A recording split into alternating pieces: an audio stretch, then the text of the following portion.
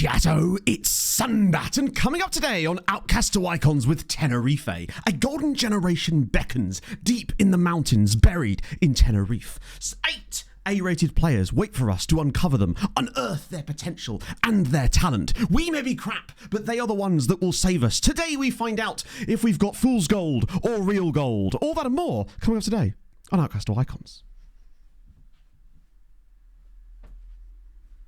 If anything, he went on a bit too long. But that's fine.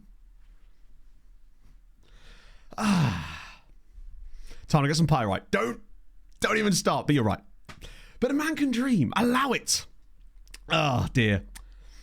Off the dome as well. A crazy time. It's because I've actually finally had my coffee before stream. I've calmed down a little bit, you see. Double, of course. This coffee cup is amazing. Like, I hadn't really used it that much, but lately I've just been going, it fits perfectly 2 of the coffees from my coffee machine, which is the exact perfect amount. It's just tremendous. And I use the same amount of milk too, so it just tastes like more coffee. Yeah, we've got one absolute monster of a youth intake, potentially. I hate to believe, I do, but we've got no choice. We have to believe that this is the youth intake that is going to carry us to success later in the save. I have genuinely, and I know I'm prone to hyperbole, and I know that I'm prone to saying I'm prone to hyperbole. We're deep in the matrix here, but I honestly don't think I've seen a youth intake preview that is that good, even when I was doing my lower league save with Beaconsfield, which was a team in the 8th tier that had 14 youth recruitment, which means that I was getting 5-star CA guys legitimately in my youth intakes, and it still wasn't reading as good as that in the preview. One thing I have done, though, is I've asked the board for a bit more youth recruitment, because why not? We get it slightly earlier, and it might even boost the quality. Watch me fuck it up by asking the board for more youth recruitment or something, and it like skips it along slightly, and we get a worse draft pick. Actually, I wonder if that was a bad idea. I guess we have to hope they say no. Inferno, thank you for the 54 months. Good morning. Let's be bad. Another month stuck under this desk. Maybe I can distract you and escape by giving you some trivia. On Sporkle I did a quiz where I had to name all the NHL goaltenders to have played this season, and there are 6 of them that everyone got. Who do you think they were? Remember to stay succulent and not get dried up into an old husk. We need to maintain a level of decorum. It's true. We must remain cromulent today. NUFC Pro, thank you for the 12 months. And King Jesse Morning Matter. with the 13 Happy as well. Sunday. Hello. Sorry, after Inferno's essay there, I was just pausing for a much longer message. My apologies. That's right, Jesse's going to save us. I'll just be here. Hello, Matt. I Hello. don't know what hurts more, AVS crashing out of Game 7 after 2-0 up, or Miko getting a hat-trick to knock us out. Frown. I'd just forgotten. Jesse. I've been sat there the whole time today being like, fuck me. And I'd just forgotten that happened. Veggie, thank you very much for the gifted sub to Svenny Boy as well. The goalkeepers, 6 goaltendies that everyone got. Surely Hellebuck. I honestly think probably Marc-Andre Fleury as well, because he's just so well known. Has to be one of these. Well, I mean, I'd like to believe. Like, I don't believe they're actually going to be usable. But you just never know. I'll just get it on the screen. Fleury, no. Wow, really? No on Fleury? I just thought name recognition alone. We did. We failed to do a stick puck. We were 2-0 up in the 3rd period of the game. And then managed to concede a hat-trick to Mikko Rantanen, our former player, in the 3rd period. Yeah. Only gave up 17 shots, lost 4-2. Ooh, it sucks. It's been a bad weekend from sport for me, in general. First, Fulham drop an absolute dog egg yesterday. Just a completely like, we can't be arsed kind of performance. Ah, dear. Luckily, I didn't get to watch that game because I was down at Eel Day with Pog. Ed Bell. Probably not, but you never know. Maybe somewhere, like Jaromir Jagr. It was just like, I have no words. I caught the last 10 minutes of the game and I wish I hadn't, basically. And then Bournemouth go and beat Arsenal as well. Arsenal had one job. One. Just win a game against a side that are decent, but, you know, you'd expect them to win. No, I can't do that. Don't be silly. Insane. So congratulations, Bournemouth. Enjoy the Conference League next year. Fulham are going to do exactly what I predicted they would do, which is come 10th. It's in our destiny at this point. Oh dear. Right, let me get that youth intake up for you so you can see. You might notice we're on the February 1st. I got us to the deadline day, but I didn't want to progress through it off stream because obviously we want to do a bit of business potentially today, see if we can scrum anything up. This is our intake preview. Current Fulham player, it's got to be Ryan Sessegnon, really. Although, It just is, because it's like an actual homegrown talent that likes playing for the club. There's just nothing better than that. Calvin Bassey is fucking great as well. I do love Calvin Bassey. Tom Kearney is... It's Cess. 5 stars on the right. The thing is, though, right? Both fullbacks, although in fairness, that doesn't actually say which side. That could be 2 left-backs for all we know. Unfortunately, the game isn't that specific. 1 centre-back, 2 CMs, which is fine. An AM, which would be very nice too. And then, albeit the 2 strikers, the least important part of the entire youth. Shesterkin, Vasilevsky, Bobrovsky, perhaps? So differently. I think that shows you just how good this is. To give you an idea, right? We had a 5-star youth intake last year preview, right? But the best rated player in it was a C. So it wasn't actually 5 stars. To me, this is actually more important than that. This is a great indicator, but this is what tells you in theory if you're actually going to get something decent there. Plus, the top prospects. You're right, actually. The text is quite important there. And hopefully with them being CMs, that means that they could probably go either way as well. Potentially we might have a DM kind of guy in there. You know, a CM with good tackling kind of thing. No, this is not the reveal of the intake. The intake isn't until the end of March, start of April, which we will get to today. I've checked the fixtures. We don't actually have that many games between now and then. It's like 8, which is obviously a lot, but it's not like a stupid amount. Like, we don't have a lot of midweek matches or anything like that that's going to take up loads of our time, because we obviously have other fish to fry today, which is the fact that we are not in the relegation zone, but bloody close to it, on account of a couple of relatively poor results that leave us outside the relegation zone on quite literally head-to-head. It's a tough old season that we found ourselves in. And I've been sort of doing some thinking about why I've been so dogmatic about our tactic in this save over perhaps other ones. And I think the reason is pretty much because, crapshoot sadly, I think people say that because they get some bad intakes, but I don't believe it is as, they are pretty good indicators for the most part. Like, you rarely ever get a good intake when it says you're going to get a bad one, for example. Sometimes you'll get a not so good one when you're supposed to get a good one, but I feel it's actually a pretty good indicator. I feel like the fine prospects one, or top prospects staff, is the one that really stands out to me. And that's a good point. I didn't even look at that. But basically, I think it's because this tactic holds a lot of importance to the save itself. However, I think the other thing is as well, the unknown is incredibly scary, especially when you're in a relegation battle and you still have a lot to lose. Because right now, we are not in the relegation zone.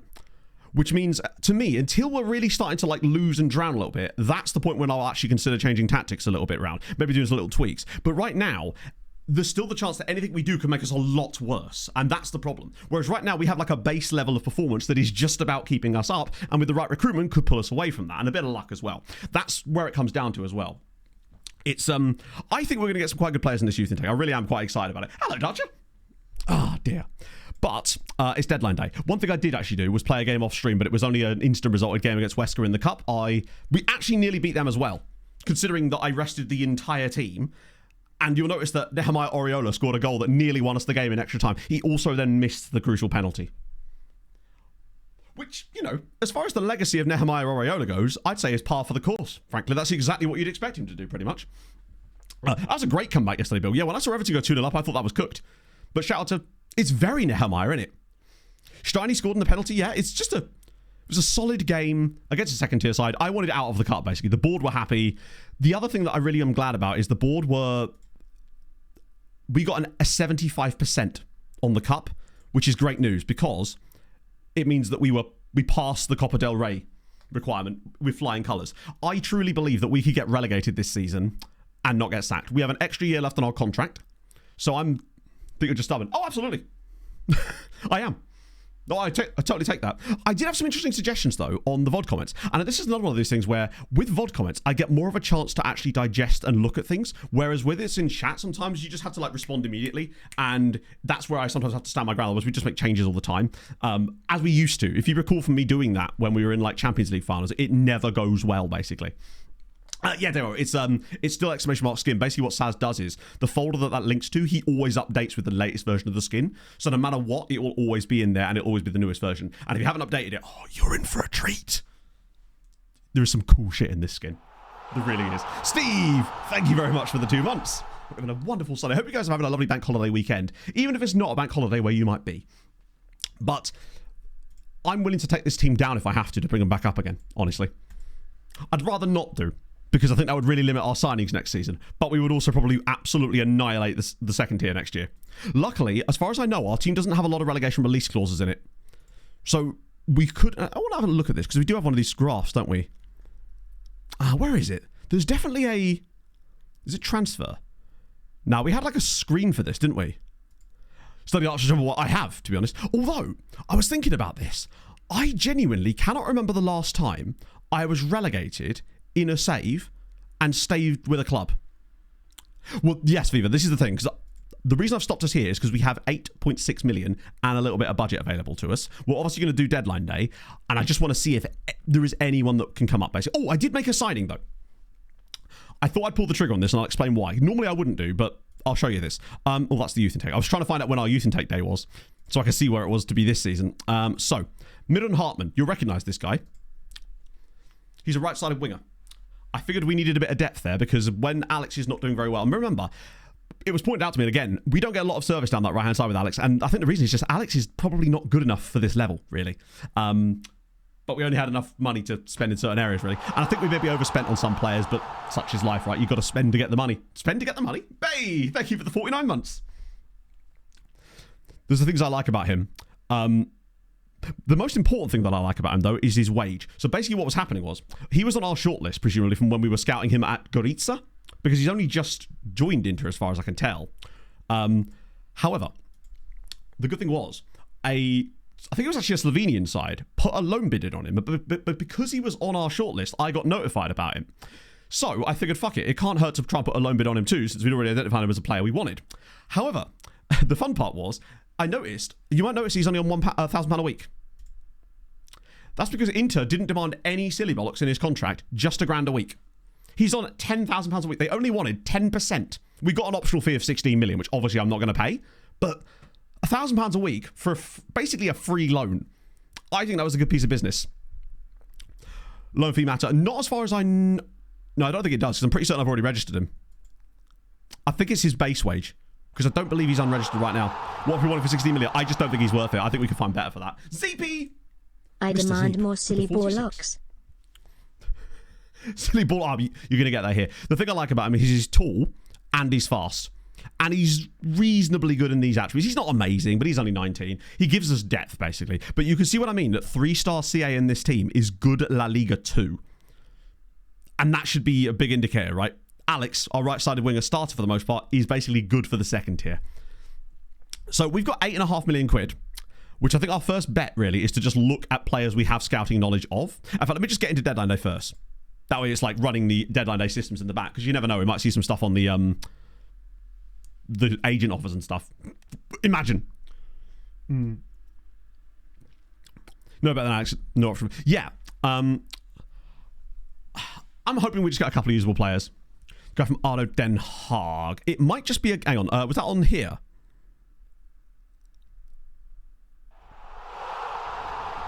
Where was the Den Haag dude? Was it a freebie that I signed? I also demand more silly bollocks. You'd love to see a bit of silly bollocks. Don, thank you for the 20 months. If it was, yeah, basically, he was like a random freebie. Den Haag...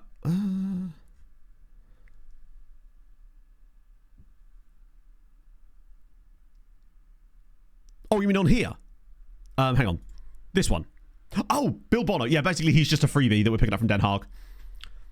We don't know if he's any good or not, but he's literally free. And I think the reason we're signing him mostly is because he's called Bill Bono, and he's a USA Peruvian that came through for free in the Netherlands. You don't really get a chance to say no to these kind of players, basically. It's just in my nature. Contract expired players. The problem with contract expired players is that mostly they're going to be old, which I don't want to do. I'm still not going to give into that because I don't think it's going to help us long term. And I know we need short term right now to stay up, but I also don't want to lumber us with large contracts that we'll then be struggling to get rid of upon getting relegated if we do. That's the risk with it, basically. Because what we're going to need next year is wage budget. The other issue is that a lot of the good expired contracts will have already gone. We do have some scout players here to actually have a look at first. So I wouldn't mind us having a look at this first, because I've been saving these. So exactly, HP. It would be rude not to. If anything, I feel bad doing it off stream. Oh. Pog and I did park run yesterday. I was waiting till Bente came into chat to tell him.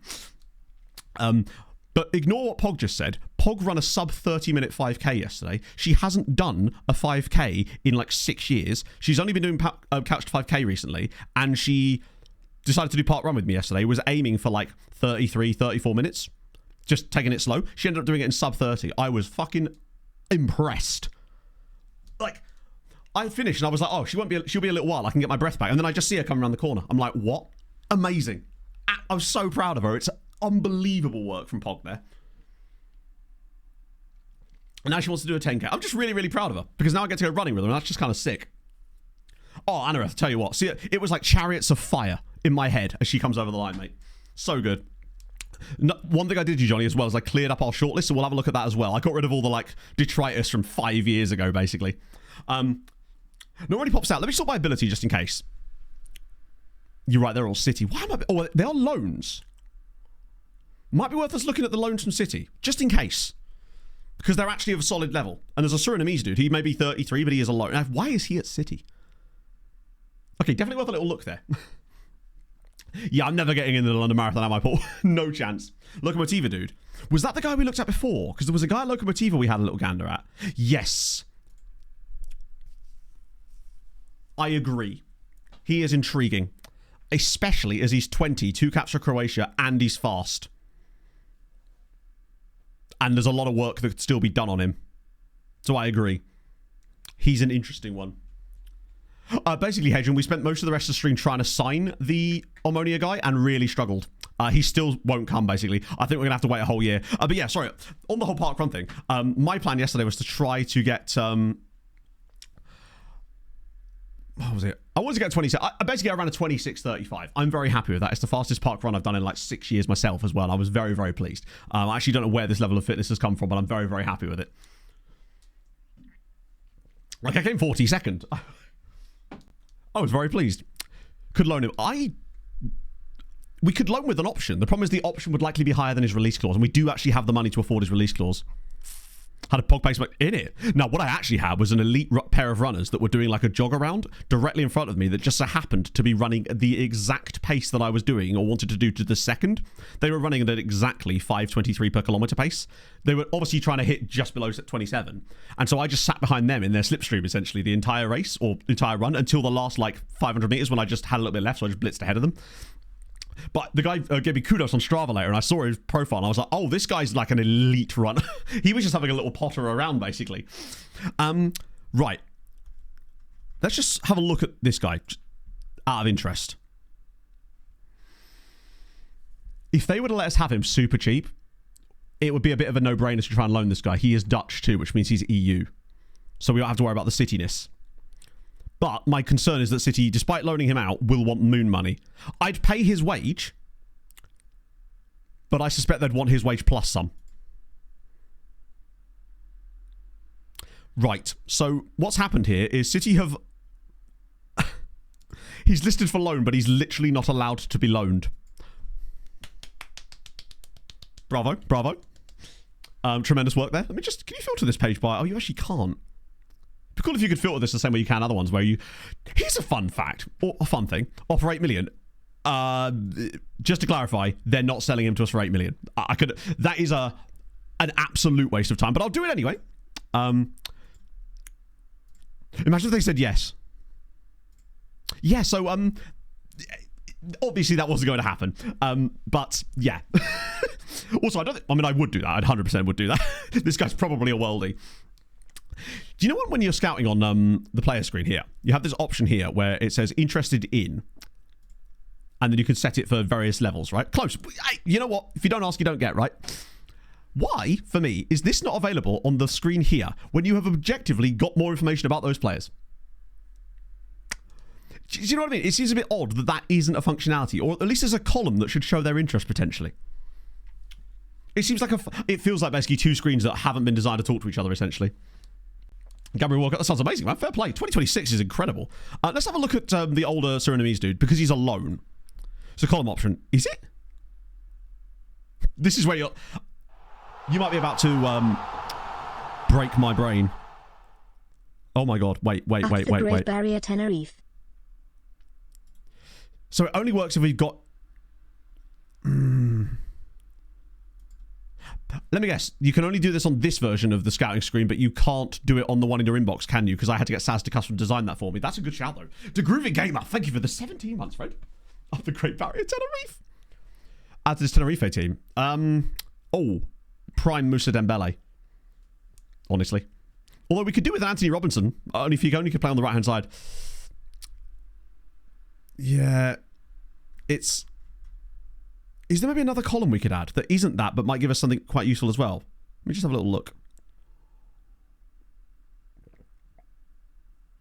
There's transfer interest, which is...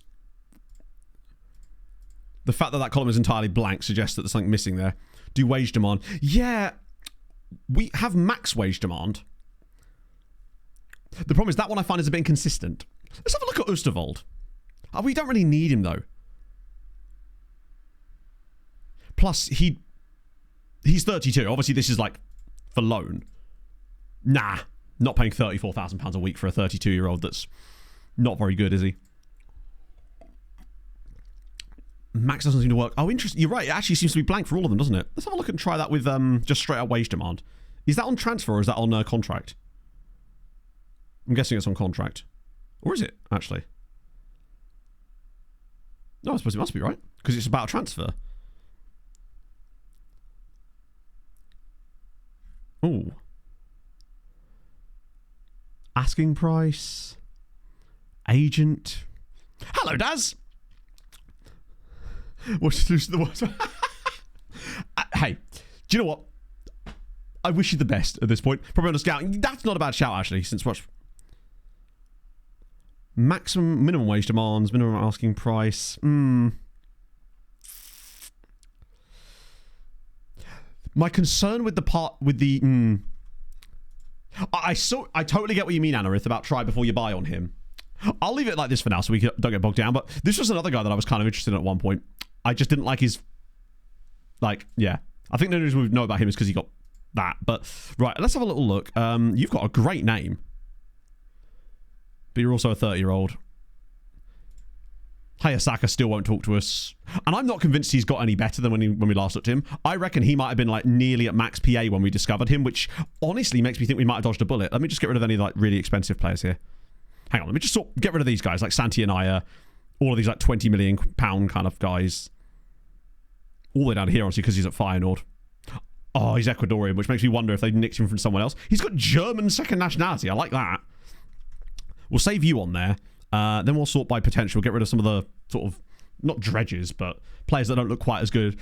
Basically, Leafy, we're hoping that somewhere in there, basically, we have too many positions that need strengthening to be able to focus on one of them.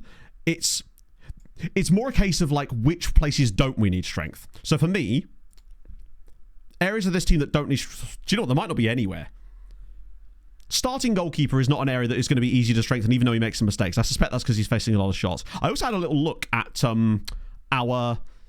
We have the fourth worst defended goals from corners. However, we've also conceded more corners than anybody else, which means I think it's not entirely a fair comparison. Because when you're one of the worst teams, you're going to concede more corners because teams have more shots against you. So it's not... I think sometimes the game is just going to they're going to have to score somehow against you. These guys are all at massive sides and kind of out of our price range. I just want to focus it on the guys that we could realistically go after at this stage. These guys are like not particularly amazing or expensive as well. Kim Stahl's at Lazio. Is he wanted for loan? He is. The team just basically isn't ready for the level. The Cadiz guy, Eugene Boyer. Ooh, he's a bit expensive. He's another left back though. Defending, crossing, and in possession. And also goalkeeping, finishing. Astanis is truly made of glass. Dare I go into the squad depth here? Yeah, this is the deadline day in January. You can see that at left back. Can I recall Frölich? Okay, good. That's done. Just because Teo Frölich may not be it, but he's bodies, right? He's people that can play for us in this team. And we've had so many left-back injuries, it makes sense to have him around. At least, if nothing else, Achimpong is nearly ready to play again. And this guy actually looked decent in his first couple of games. Hello, Vasilis. So him coming back from that broken leg is great news. He's recovered from that very, very quickly. I also don't believe that Bilal yet is quite good enough to play the role that I want in this team, but I believe he can get there. Or at the very least, could be sold for a fucking fortune at some point to maybe get us the guy that could. Now, one of the comments I had was about playing switching the tactic and playing Arnado as the right back because he has the physicals and he actually has decent defensive attributes. My issue is that by the time we've trained him there, because he has no ability to play right back, like any, he can play wing back, but you know what I mean? I'm concerned that we'd be punished so heavily in the 3 or 4 months before he was able to play the role that it would cost us any benefit we'd potentially get from it, but it is definitely a good consideration, and I like that kind of out-of-the-box thinking. Yeah, I mean, I don't believe we need any upgrades in the centre of the park with Feta and Sheila and Hutch. There's a lot of guys. Yeah, that's more of a summer activity, basically. Let's go back to... Yeah, there's not a lot there. I think we're just looking for anyone that can make us better. Juric is the biggest contender so far. But if we were to see an incredible right back, that would probably be the intriguing one. Eugen Buia, he's a lot to add to an even congested... I guess we could loan him. But is he going to make an impact now? I just don't know if he is. And that's why it's tough to find. Guys that are going to do both are incredibly difficult. He's not that good. He could be good one day for sure, but we almost don't have time to find out. The kind of players like... Also, Croats. First name pronunciation here. I know the surname is Juric, right? But Hrvoje? Hang on. Hrvoje? It feels like a tough one. I've never quite understood the Hrvatsky kind of like... The HRV sound is like a really weird one. Personality. Oh, you mean the Cadiz guy? Because this guy... this is where... Is actually Anarith's real name. Voye. Okay. Because I've heard people pronounce that quite like... Almost phonetically. Havoye. Oh, don't say that in front of Harv. I think this guy could, if he's got any potential, he will reach it because he's got resolute. Or at least he'll get pretty close to it. Tries first time shots is fascinating. Does it expire? My guess is no. Ooh. Oh, and they're not getting or are they? Hang on. They're usually okay, but I have seen them go down a few times in saves. It ain't going to be happening this season, though, I don't think. Yeah, they've been in top flight the entire save. Is he worth 5 million? Yeah, I'd say so. I think, if anything, if he didn't have the release scores, they'd be asking for more. However, we need to ask him. Wages are actually pretty low. No hit of release score. I mean, he'd have to have one anyway. Those wages are... The wages that he wants essentially make him cheaper. Like, he now becomes a player that's... For example, if we were to find another £5 million guy, they'd probably want about 20,000 to 30,000 a week, whereas he doesn't. And that's as... Voy. Okay. Hravoy? H as H in house, R as R, Voj as Voyan in voyage, plus E in the end. Hravoya. Okay, cool. I like that. We'll just call him Voyage. Ooh. So I would get him on... He's got a lot of the prerequisites already. The other thing I like about him is that he could play deeper as well. If we needed him to. We can. There's room for him to be around the pitch. He has the pace and acceleration already. Let's have a look. We still have money to spend as well. Even if we bought him, we'd still have £3.5 million left, and he would barely dent our wage budget. Can't tackle, though. True. Which is an issue when playing CM. I feel like with a double pivot, you can get away with it a little bit. But, you know, I do like a bit of tackling on my CMs. But what I'm really looking for is just energy. Right, let's look at the shortlist. Looks to the future. Enjoyed his time there. Has no future Tenerife. Has indicated we're interested in permanent move to Paderborn. Well, I mean, if they want to sell you, then that's up to... Well, sorry, if we want to sell you. I don't want to... I know this will probably have him asking for more money, but I don't want to risk him getting too high squad status. I think if nothing else, that's not happening. I'm hoping that he'd be eligible. He'd be up for like a... He's already got caps, doesn't he? 2. He's going to demand a stupid amount of money. Do I just give him more base wage? Lately, I've been... When they want less money like this, I've been experimenting with just a much higher base wage because we can afford it. And usually, we can't really afford to get any extra clauses in. If he'll go for that... Oh, okay. Do you know what, mate? I'll give you that wage now if you'll accept a 40 million release clause. I'll give him the amount that he wants later now. Because, again, I think he could be worth that. Like, I think to get that release clause of 40 million is quite important. Even if he's never going to be sold for 40 million, I just don't want to get screwed on it later. That's... Shout out to Bradford. Was it like a deflected late winner? Also, Walsall with the most insane bottle job. Bradford will be playing Luton next year, which is mental when you consider it, where they were like 2 years ago. Incredible scenes. Hello, Aiden. Bank holiday's been a bit of a weird one. It was Eel Day yesterday. It was just a very weird day. That's the thing, Anarith. His wages aren't... Like, most players of that quality, if they were even a year or two older, would probably be asking for double that amount of money base. Okay, let me just check the shortlist too. And then we'll look at agent offers. See, this is all we've got left on the shortlist. I really did clean it up massively. So we've obviously got Cyril, who, as far as I know... Obviously, we could ignore that because they have a release clause. We'll try again, but I don't think he's going to say yes. We've got Aldair Aponzo, who is a right-sided winger, who's 20 years old. He does lack a little bit of speed, but he's got very, very good crossing and dribbling, especially his crossing. Foreign, yeah, that's where the problem is. He would be foreign, unless there's any kind of major shit right here. And I don't think we've got another room in our squad for a foreign player, and he would demand a starting slot. We've also got this guy. Wait. Oh, no, hang on. Where was it? This guy here. Damian Nikolic of FK Sarajevo. He's 17 years old, but, and this is the big but, he has 16 pace and 14 acceleration at 17 years old. He's young enough. Will he join? I don't know. I haven't checked yet, but I'm hoping because it's FK Sarajevo, he will, given that he's 17 years old. Like... There are you now. Yeah, these guys count. That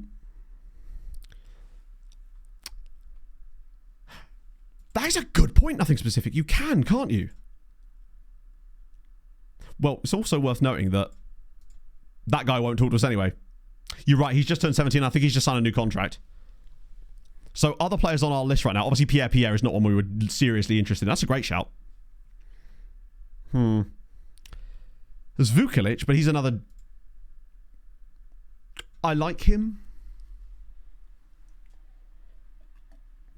but he's a left back, and it's like, I really do like this guy, but it's an area where we at least do have options. There's also Flavio Almeida,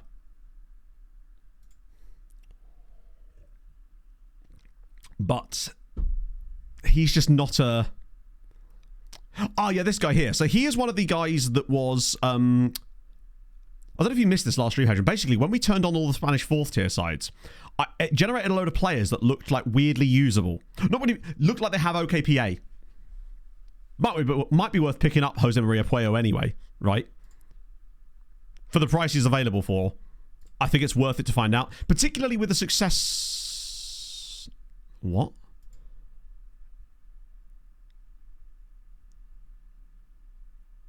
Just send them out to Scott. I've never seen a team ask for that before. I've actually never had a team ask for that. New replacement AMC. Ooh. Problem is I'm now not able to actually... What about you?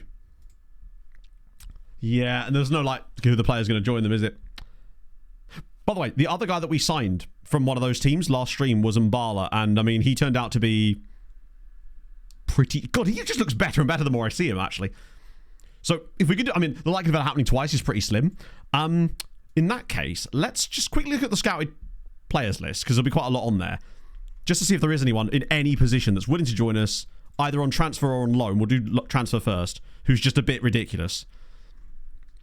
You're at Ghent, you're at Lech Poznan. You're 30, though. You're 32. Let me just set an age barrier on it, because we don't want those... Oh, hang on, that's only AMs. We'll get way more options here. Let's just set this to, like, 23 max. Okay. Pex Vola, Charleroi. These guys will be expensive. Norgeland, Excelsior, Genk, Envigado. Not got the speed, unfortunately. Have a look at this guy, actually, while we're here. Again, not got the speed. He could be really good, but he's also 23. You're 20. Alan Cisse at Charleroi. Centre-back. Oh, Alan. Who are you wanted by? That's a lot of teams. With basically, from what I can ascertain, to be successful as a shadow striker in this tactic, you really need a minimum of 15-15. Which is a lot to ask. He can jump. My question is how much he wants. Oh, yeah, no, we can't afford him. Even his wages are pushing it. And that's a shame. Babic. Alexander Babic. 20 years old. The other issue is, though, Ghent again. The Belgian-ness is going to be... He's solid, but £21 million. We'll ask anyway in case they want less. They do not. And his wages are obscene. Belgian clubs are incredibly as rightly so. They've produced some incredible talent. It's going to be tough to get players off them. What else we got? Frederick Herholt of FC Copenhagen. They'll want an absolute small fortune for him. What? As a depth option? Surely. That must be out of date. How is he so cheap? He's a no-brainer depth option signing, right? It could be an old report. Or he wants massive wages. Yeah.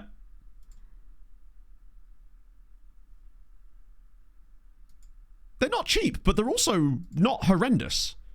And he's an extra DM option. And remember, we've really been struggling to find anyone behind Giussi and Steiny. To the point where we were playing Skelly Alviro in DM, and someone pointed out this in the VOD comments. Every time Skelly came on as a DM, we lost the game. As a centre-back, I think he's passable. But as a DM, he doesn't have the pace. He's got the passing and vision. He can tackle a little bit too. Can even play... He's not even the slowest. He's very mobile. Him and Juric just getting those two over the line would just make us better, I think. Let's see. So we've got 3.5 million available after Juric. Watch them want like 5 million now. 1.4 million for Frederick Herholt. What are FC Copenhagen doing? Improved on 20. Physical attributes I find are a bit messy. When they're at your club, I find that it's really difficult to get any quickness upgrades. Agility and balance you can still improve long into their 20s, but contract nearly up. Not till next season as well. Let me just see if there is anyone crazy in here as well. There's a guy at Chelsea. Oh, it's James Duggan. We already knew about him, didn't we? Let me just see if there's anyone with insane PA other than those guys. Munila Girona, Nacional. Oh, we've already looked at this guy before. What was his issue? Yeah. He's good, but he's weirdly more expensive. A value filter. We could actually. The problem is...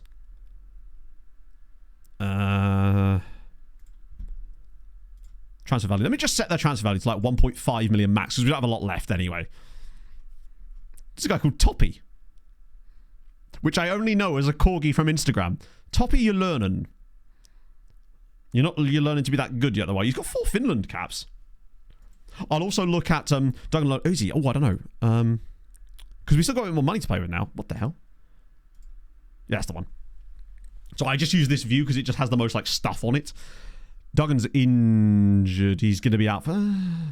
Is he listed for loan? No, he's actually not, weirdly. He is a left-sided winger, though. He's on very cheap wages. Contract's up at the end of the season. Let me see. I think he... Yeah, unfortunately, he's also non-EU. Her Toppy... Yeah, we found a player called Toppy Pog. After potential... I could, but... Every player on this script... I mean, actually, I can't because I don't have it on this view, but I can add it. I honestly wonder if... Let me just sort my ability again, see if there's anyone creeping in here that we missed before. Batid Borisov guy, 21. Andrejka Vmjelina. Centre-back. Could be tall. Don't know enough about him yet. Oh, Mosquera. Yeah, Mosquera is a guy that we definitely looked at before but didn't have the knowledge of him yet. And we still don't. And he's 21. We could just sort by... Yeah. Also, sometimes the secondary searches... Basically, I don't want to be punting on players that we can't... Unless they're a loan that we can do something... I want to be able to see their attributes if we're going to spend actual money on them. Unless they're like dirt cheap, like 100k. Then I'll be willing to risk it. But when it's like upwards of £1 million, we can't afford to risk that because we don't have the money available to risk that. These guys are further downward. I think it's just because they're more vague. Their PA is a little bit lower, potentially. There's Thabang Jacobs, but he's 22. Let me just try loans. And I'll get rid of the wage... Not the wage, this thing here. Just to see if there is anyone crazy good that's willing to be loaned here. Like... Do you know what? Kasim Yusuf... is kind of interesting because he's versatile. Technically, he's not amazing, but he's got cracking physicals unavailable for loan. Oh, wait, why is he... Oh, so he's interested in loan, but the club... Right. That's fun. What about you? Emiliano. We saw... Yeah. We just sort this by ability because that's all we care about with loans. Rodriguez of Bayern. Okay, that is really interesting. Francisco... Wait, hang on. This is Francisco Rodriguez. Imagine. So I've just realised who this is. I'll go on. Yeah, no. One, he's not EU. Two, they want me to pay £91 million. Also, we can't even afford the loan. But it's the £91 million and we would be forced to pay that if we stayed up. That's like, hey, if you stay up, you're getting bankrupted. Lars Pommer. He's annoying because he plays in positions that we are pretty much signing other players for automatically. Only 91, you say? I know, crazy. Is that the Leipzig guy here? He's interesting, but can't play Shadow Striker. And we were already signing that guy for that role. Basically, I want one of these guys to pop and be in a role that we could actually use. Luckily, there's enough like good-looking players here that we may be able to find a dude. He's more depth. Model Citizen, though. Would be better than Steiny for the time being. What's Magdi do? Probably not scoring for Southampton. Yeah, at least he's on the loan list, that dude. What about... Wait, hang on. You are out. He could be a backup, but my question is whether we need a backup right now. You're a right-sided winger. We've just signed a loanee for that role. Let's have a look at this guy anyway, just to see. Absolutely not. No, they want a mandatory fee of 7 million quid, which actually isn't that bad, but I wouldn't want to commit to that when we've actually got other players. What about this guy with a great name? Raider Vandenbosch. Oh, left-sided. Hello. That would give Arnado a bit of depth. And he's 6'1". Back post headers, anybody? Raider could be good. Unavailable for loan. Amazing. Let me just have a look anyway. Interesting. So they will still loan you them, but they're... It's annoying that these players are showing up on this list when they're literally not available for loan. Eckmüller of Bayer Leverkusen. Another striker. Bjornberg. We've looked at this player before. I recognise. God, there's a lot of strikers on this list. Sven, but in a good way. I don't believe there's a way of filtering that out. Oh, for God's sake, he's not available for loan either. Is it because the German window's shut or something? So they can't buy anybody. So maybe that's why they're unavailable. Because if winter is not horrendous...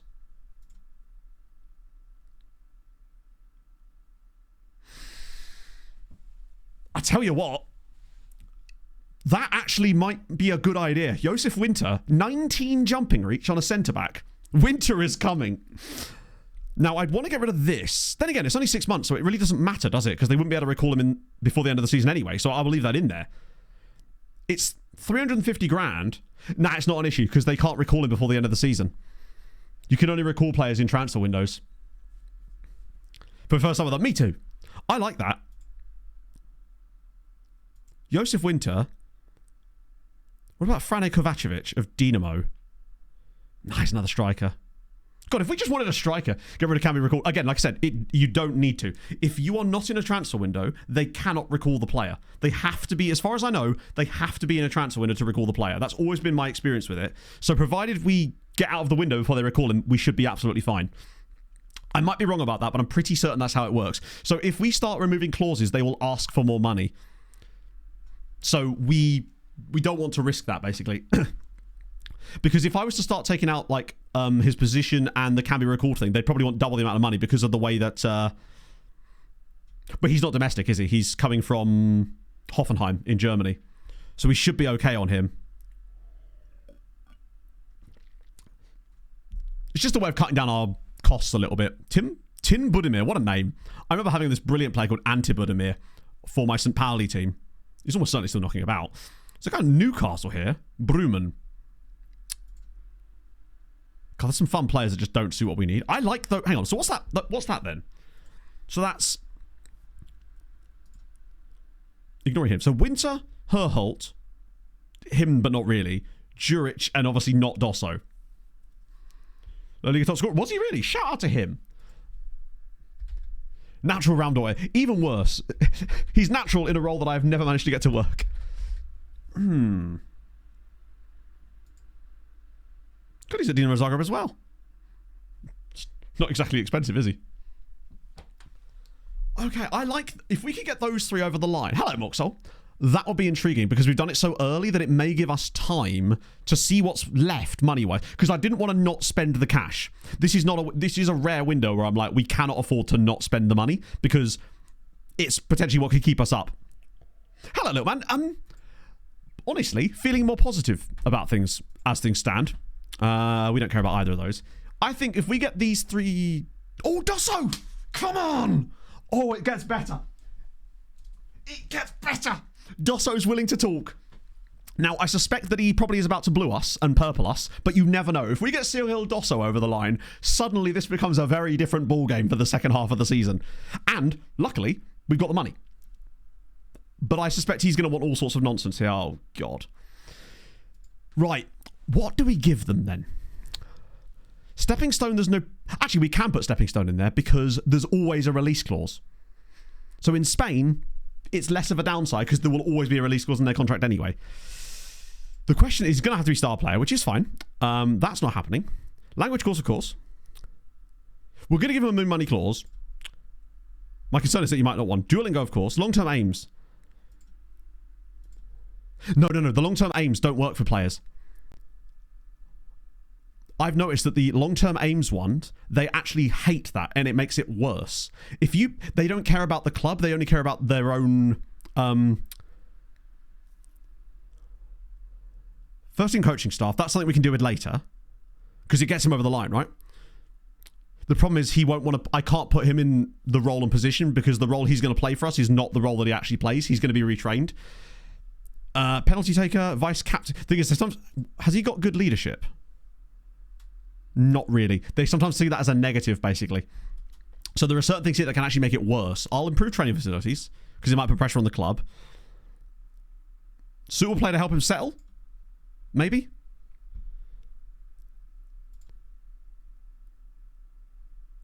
Regular starter. Can you imagine that? He's a star player and he becomes a regular starter when there's room in the team. Penalty taker? Where is that? There. What's his free kicks? No. If this doesn't get it... Oh. Wait, what did he just get rid of? Bro doesn't want to be a penalty taker. But sure.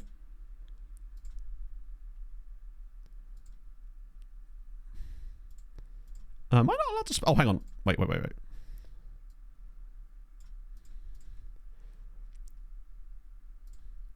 Yeah, I can offer him more money now. It's just because... we had a lot of money tied up elsewhere. Minimum fee release cost of 3.1 million is absolutely batshit. Are you kidding me? Do you know what? I'm just going to offer him moon money wages. Like 40 grand a week. I think this guy could be here for a while. 20 is still probably too low, but...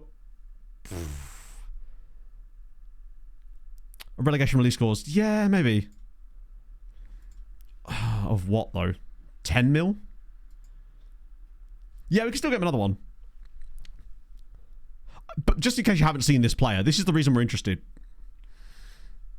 Because as the shadow striker in this system, when he eventually gets it, hard lock clauses, I find that in these kind of negotiations, if I hard lock them, we can end up in a situation where there's no way out of it. Oh my lord. Oh, hang on. Yeah, I can give him a bigger signing on fee. Okay, that's annoying. This is... I'm going to have to... Yeah, I see what you mean. That is insane. It's because he's purpling, basically. 15 million? Having a release clause that tiny is absolutely insane. And if he does this too much, I might just not do it because it would cost us more money, potentially, than...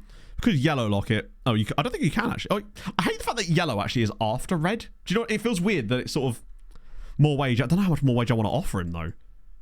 This already makes him our highest paid player. To be fair, the one thing I should have done is pushed his signing on bonus back up to where it was first time, because obviously we had to have it lower because we couldn't afford, but then we could. The way I look at it with the relegation release clause is if we would lose him to, if we got relegated, he'd leave anyway. So this is kind of like a free hit on him, I suppose.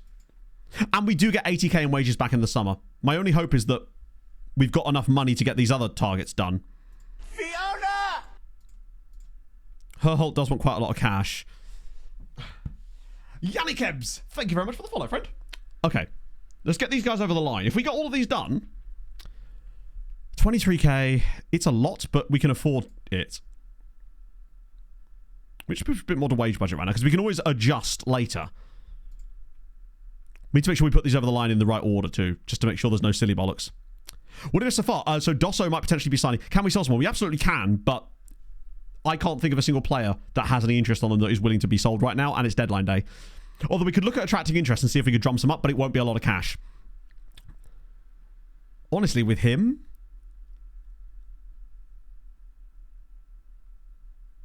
Has he got Denmark caps? No. Do I want to risk Denmark caps? Maybe?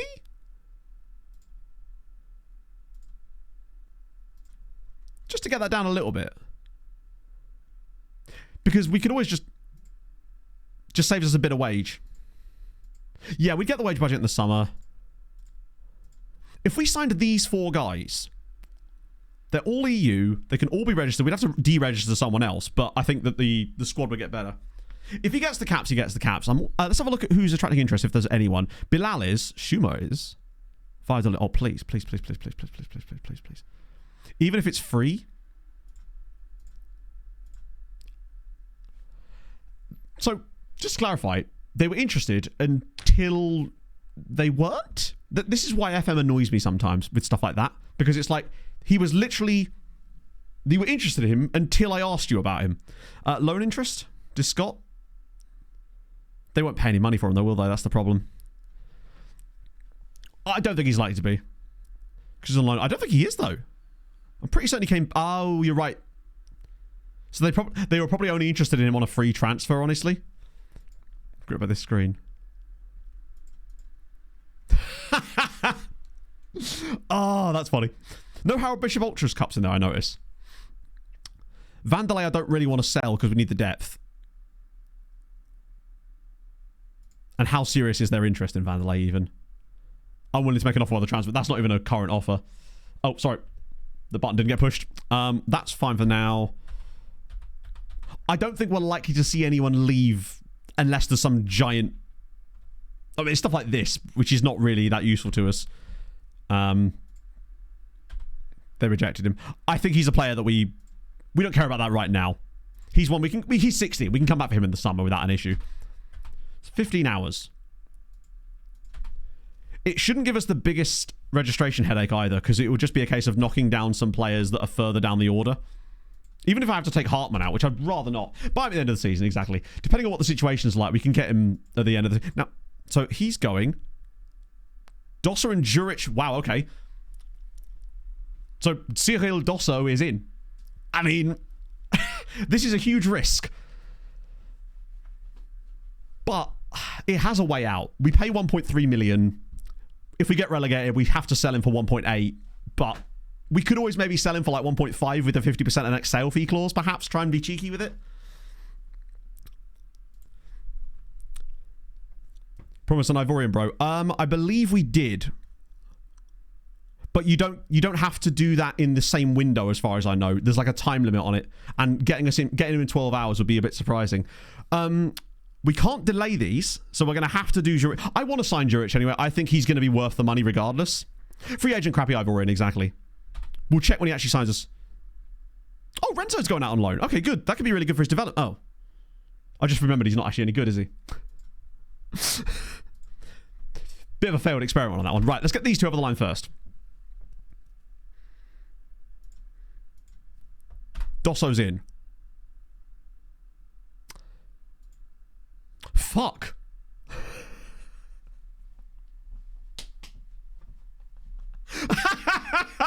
Oh, that's a thing that's happened. Okay, if nothing else, we liked his attributes. So that hasn't changed. But it does mean that us getting rid of him for like 1.8 million is not really the end of the world. Right. I bless the Wrens down in Africa.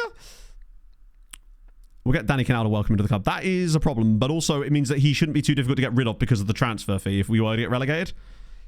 Yeah.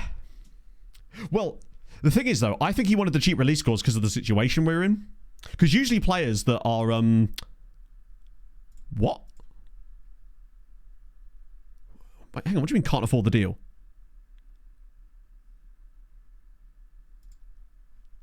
Did Cyril Dosso just cost us him? But... Wait a minute. How did that happen? Shit. It didn't give us the adjust screen. I just accepted the transfer and it didn't do it. Also, how did that cost us that much in transfer budget? His signing on fee was only 900,000. And we had 8.5. I know I adjusted the wage budget a little bit, but signing was $1 million, but he only cost us 1.2. And we had 34,000 in wage budget available to begin with.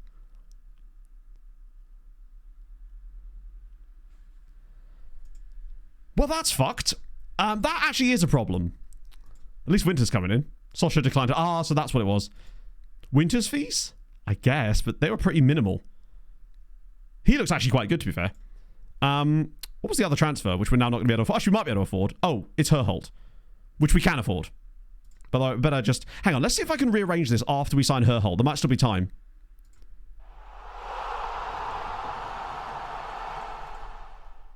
Wait, what the fuck? Ask ChatGPT to say thank you like Donald Trump. Thank you. Nobody appreciates support like I do. Tremendous. Thank you, TSRT, for the 37 months, my friend. Let's just... It's weird that it didn't give me the option to adjust. That's what's strange. Is that like a deadline day bug? We might be able to try again, but I need to make sure that this other deal goes through first. Not this one. This one does go through as well. We should still have time. But my concern is they'll do the whole, well, when we... Wow!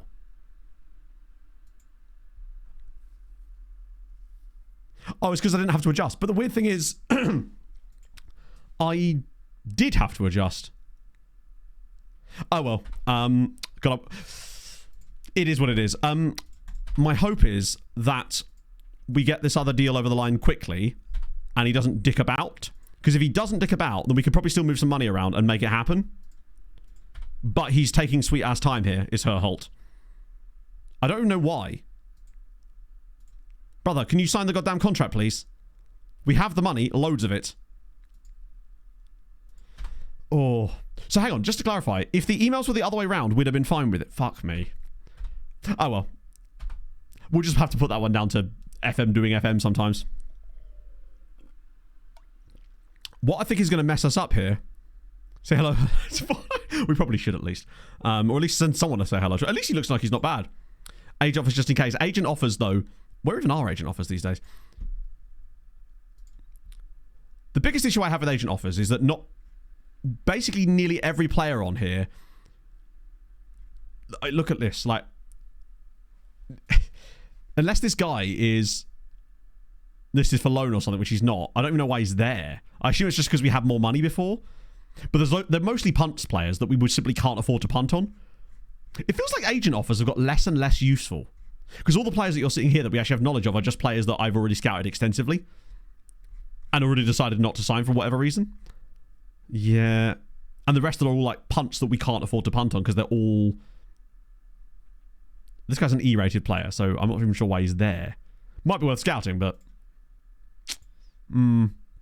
It feels like, yeah, agent offers are really useful at the lower levels. Okay, let's just see if we can get this deal for Herholt over the line. The longer he takes, though, the less chance we've got of making this happen, which sucks. He's about to screw us here by taking his sweet-ass time to sign this contract, isn't he?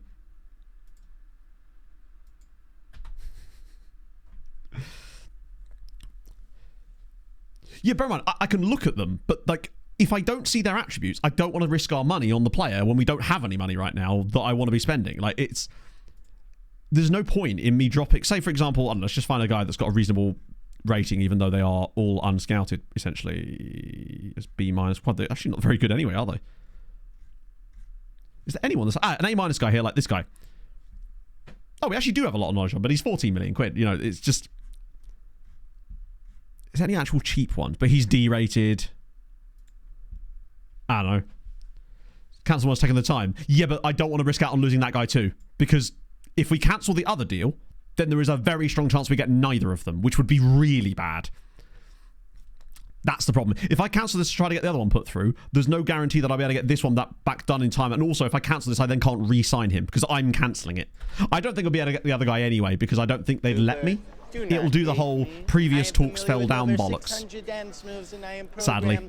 So I think we might just be stuck getting... Although, if it'd be amazing if you could sign the contract, please. It's annoying, but I feel like we can go back in for the other guy. Imagine if it doesn't, like, force it through. I think it will do, though. Weird or lucky? Usually for me, neither. We can go back in for the other guy in the summer. It sucks, but the role he was going to play is where Cyril is going to play anyway. So it's not the end of the world, although it'd be really great. Okay, so there he is. He is going to sign for us. We wouldn't be able to do it. He's literally waiting until the last hour of the window, which means the only thing I can do is maybe try a loan for... The problem is basically they probably want a permanent clause in the loan and it might be more than his release clause, but it's worth a look. The only chance we'd have is getting it done now, and I don't think we're going to have time anyway. Because I'm pretty certain... There's Arthur Concoy. I'm pretty sure... Oh, we use this for loan in fairness. Can we get this over the line fast enough? Optional feature is £6 million. To be honest, I don't know if there's going to be enough time. But it's worth a go, right? If under an hour we can get him in, then we can get him in. It means that we would have an optional fee that's slightly higher than his release clause, but I think he's good enough that it'd be worth it anyway. Ah, god damn it. Right, let's see. I don't think there's going to be time. 45 minutes. Maybe there is time. We should be able to, yeah, we can send him back and then trigger it. My concern is that means other clubs could as well. So this might give us first dibs. I don't know if it does though, does it really? We'll register the squad in a sec. They've accepted, but will he be able to go through? Yeah, exactly. With 15 minutes to spare, the voyage is joining. Literally 15 minutes left to get the paperwork done, and he's coming through. Who said that about the loan? That was a great decision. I honestly didn't think you could get it done that quickly. Oh, that's the closest I've ever come to not losing a... Come on. Okay, good. That's decent. That fax machine is just, oh. It got 15 minutes to spare. Wow. Insane. Well done, chat. Great work. Right, let's just try and register this mob now. Luckily, they're all EU, so it's not an issue. So, we just scan to make sure there's no one that's registered that doesn't need to be. I know that you could filter them out, but I want to be able to see them. We get rid of the unavailable. So we got the guys. Okay. Oh, exactly. We get to try before we buy. I know it's costing us a little bit on the wages. Right, so. Winter, in. Fisher doesn't need to be in. That's fine. Herhol obviously does. So who do we need to bring in? We need to bring in... We could probably deregister Oriola, honestly. I hate to say it, but he's now been replaced with two guys in that position, and Oriola now suddenly doesn't really need to be in the team anymore. He feels like we could sell him for some... How is Oriola worth £3 million, by the way? You can't see because of my camera, but he's worth 3.6 million quid. Whitby out. Well, like a 19-year-old from the B team, maybe. Well, hang on. Don't we have to have... We have to have two squad players registered. So Whitby... Taking Whitby out, I don't think makes any difference because we'd have to have a goalkeeper in anyway. And Whitby's not like taking up a foreign player slot or anything. Despite the fact he's Australian.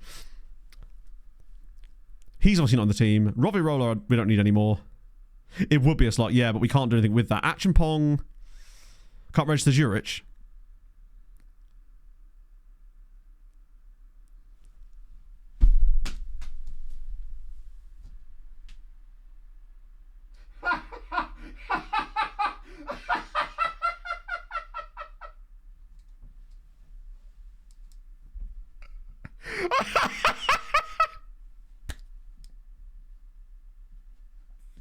Oh my god, that's incredible. Aren't we paying extra as well? Which means essentially, yeah. So because the base wage that he's on in Croatia is less than... Even though we're paying them more than that. Incredible.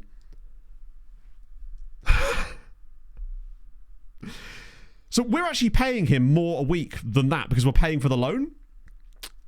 Oh, that's funny as fuck. You gotta laugh, right? Incredible. Is he a loan to buy? He's a loan to... Has an option on it. FM really had its revenge after we so nearly pulled the wool over its eyes. Who have we signed that I need to put in the squad? Right, first things first. Herholt in. Cyril Dosso in. Who else have we signed that needs to go in the team? Other than, obviously, Zurich. Oh. Hello, Matto and Chatto. Hello, so that's the hardest I've ever heard you laugh. Also, someone clip that.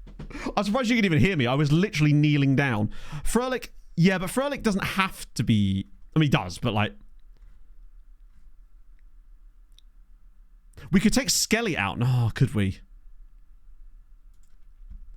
I want to just check who we've actually signed. So we've signed Dosso, Winter... Oh, it's Bono. We don't care about Bono. He doesn't need to be in the squad. So as long as Dosso, Winter, Herholt, and Lol are in. If I could find a way to put Fröhlich in, though, that would be nice. But remember, Skelly will set fire to my car, which is important. Gallardo and Sven need to stay in. Vanderlei needs to stay in. Macias needs to stay in. Istanis, unfortunately, needs to stay in.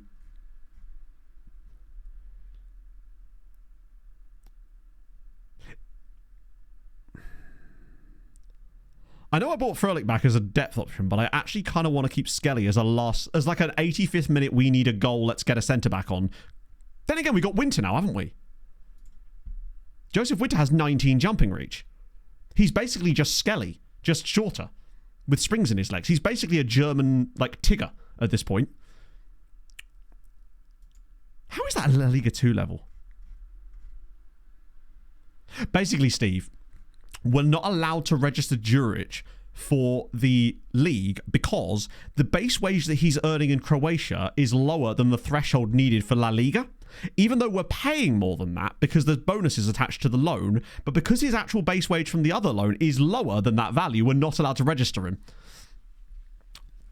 Which is extremely funny.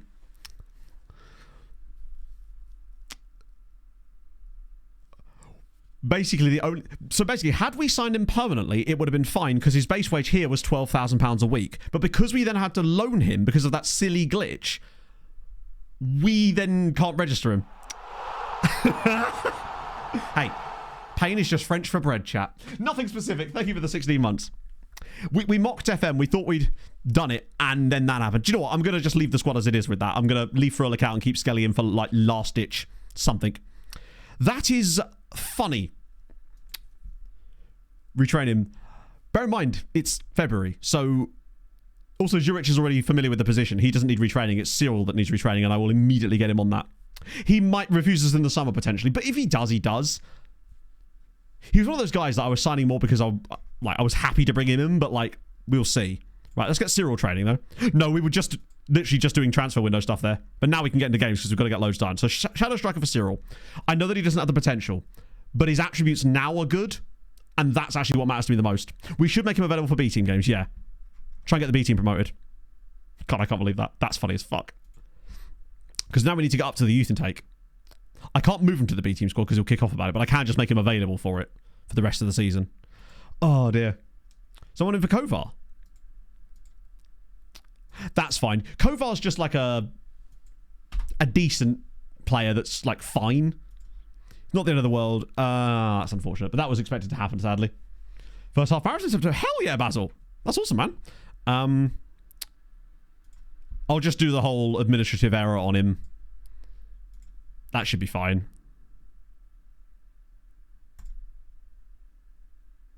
Yeah, you can go out on loan. I mean, you're not going to be able to, but, like, who's going to go out? How are you going to go out on loan? Be a good bench option. Honestly, I think he's good enough to start. I just don't see him getting a lot better. We were hoping that we could sign him and he would be a GOAT that would then become amazing in the future, like would get even better as he became the player we wanted. But it seems like right now, honestly, AJ, I don't think he's a player I'd want as a bench option just because his wage is so high. Like, we're paying him £43,000 a week. And I felt like we had to, but the game is really... Our scouts have screwed us. Unfortunately. What was Herholt stars? Was he bad as well? Or have we got really, really lucky with Herholt? Do you know what? For 1.4 million, I actually think Frederick Herholt might be the best signing we've made in the January transfer window. After all that, I actually think he is a genuinely excellent pickup for the price. 1.4 million, consistent driven. 30 million Cyril. Well, I don't think Cyril is even going to... Do you know what? I'm actually not going to quibble with that because I don't want to risk disturbing our youth intake this year. I'm worried that if they increased our youth recruitment, somehow it would make it worse because FM, right? Oh, dear. Bono looked better than I expected, honestly. His PA looked kind of decent. Oh, mate. I'm both happy with our signings, but also the Zurich thing is incredible. The fact that we missed it. How much money do we have left in the end? To be fair, we really couldn't afford him in the end. Or in Cube 2.0. Oh, Herhol's way better than in Cube. Wait, who's in Cube 2.0? Because in Cube is insane. I think in Cube might still be one of the best signings I've ever made. And I don't see that changing. But yeah, these are the signings we made in January. So we had Renzo Santos, who was just... He's an okay option.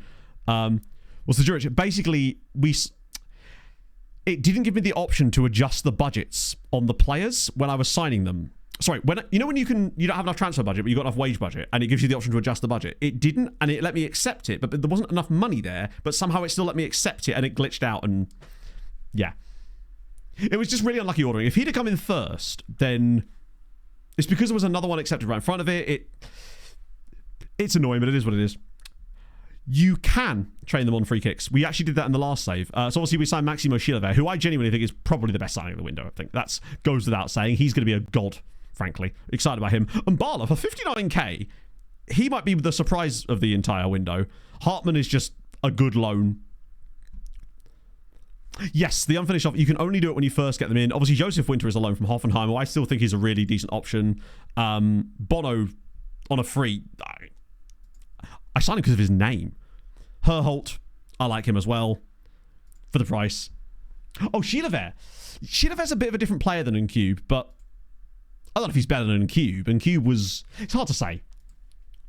And also, ultimately, it doesn't really matter because in Cube is not playing for us. Although, I think in Cube is playing in this league, is he not?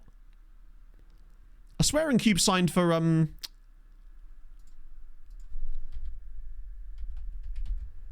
Real, right? Oh, Man United. Yeah, Man United. Oh, he's injured. Oh, he's suspended. Yeah, I mean, look at that. He's already worth £100 million at 22. He's a little bit ridiculous. We've now got a very tough run of games. A very, very tough run of matches. So, we've just got to go. It's a tough one, Eltomat. We are literally outside the relegation zone on head-to-head. But doing about as good as you could expect a team who's the 18th best team in the league. Speaking of which, I want to have a look at the season previews. He's a starter for Man United at 22. The guy is insane. Honestly, if he didn't have that release clause at Le Showings, they probably could have got a lot more money for him. More time to keep promises. Amazing. That'll at least improve some things. Le Showings have been hemorrhaging players. So we're still considered the 18th best team in the league. I mean, it's a tough one. And I don't see that changing anytime. Well, it's literally not going to... Unless our youth intake provides some absolute gods. Right, let's see. Bezalel. I love that he doesn't even show up on there. I will put him in, of course. Right. Right-hand side. I want to give Miran Hartman a try. Yeah, Kovar at left. God, we are still struggling in that role, aren't we? It's not long until these two come back in. Winter and Vanderlei. Interesting that they've gone for those two. Mekawar's fine. Steiny and Giussi. Feta to start is fine. Moreno in goal. The bench definitely looks deeper, though. But for a start, there's actually enough players to not have to fill it. That's always a good sign. When there's actually players making out of it. We've gone tall boy, yeah. That's true, but Winter I do want to start here as well. I want to just give these guys a start. Bezalel or... Honestly, it's against Athletic Club. We're going to lose this game anyway, most likely. So we might as well give Cyril a chance to go in this role. He's only going to He's going to learn the role faster by playing the role. And if he is having an absolute shitter, we can just substitute him for Amari Hutchinson anyway. The bench is definitely better. Yeah, Dosso started his training to Shadow Striker now. It will just take a little while. No Fisher. Fisher is not capable of playing left wing back, no. Holt not starting. I mean, who are you going to start him over? Feta? Juicy? Steinmetz? He's actually not better than those guys, but he gives us depth. That's the thing. We now have options off the bench. That's what we were missing. And now we have it, which is good. Yeah, we now have Sheila and Herholt to come off the bench, which is a massive, massive step up from where we were bringing on like Rovi Roller. It's a big, big move. Because one of the things I think that's really been affecting us, not just the whole being in Skellion was costing us games, but having to substitute on players that were much worse was severely affecting the quality of the squad that we had available to us in those matches. And I think that's why we were losing games late on. Because the objective quality of the team on the pitch was much, much worse towards the end of matches. Like, we had no choice but to make the subs because of the tiredness. But I feel like that's one thing we have done now, and I feel like we'll be throwing away less games late on now over the rest of the season, which should be able to pick us up a few extra points because the bench options are now much better. These next few games are obviously going to be crazy tough because it's Athletic Club, Sevilla, Atletico. It's, you know, it's an absolute upward battle. But you never know. Maybe these guys have got some magic in them. Maybe Winter is going to absolutely cook from centre-back with some big headers. All the stripes, yeah. We love a good red and white stripes. We're actually playing Lashowins in there in the middle. Like, away at Athletic Club, this is just a case of if we don't lose, it's a good result. Anything but defeats in these games is good moves for us. Pretty much. That's nice. It's poor from Hartman, though. That's really poor from Hartman. And we got Alex to come off the bench, too. It's another mistake that's just cost us there. Terrible touch from Mirren Hartman. Camera sakes, yeah. It is, that. They've just walked through us. That's just the game basically showing these guys are better than you. And we made a mistake. These are games that any points we get are bonus points, right? But yeah, that's why it looks smooth. There is this setting that you can do where you can lock the game to 60 FPS. And I find that if you have it uncapped, it will sometimes glitch out when it tries to go to like insane frames per second rates. So I find locking it to 60 can actually sometimes look better. And maybe that's why it does. I don't know. That's an unfortunate goal to concede. Defensively, up to that point, we're actually pretty good. But we move. I think we need to update that. I think it's because Gyatso... Oh, I'll tell you what it was. I think it's because I didn't have Gyatso Pro at the time, but now I do. Or I did have a free trial for it anyway. I believe anyway. Like, these are not games we'd expect to take points from anyway. Oh, it's a good save, though, from Pineda. Not Pineda. That's a very good save. Nobody's really offering a lot. I do feel a lot more confident, though, on bringing players off the bench to have an impact. Keymote Singer. Yeah, I only run key highlights. Any more than that at this stage would be a bit pointless. We would just watch more nonsense. Like, I do like the match engine, but I find the more of it you watch, the less it looks good. 0 shots. Yeah, we're playing Athletic Club. They're a good side. Like, these guys are a European challenging side, and we are in the relegation battle, basically. It's tough to get shots in this league. But we haven't given up a lot of shots. Oh, for goodness. See what I mean? Steinmetz again. He's just passed it straight to them. Okay, good. Oh, come on. Right, Vanderlei. Good. There we go. Right, let's bring it out this time. Right, Mekawar could have really done with passing that, but sure. We move. He's going to give it away in a minute. Look at him. Oh, go on, Bilal. Go on, Bilal. Go on, Bilal. He's still going. Bilal Mekawar. Dosso. Back to Bilal. Pulls it across. And it's over the bar. Holy shit. I think Bilal should have passed that. However, that was incredible. That man has been beaten to death down the right-hand side there. Who was that blazed that over the bar, by the way? Was that Feta? Because that was a good chance. At least we're having some shots in the second half. Come on. Feta on the head of Winter now. Ball in. Vanderlei. Over the bar. I need to check the order of set pieces, because it seems to me that Winter is being deprioritized for Vanderlei. We'll probably check that. Well, I'll check it now, but I'll check it after the game too, because that's where it's more important. Right, now we got options. We can bring Sheila on there. Dosso's done existing. We've got Alex on for Hartman. There's definitely things that we can do. We're still lacking a little bit of depth here. I would bring on Herholt instead of... Actually, you know what I'm going to do? Steiny off, Herholt on in that role, and let Juicy play here. Because his work rate's still really high. Tackling's not great, but he's got a good work rate. But do you see what I mean about bringing on these 4 players? Suddenly, the level of the team has not dropped out of our arse now. Whereas before it was. Doesn't mean we're going to get anything from this game, but it's what I mean. Let's just have a little look at the aerial threats list. So I think it's because he has less heading ability, but we'll get Joseph Wind at the top of that list. At the end of the day, I'd rather have the guy who's more likely to win the header heading it there, even though he's got worse heading. Sometimes it is just a numbers game. Right. Yeah, it's a big deal to be able to bring those guys on. Only 1-0 down. Honestly, it's been a pretty tight game as well. Like, it's been a pretty even game in terms of chances overall now. I think it's a step in the right direction at the very least. That's nice. Really good play there from... I don't know who even that was. Oh, slip him in. It's Arnado. He's got a chance to have a shot here. Arnado. Arnado! Yes! Come on! Athletic Club 1, Tenerife 1, and it's the Arnado. Was it Kovar? Brilliant from Kovar. And we're level. This is better.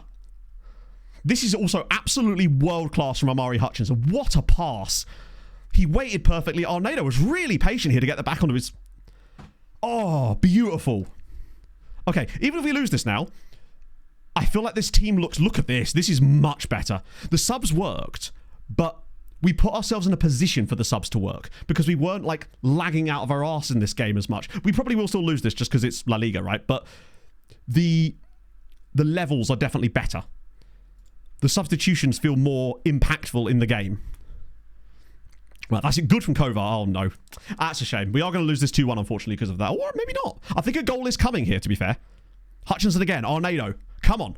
There's runners left and right. Sheila there. It's Alex off the bench. Can he give us the win? Alex! Yes! Come on! It's 2-1 to Tenerife. Massive, massive goal. Yes! He may not be registered. What a run from Hutchinson again. Arnado down the left. What a pass from Sheila there. That right there is glorious. We get lucky because that does deflect past the keeper. Come on! Whew. All right, now we game manage. Even if we get a draw out of this from here. Oh.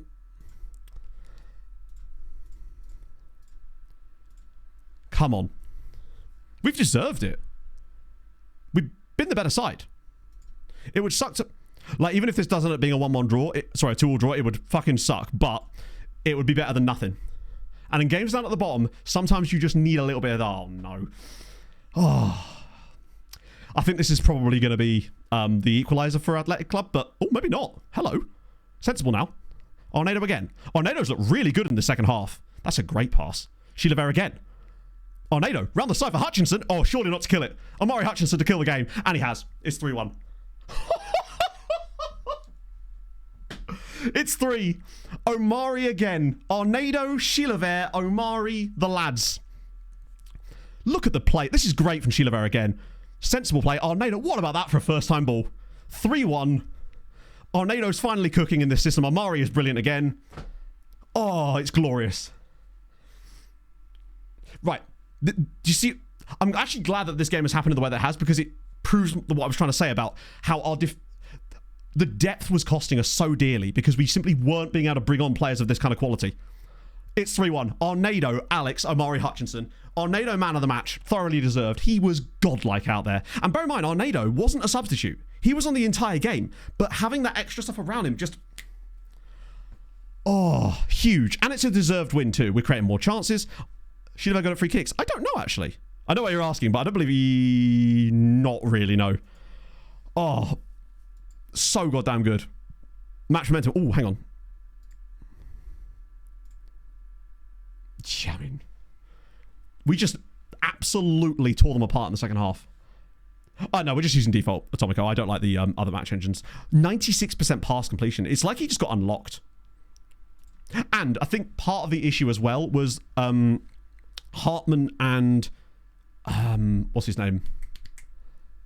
Dossel. I don't think they had match shot on us either. Steiny's fitness was an issue too. Bear in mind, we had only a couple of days before this game as well. So this was a tired team. And we've managed to pull... So they were a bit tired as well, likely, but they should be beating us. Oh my god, what a win. That's only our 5th win of the season, I think, but what a dub.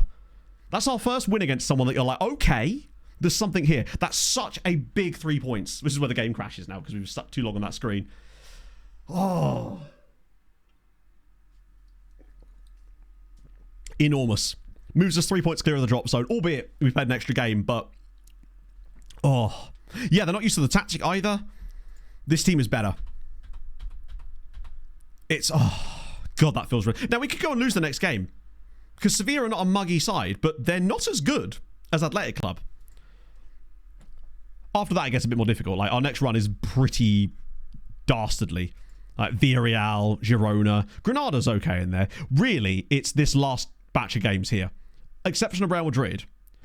Our last 6 games, 20th place, 18th, 19th, 11th, 14th. So if we could be in a sensible position going into our final 6 games, I think we could be okay. Oh, what a win! Oh, that was fun. And that's... this is one of these things where I love FM sometimes. I really do. Like, as much as I hate it sometimes as well, the bad stuff gives you the good stuff. Greetings, valued streamer. If you can spare a few minutes of your time, I have a business proposal you may be interested in. I recently came across a large warehouse full of bees, and you seem like the kind of guy that would want in on the action. Let me know. I would like... Actually, weirdly, I went to a place yesterday, and they had bees. Potentially. There's this a charity called Emmaus that's like a homeless charity outside of Cambridge, and they actually have some pretty cool stuff there. They have some furniture and things. Pog and I thought we'd have a little look, and it's pretty sick there actually. Got some nice coffee. Went down to Eel Day yesterday, which was pretty damn fun.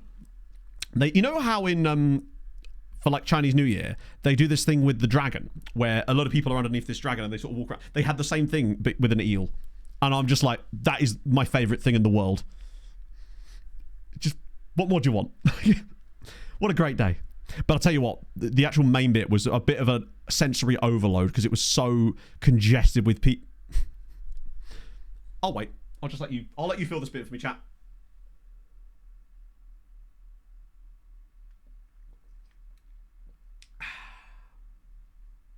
He has quite literally broken his spine, chat. Incredible. The damaged spine one is actually pretty rare. Also getting tackled. Where was he tackled? 8-2. Our under 19 side is absolutely stacked, isn't it? Oh, dear. Oh. Was it slimy? No slime, but it was very fun. I just love shit like that. I bloody love living here.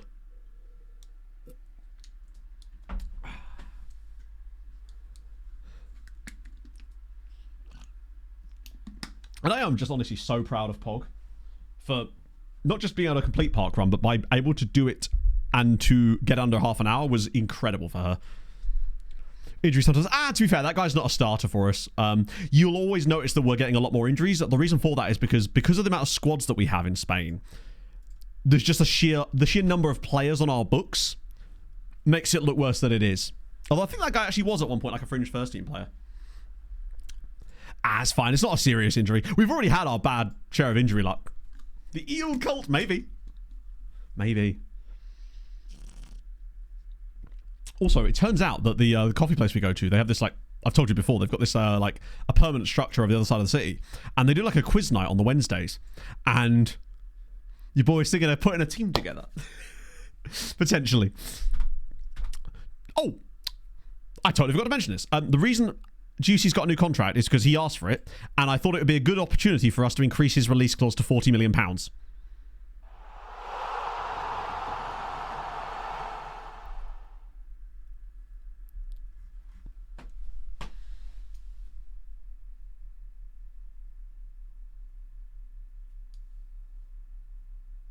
Is it safe to come up?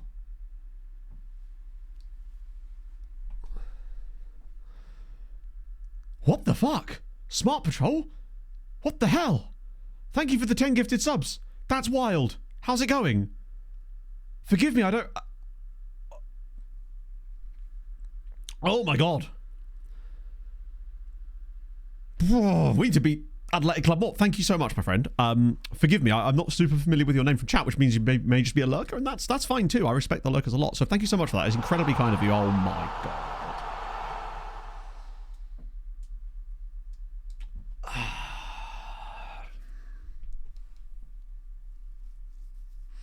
I'm just going to keep pressing continue for a minute, chat. Because if I don't... Orders are out. They're not though, are they? They beat the Kings. Oh, thank you so much, Terja. That's very, very kind of you, my friend. I'll give you that. And also... Oh, we need presents. Why am I not doing presents? There we go. Oh, shite on a bike. Bloody hell, I'm sweating now. Even though it's really cold today. Like, it's a not very nice day out there at all. It's actually just rained. It's like 11 degrees here. Daz, give me this. I woke up this morning to just the face of depression of looking at my phone and seeing the score. I nearly stayed up to watch Game 7 last night, but this was my genuine logic, was I actually do try to take my job seriously. And I was like, I don't want to turn up tired to stream if I'm up till 5 in the morning watching hockey, unless it's a damn good reason. And I am so glad I didn't, because I don't know if I'd have been able to cope with staying up till 5 in the morning to see us throw away a 2-goal lead in the third period with a hat-trick from Mikko Rantanen. I might have just collapsed inside there. Holy shit, thank you, chat. That's very, very kind. Let's just push on. Oh, love to see it. Wow, why are you up at 3 a.m., my friend? Also, chat, I know this is going to sound crazy, but I'm actually putting a deadline on this. I'm hoping to have the LeShoinge recap out by the end of not this week coming, maybe, but definitely by the week after that, before Eurovision, because I just want to get it done so I can move on to the... Sorry, this is the wrong one, not the LeShoinge one. This is the wrong one. Then LeShoinge. Oh, sorry, James. Are we playing you in the AHL playoffs? I swear that's who the Eagles are playing, no? Be more invested. Oh, totally. The Kings have still got it's I thought you guys were going to do it, honestly. Like, Agent was last year, wasn't it? I thought it was Pineda. Sorry, wasn't that? I swear the guy we signed from the agent offers last year was Arnado, right? Was there another player? He was the free transfer. Akufo? Macias? I don't know who else we signed from an agent offer. I thought the only player we signed from an agent offer was Danny Canal? No, he wasn't an agent offer.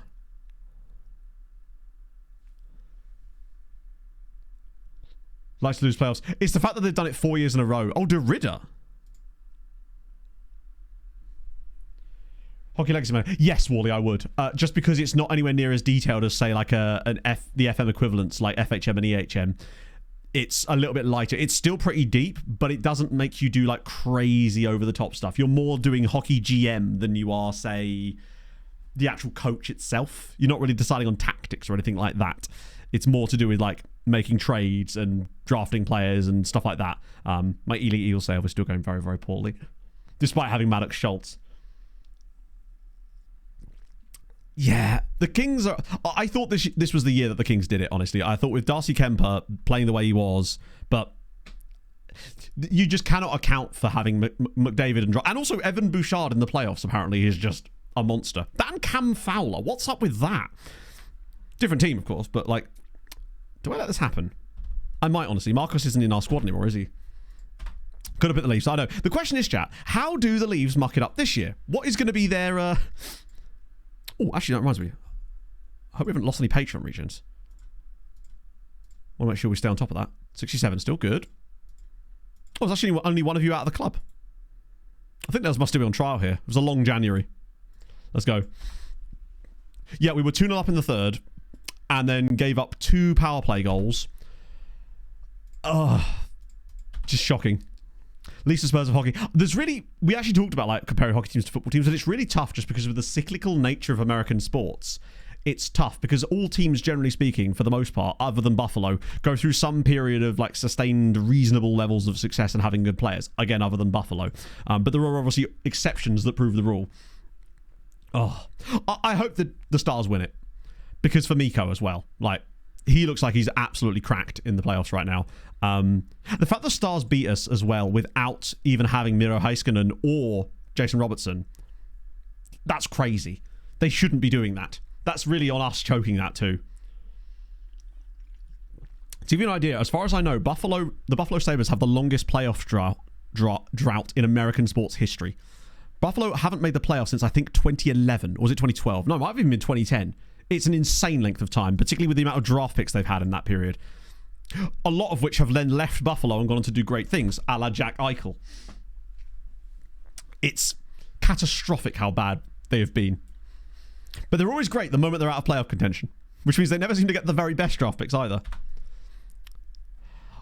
The fact that the Blues have taken the Jets to 7 is very, very impressive. Also, there's some dirty stuff going on in that series. Holy Christ. Some of the hits in that series are unbelievable. Terry, thank you for the 5 months. How the devil are you, friend? Not of all time. Ah, okay. It's certainly by far the longest currently, though, right? Hello, Matto and Chatto. How are you doing on this great well. Sundat Sick Mat Jam? Sick Tenerife, Sick Wem. Thank you, friend. Hope you're having a fabulous day. Yes, they do be sucking at hockey. They really do. Bristol said I would. So the playoffs are set now for the championship. Look at me talking about real football, by the way. Who do you want to go up? And you can't say this if you're a supporter of one of the teams in the playoffs. Because, like, Bristol City, I honestly don't. I would like, of those teams, I would like to see Bristol City come up. Although I think they would get absolutely annihilated. But Coventry as well, I would enjoy Coventry. Just because it is interesting what Lampard's actually been able to do at Coventry City.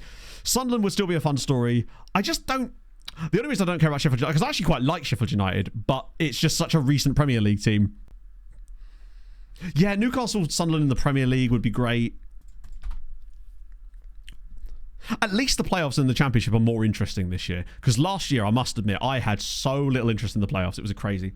Misplaced my grocery bag. I sometimes leave mine in the car, if that's an option. I would love to see Bristol City do it. That would be kind of fun. The thing is, I kind of feel like... Also, the fact that Burnley and Leeds... 100 points. Imagine getting 100 points and not winning the title. That's insane. Fair play, though. Yeah, Wickham, what's going on there? You seem to have had a great habit lately of just losing to every single playoff rival to really make sure that you bottle that promotion jobby there. Because didn't you lose to Stockport yesterday while from a position of winning? And wasn't there a brilliant shot I saw of Stockport fans doing the conga? Yes. I hated to see it, but I also was like, that's kind of funny. I respect it.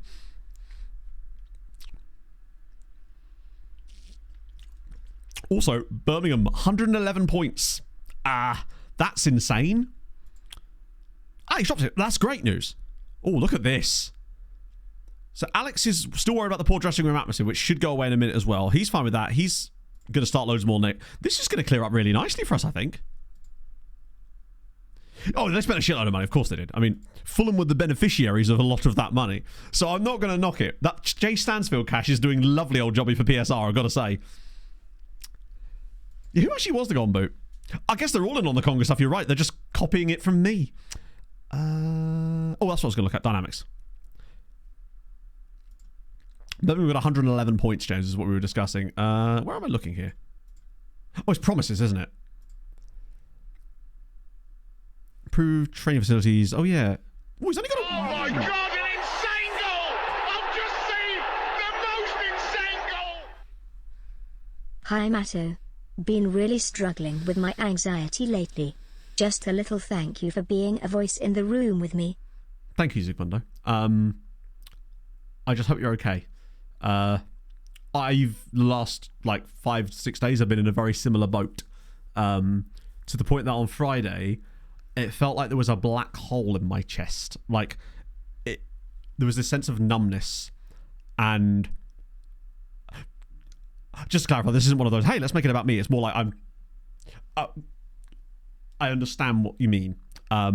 It was a bit of a shitter. But just know that we're here. And what I would say is this, and sorry if this sounds trite, but it's not supposed to.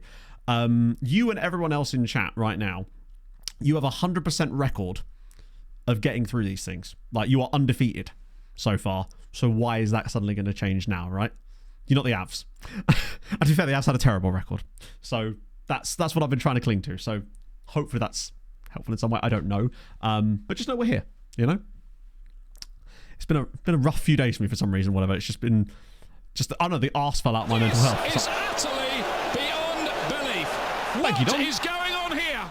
I'm going to keep you off out. Oh, God, I'm Hello, so sorry. Matt. I'm here to report that I suffer no anxiety and I'm having a really good day and I don't need your support. Get on my level, chat. We respect aspirational chattos as well. Both of them work perfectly. That's incredible. Don, I love you so much. That was incredible. That is brilliant. Just got to assert dominance. Don, if you look up base in the dictionary, you'll find Don. Incredible. I love this chat so much that you can get away with that. League 2 is just grouped together apart from Grimsby and Harrogate. Is it really? Yeah, Bradford just needed to get out. Fair play, guys. Though. Thank you, though. That's very kind. Oh, speaking of nothing to do with this, but also still slightly tangentially linked, Pog and I watched a movie last night called The Way Back. Not to be confused with The Way Back that came out in 2010, nor to be confused with The Way Back starring Steve Carell, which is very good.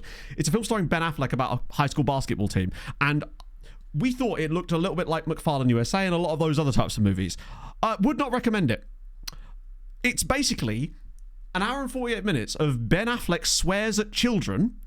The basketball team conveniently and almost by accident seems to get better despite him doing the swearing at children, being an alcoholic the entire time. And at the end of the film, he learns nothing, is still an alcoholic, and the team starts winning. And there's this brilliant end scene. It's supposed to be inspirational where he's been sacked because of being drunk at practice. And he's shooting hoops on the beach. And the team's just won the championship under the original coach in the first place. And it's supposed to be like, oh, wow, he did so great. And Pog's she's standing out there like, who's taking the washing line down, and she was just like ranting about it. She just goes to me, it was just him swearing at children while a team accidentally was good for 2 hours. It's absolute nonsense. There's a rat, and he crashes his car into a boat as well. Like, it's so shit. I kept waiting for it to happen and nothing did. Oh no, absolutely watch it, but watch it through the lens of you needing a good laugh, because you'll get that provided you watch it with the lens of how I just kind of yeah, it's so bad. Oh my god. That's like a big ring. Just nothing in the middle. Look at this up here. It's sensational. Oh, it's so good. Boat in the sea. No, it was just parked in someone's driveway because he goes and gets drunk with this random woman who is never introduced into the movie at any point and is not seen after this one scene, even though she has a name and supposedly a backstory. The man learns nothing. You learn nothing about the players either. It's such a weird... I wouldn't say it's so bad it's good, but it sort of could be on that level maybe. So very... Yeah. It would not recommend. Because it set itself up like... It felt like a parody of those types of films where you have the down-on-their-luck coach that goes and does... They're either an alcoholic, they're divorced. He also lost his child, but he didn't deal with that trauma either. Man just learned nothing and was an alcoholic the entire film. What movie is this? It's called The Way Back. Although I think it's actually sometimes called Finding the Way Back. Because they had to change the name. Coach Carter, but bad. The closest film I can compare it to, because I've actually not seen Coach Carter, is a film called McFarlane USA, which is where Kevin Costner, a down-on-his-luck teacher, takes over a high school running team in this really low-income area of California. It's brilliant. Would highly recommend it. For the exact reasons that I wouldn't recommend this one. McFarlane USA is brilliant. Kevin Costner is exceptional in it, and so are the kids that play the running team.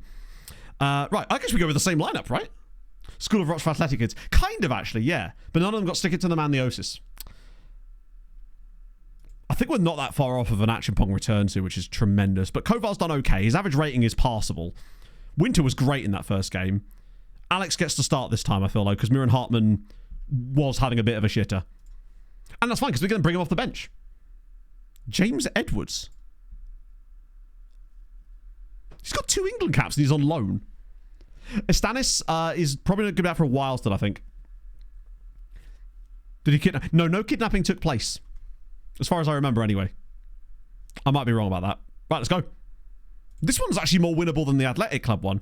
Unhappy about playing out of position. You won't be for long, buddy. Steiny's a fraud. Steiny is just still quite young and playing at a higher level than he's ever been able to play at before, right? Hang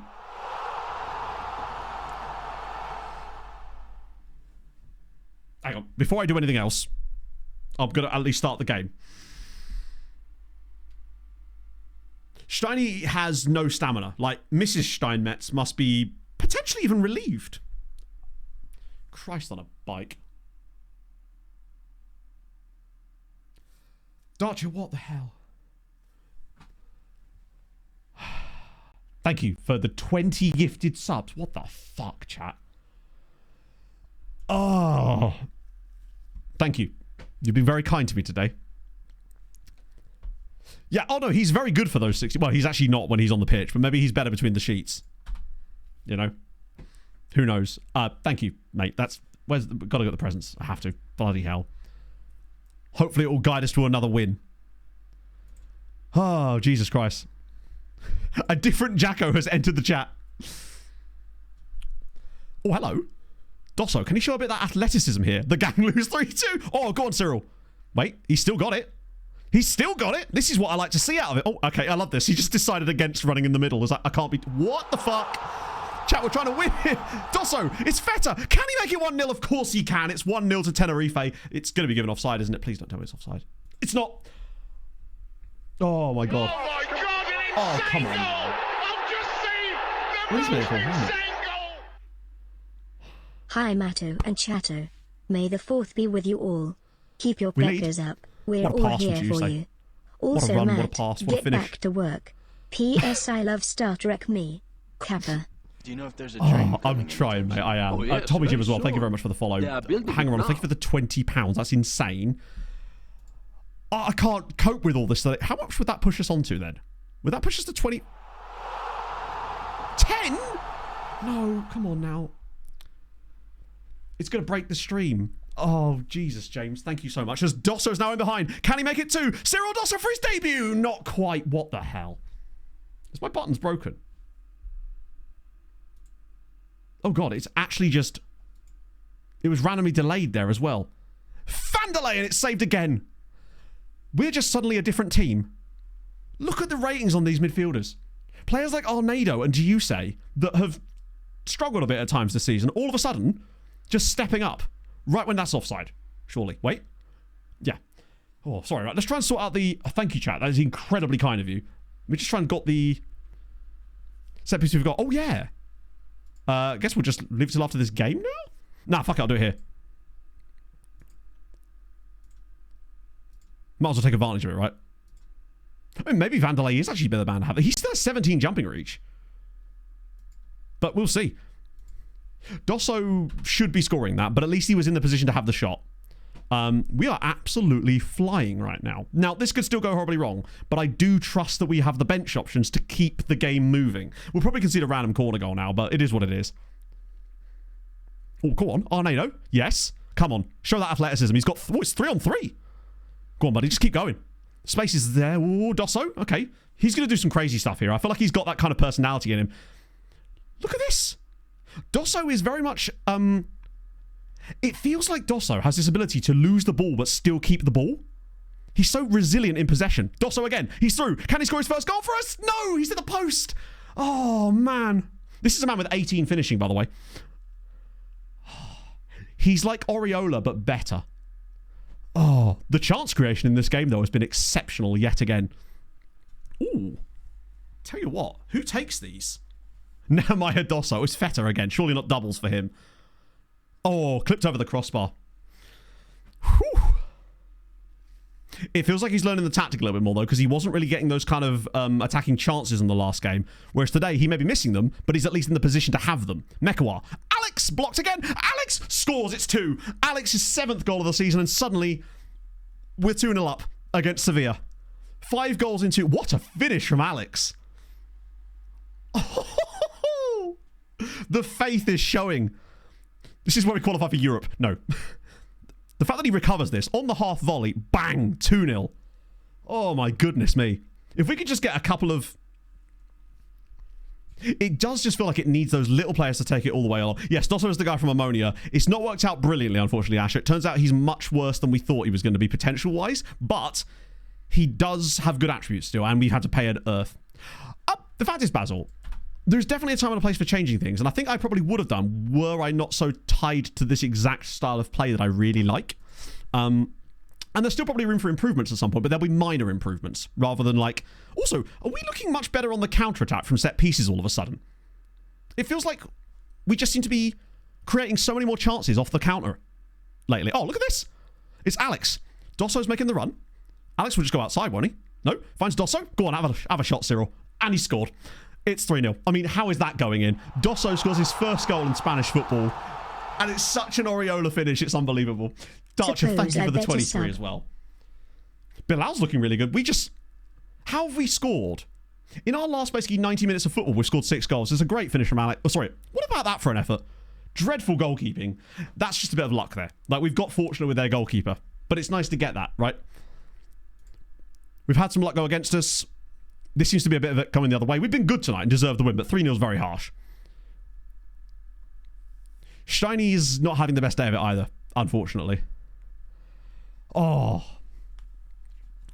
Come on. We'll do 65 minutes, we'll make some changes. But I like the fact that our changes are now much better. The sort of players we can bring off the bench are massively better than they were. Mekawa, Alex, back inside again. Alex! 4. We're 4-0 up against Sevilla. I love that the starting 11 are now doing it. We've got Amari Hutchinson on the bench in this game. We've scored 7 goals in our last 90 minutes of football. Lovely ball back inside from Mekawa. Alex gets another goal. I don't even know how to explain this. Change of stream. No tactical tweaks whatsoever. It's the... Oh, hang on. I can't until we get out of the highlight, can I? It's the exact same team. Sorry, the exact same tactic. Right, Dosso, pleased with that. Actually, I might leave Dosso on just so he can get more experience in the role now that we're winning. Richard Lelabero, thank you for the 16 months, my friend. We've improved the depth of the team. It just took us a little while to get there. Alex... You know, I'll leave Alex on as well. Who do I want to bring on the bench? Sheila Vale, obviously, for Feta. No. Yeah, we'll bring her on for Giuse. I'm going to leave Steiny. I just want to see what he can do over a full 90. No, I don't want to bring Sven on in this game.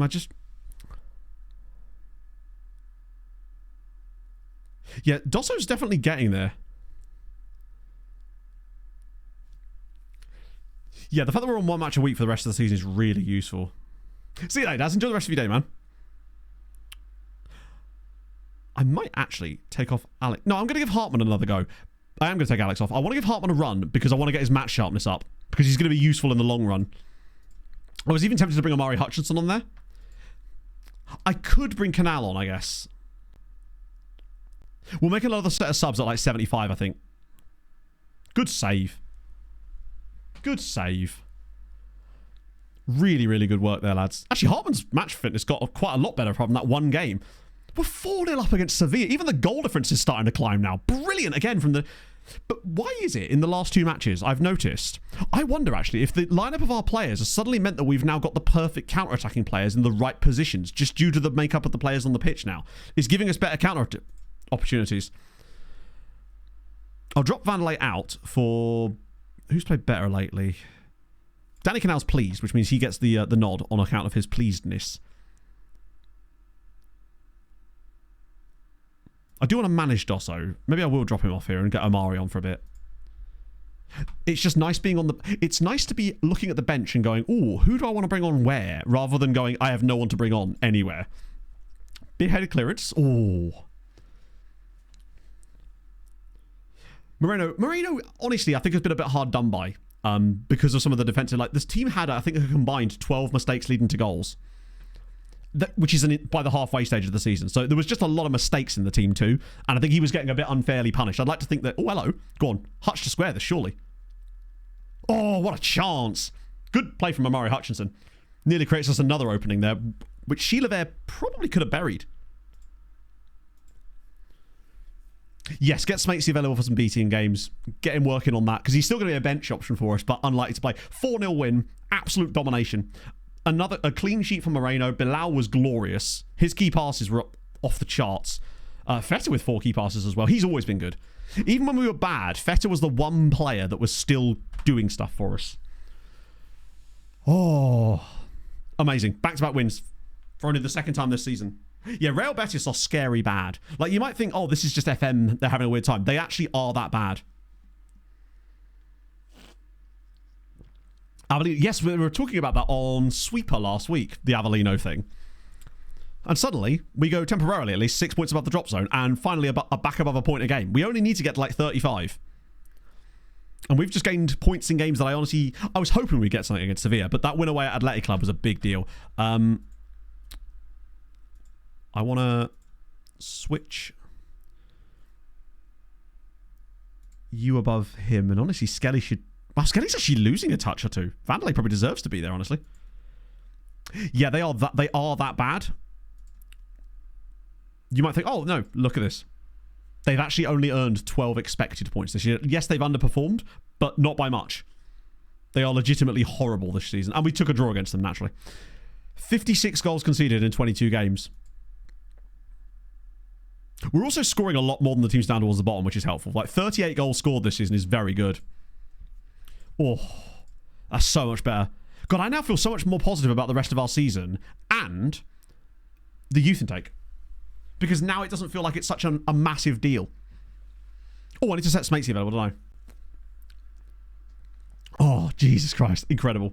You love to see it. Las Palmas just getting absolutely ridden by Barcelona. Moves us back above them again.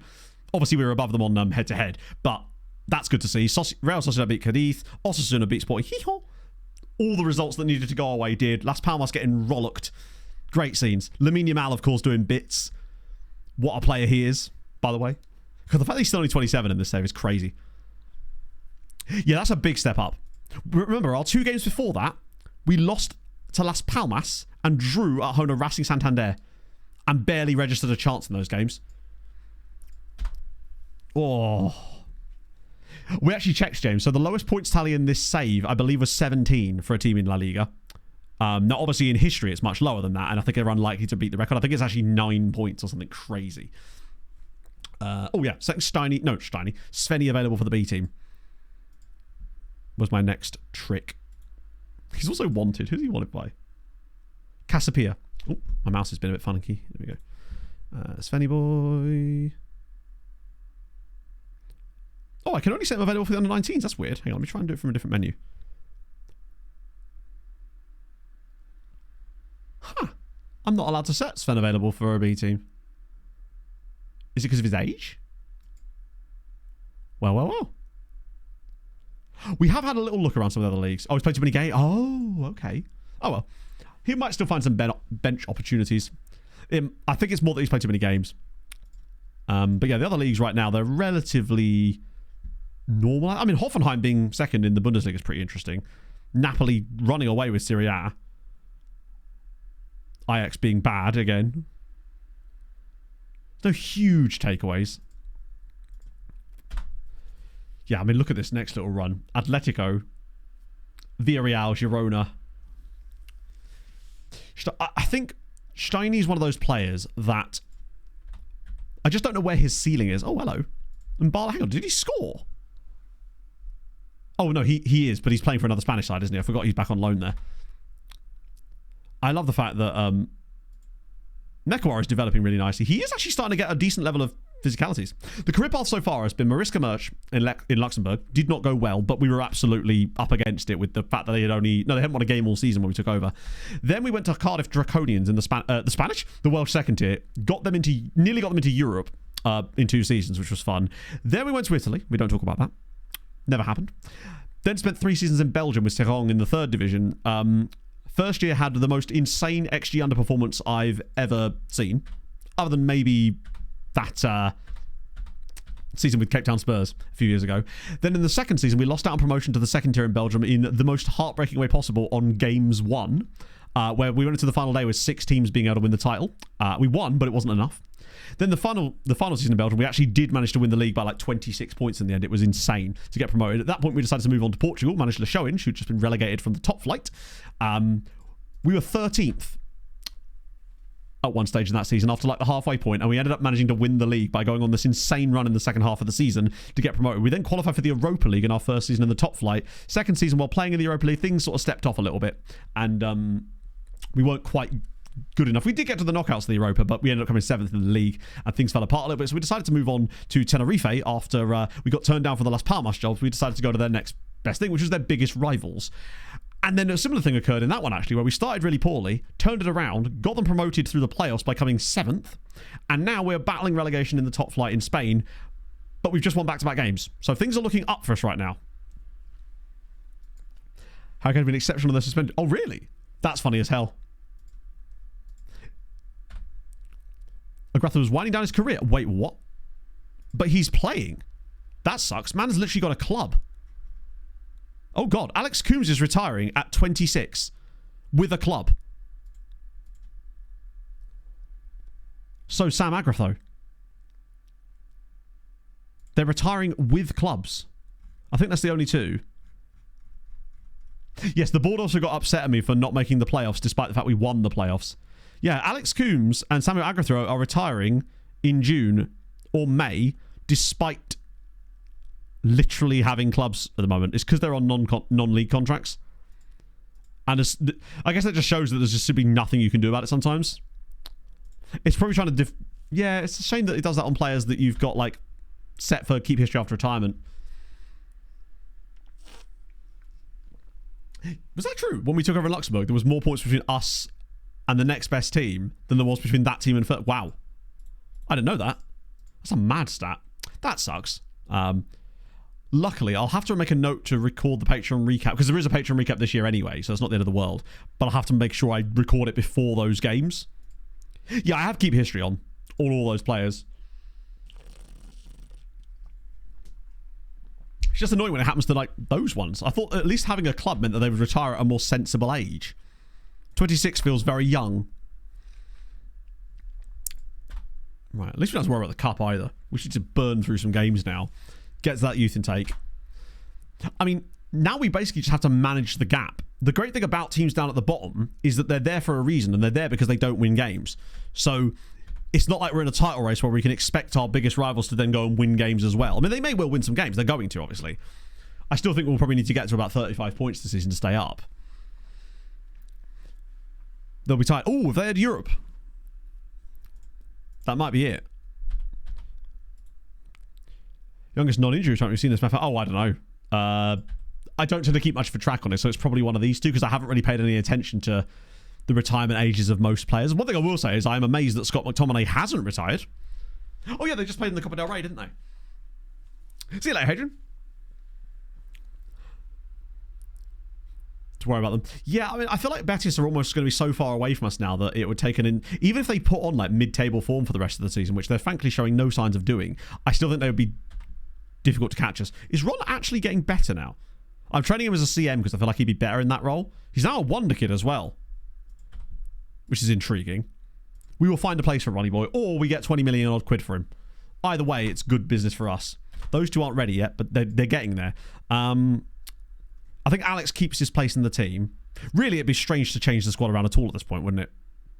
If it ain't broke, don't fix it. No need to change a winning lineup. Cool. It's A up sport. You love to see it. Oh, narrow system. Okay. Why am I even planning this game like we've got any real chance at having success against Atletico? This is just a game that's going to happen. I wouldn't be surprised if we actually lost this game like 4-0 now, but that's okay. But yeah, for those of you that are wondering, Scott McTominay is still playing in this save for Sassuolo at 38 years old. The dotted line basically is an indicator that those players are not having a good... Basically, it's the game's way of saying your team plays badly when these two players play together, except it doesn't really mean anything beyond you're a poor side. Like, it tries to basically say that this particular pairing doesn't work very well, but unfortunately, it doesn't have any real stuff underneath it. It just means if you lose a few games while those two are playing, it will claim that they have bad links, even though it could have nothing to do with those particular players and such. That's why I tend to ignore them. Oh, that's a bit poor from Arnado.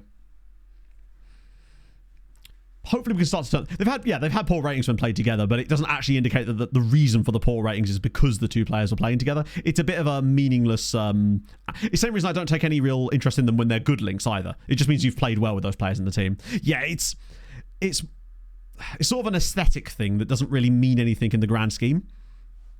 It's the epitome of correlation is not causation. It's FM's way of showing that. This is a very long highlight with a lot of possession. But I would feel like if we were to win the ball back off them, there's a damn good chance that it's going to lead to us scoring a goal, but it doesn't look like it is because it's tricky down the right-hand side. Pulls it across. It's a great block. Good. Like, it was an early chance for Atletico, but we didn't concede it, which is a good sign. Also, it's just, are we always playing on our own match day these days? It makes the brain feel good. My favourite one is where in this tactic, when the team is playing really well, the links look really stupid because of the way that our midfield is offset. You get this weird sort of like italicized A. It's fun. Steiny will have to play a lot better for us to see those links. I mean, 22 minutes in, it's tight. We're not creating a great deal, but that's okay. By the way, I think in the two games that Winter's played for us, I've been very, very impressed with him. He may not have scored, but I do think he makes us better defensively. Oh, hang on, Dosso.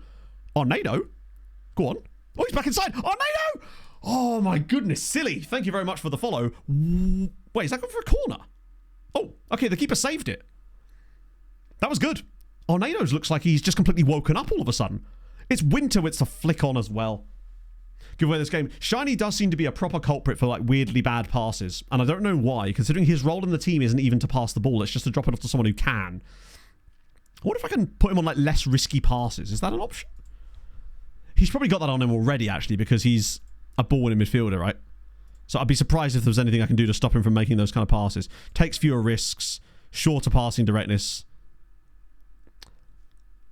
It makes me wonder if there is a way that I can work on that. And I think the two things that could maybe go counterintuitive would be to potentially actually stick him on longer passes. So instead of him trying to pass it to someone too close and him giving the ball away, he'll yank it further, which means when he does misplace the pass, the ball is a lot further away and we've got time to reset, so it's not like to lead to goals as easily.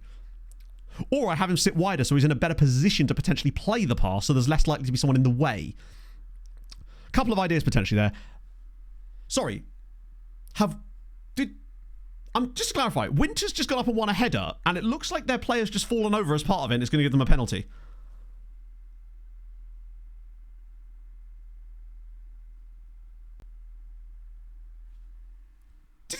Unless there was another player that pushed him.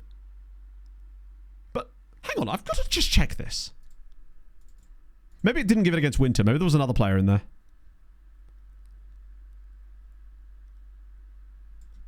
Oh, that's a bit too much.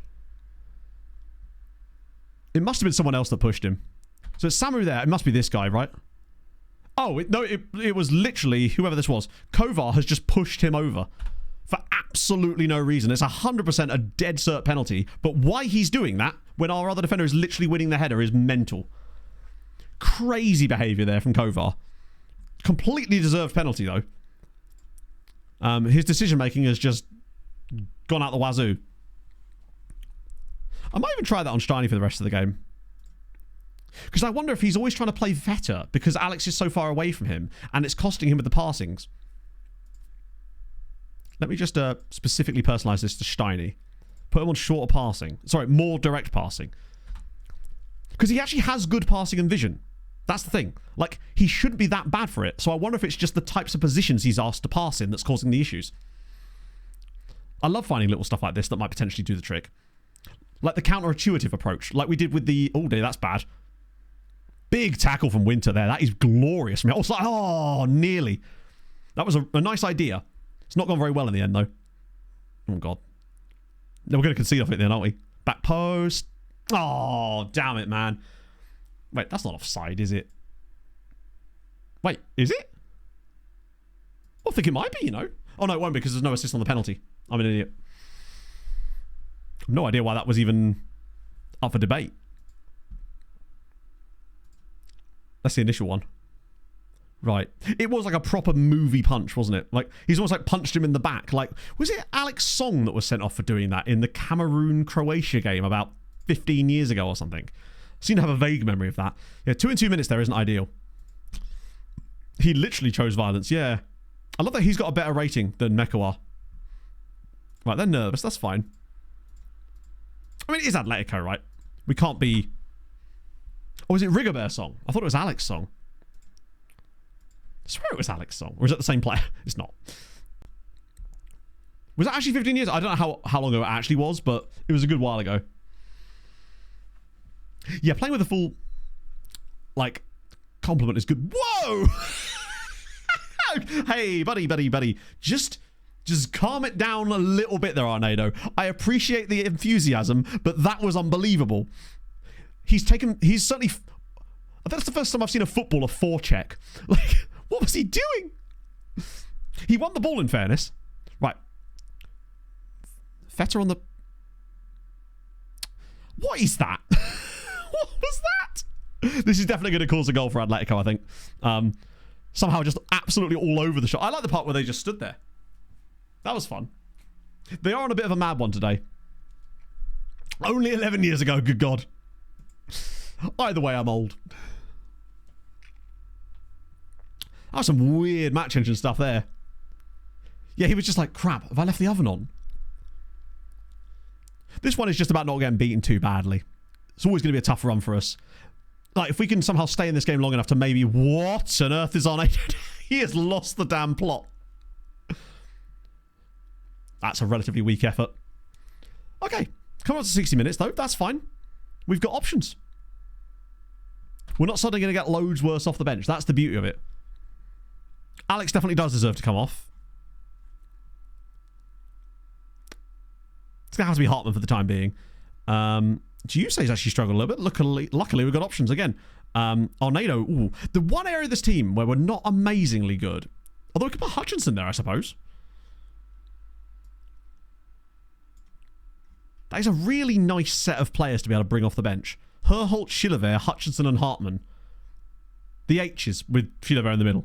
We'll call him Chilavert from now on. Herholt, Chilavert, Hutchinson and Hartman. Mischief is about to be managed. Let's go. We haven't deserved anything from this game, and we've given up exactly as many goals as we should have done. Oh, hello. Oh, play it short. Go on, Hutchie. You know you want to. He might be far enough out that he might actually consider it. He has. It's Hartman. It's Feta. It's 2-1. No, it's not Feta. It's Wait. It's on. Hartman with the assist. Winter with the goal. Not quite what I thought was going on there. Dosso has not looked bad, considering how bad he is in that position. He looks like he's actually taken to it. Brilliant. Hutchinson to Hartman to Winter. And, well, Winter was coming and now Winter has came and it's only 2-1. How are we even staying in this game? Well played, lads. Nice to see them actually play the short pass too. Like, we look like we've got that kind of Barnacle-like ability to stick around in games a little bit longer now. Steiny's still been poor. God, if we just hadn't considered that stupid penalty. But, you know, ifs and buts. Dosso's done a 6.7 in a game we're losing and I've barely seen him do anything. So he's clearly doing something for us. This might be a case of just go attacking for the final couple of minutes. Why the hell not? In fact, I might even do a cheeky and see if we can win a random corner. Use the last sub on Skelly. Throw it on play for set pieces. Just see if we can win a corner. You never know. I don't think we were likely to score anyway, and if we'd lost 3-1, we'd lost 3-1, right? Hart and Hergold. You know what? It sucks, but it wasn't embarrassing. We're definitely on the right track. And, you know, once we no longer have to play Kovar as our left back, I think that will really help. I think having Achimpong and Astanis back in the rotation soon is going to help. Because Kovar is not it. Like, he was the guy we brought in to play as the ball-winning midfielder backup, and he's been playing as a fullback most of the season. We gave them a bit of a scare, proved that you can score a short corner or free kick. You know, we'll take that. And I don't think it's likely to cost us too dearly either. Like, it wasn't a game I expected anything from, so we'll be 100% happy with that. Just avoiding getting absolutely decimated as well, which is just great news. Serang are currently top of the league. With the fact that after 22 games they only have a +4 goal difference while being top of the league is a little bit on the concerning side. Jesus, they did not last long, did they? They about did it again. So this is where we promoted them. They got relegated the following season, and 2 years later came 15th in this league. They literally had to survive a relegation playoff. That's how bad that team got decimated. Are they still in mountains of debt as well? Wow, no. So somehow they've managed to get rid of their insane debt. You're joking. Chat, they got the tycoon. They got a different Korean tycoon than the one that we didn't get. So we got a failed takeover bid. They've got another tycoon that's taken them over. It's a different Korean tycoon. How many Korean tycoons are there in this game? Because isn't it... Waterford have got a Korean tycoon in Ireland as well. When we left, their balance was massively bad. Oh no, their balance was like negative 500,000. Bear in mind, they were in like £13 million worth of debt before, so they're in a much better position now. Although it seems like ever since getting that tycoon, they've still been bad. It doesn't appear to have made them any better. Definitely want to keep an eye on. Korean barbecue. There's a Korean barbecue van down in the city centre, which we still haven't actually had a chance to try yet. Would be developing concerns. I mean, if you weren't getting in the national team set up now, then more playing time. Brother, you're the backup goalie.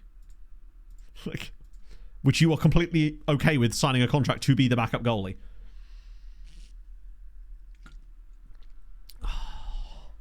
I feel so much better after those couple of games. Like, honestly, even after that game, it feels weird to come away with a defeat there that feels like that. But, oh, Racing Santander just beat Barcelona, because of course they did. Cadiz got a point against Real Betis. That's actually a good result for us too. Both of those two losing or drawing is the best possible outcome there, I'd say. The fact that Racing Santander beat Barcelona, though, is a little bit shameful. God, my back is actually really hurting. I might actually have to sit down. Oh. I think it's just because I ran yesterday when I wasn't really supposed to, because I did my long run on Friday, but then Pog really wanted to do park run this weekend, so I decided to do it with her. And I'm glad I did, because got my PB. But, you know, oh, that's delightful. The lesser spotted sitting downstream. I'll stand up for the youth intake, because let's be honest, it's going to make me stand up and salute, hopefully. Oh, Jesus, that is actually so much nicer. I must have just been standing weird. We did win again. Simpsons like, yeah. Weirdly, my legs feel okay. It's just my back. What didn't help is that when we were walking out of that charity place yesterday, we walked through the car park and it was a little bit undulated and uneven. And you know when you're like walking across what appears to be flat, but then you take a step and your foot just goes down maybe only an extra inch or two, but your entire body weight goes, there's this whole like shift in your physiology as you do it, and it just completely catches you up. And age, yes. Age has caught up with me. Finally. I'm trying to outrun it though. I will increase my 5k times and hope that it comes with it. Injury is okay. It's still not fully healed though. All good. Yeah, Pog, I just decided to sit down. Back's hurting a little bit. I suspect from either... I think it's just from yesterday, honestly. Wait, is that... Yeah, I thought we had a Monday game there. I'll just put the standard 1 week one in there. No room for friendlies. And this week I will put 2, even though it's technically not really 2, just to keep us going there. How are you, my Pogs? How are you feeling? Pog's having a bit of a bad mental health day today, chat. We should try and cheer her up. I don't know how. Yeah, the little unexpected ones, they just completely catch you out in a really awkward way. It was probably only an inch, just where it was a little hole. Not even a hole, just like an undulate. When his intake, in the end of March, early April. Okay, so Sporting Gijón, they're far enough clear that it doesn't really matter what happens to them. That's a good result, though. Making sure that Real Zaragoza lose again. Do you know what? They're starting to become a little bit cut adrift themselves. They're 8 points from safety. We just need Cadiz to keep being bad. Really? Use them up already. Well, yeah, innit? She's actually had to take holiday on a day that she's not supposed to be working just to get a day off coming up soon, which is really fun and doesn't feel in any way illegal to have to book holiday for days off that are already supposed to be off. Dog Fantasy, I beat her yesterday, chat. I beat Pog in Dog Fantasy. 9-7. We did the draft for it instead, and I think that was a fairer way of doing it. So the loser from the previous week gets the best draft pick. Is a day off, not a day off? Yeah, you'd think that, wouldn't you? You would think that.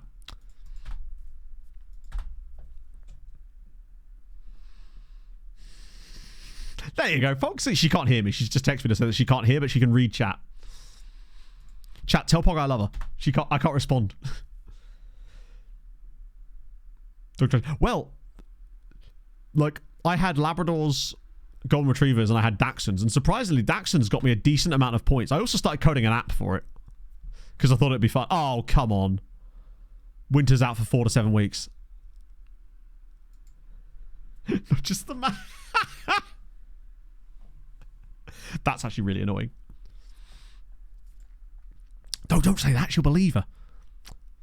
At least the Stannis is back, so I guess it's 2 steps backwards and 1 step forward here. Right, I mean, what's the betting Real Madrid? I reckon Betis gets something from this game. I reckon it's going to be a random 2-all draw. FM loves doing this. Okay, 2-0, never mind. As you were. Did they deserve a draw? Probably not. Dachshund. Isn't that how it's pronounced? Dachshund. Most of the time we just call them sausage dogs over here, but this is a bop. It just makes me... That was a really not a bad performance from Real Betis. I can't think of this song and not think of Top Gun. Well, that's true. Winter can't... He can only play between November and February, unfortunately. We have to sign his friend... We have to sign Jan Sommer. Don't know how much good he's going to be. In Dackle. Oh, really? Okay. I like both of them, James, but I've got to be honest with you. I think the second one is honestly a better film. But that might just be because it's... I like them both, though. And the soundtracks for them are absolutely incredible. What was silent at all? I don't know, but I'm speaking English. All I know is that most of the time in England, people call them Dachshunds, and England is a country where I live and speak the language of. I realise it's a German word, but a lot of words get loaned to other nations and then sort of get bastardised a little bit with local pronunciations, right? You should hear people trying to say sauna over here. Finland's be like, what? So I saw a small dog. This is where that's the direct translation. I guess we could do with Granada losing. Dackle then. That'll really throw people off. Not that it's not a word I really say out loud very often, honestly. Oh, maybe Athletic are not as good as we thought. Then again, Sevilla just go and beat Granada quite easily. Dashund. Yes.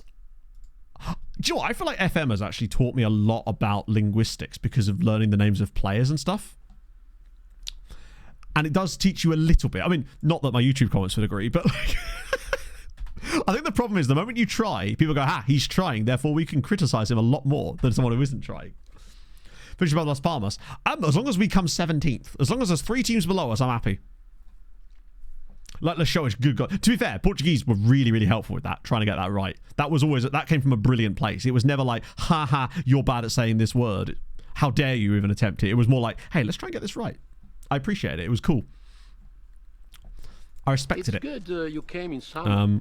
In winter, it can get very depressing. Our goal difference in this plus 76. Tell me no one else has a better goal difference than that. 32, 76. God, we're so far clear in terms of goal difference. 122 out of 22 as well. We must have the top scorer in this, surely. 32 goals for Oliver Hill. And I got a question, chat. How? How has man got 32 goals this season? This is very true. Asu, thank you for the follow. All happens. Literally every single one of them. He's just standing on the goal line. Blame other players. It's like when the team came to me earlier this season and had a go at me about... Wow, okay. About our performances when they were the ones on the pitch. I get it that they could say about the I think they do sometimes, but it's when they say things about like the team's performance. Actually, no, the worst one is when they complain about getting knocked out of the Champions League or something at a certain round because they expected to go further and act as if it's your fault when the player leading the parade is the one that gave away the penalty that lost the game. It's just like, have a bit, read the room, buddy, you know? This will be nice. Yeah, with Polish, I'll obviously struggle because it's a very difficult language for pronunciations, but I actually have a lot of the basics of the Polish ones to begin with, just from doing Polonia to begin with, and I just really like Polish pronunciations as it is. I just find it a fascinating language with a lot of the letters that are pronounced differences. Learning on the B team, I actually don't know. Hopefully well. Hopefully it's not going to cause us huge problems. Oh, wait, this is going to be basically no cash, isn't it? 4K. This guy, by the way, is a youth player that was poached by Las Palmas from us. Pog, chat were being really nice to you and you missed it. I can't believe you. Who is it we're looking for here? Juric. Who's incredibly not played a game for the B team yet, which might just mean our B team hasn't actually played yet. He did not say that. How dare you? Oh, wait, that's wait, am I scouting Napoli? All right. Speaking of, we've actually gone like nearly a full month here and I haven't looked at the team reports, so I probably should do that. Yes, I think that's one of those things where you're just going to have to give me the benefit of the doubt on those ones. Just turn that off. Who the... Oh, it's... I was like, what? It's Atletico, though. A lot of these guys are from, like, giant Italian sides. Is it even worth me scouting those guys? All from, like, giant Italian clubs. If anything, the ones we're more interested in are guys like this and that and that and that. Like, these Hungarian and Israeli players down here. A couple of guys at Breithimblik as well, actually. Limit on youth recruitment that most of you would do for... what do you mean limit, Lord Justinian? The limit technically is 20. That is the highest you can have. Rashid says lose. Good news. Doesn't show you anything. Oh, Pog, what I meant to say is I was being horrible to you. Yes, Petro Luanda are on there. They produce most of the good players from Angola, along with... There's a team that's called like D'Agostino. It's got like a 12 degrees or something in it. That's the other one I find. But yes, I've got both of those two in there. So Winter's unfortunately injured for this game. Which means Lewis Fisher, I guess. It does suck that we're going to be missing Winter for a little while. I often find that they're usually very cheap as well, which is extremely helpful. Astanis is actually fit again. Well, not fit, but he's available to be on the bench. I hate the fact that Svenny can't play for the... I might set Svenny available for the under-19s, honestly.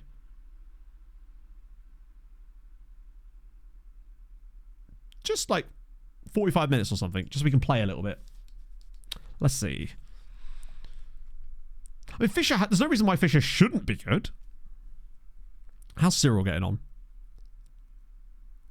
Still at red, obviously, but I wouldn't be surprised if he gets there by the end of the season.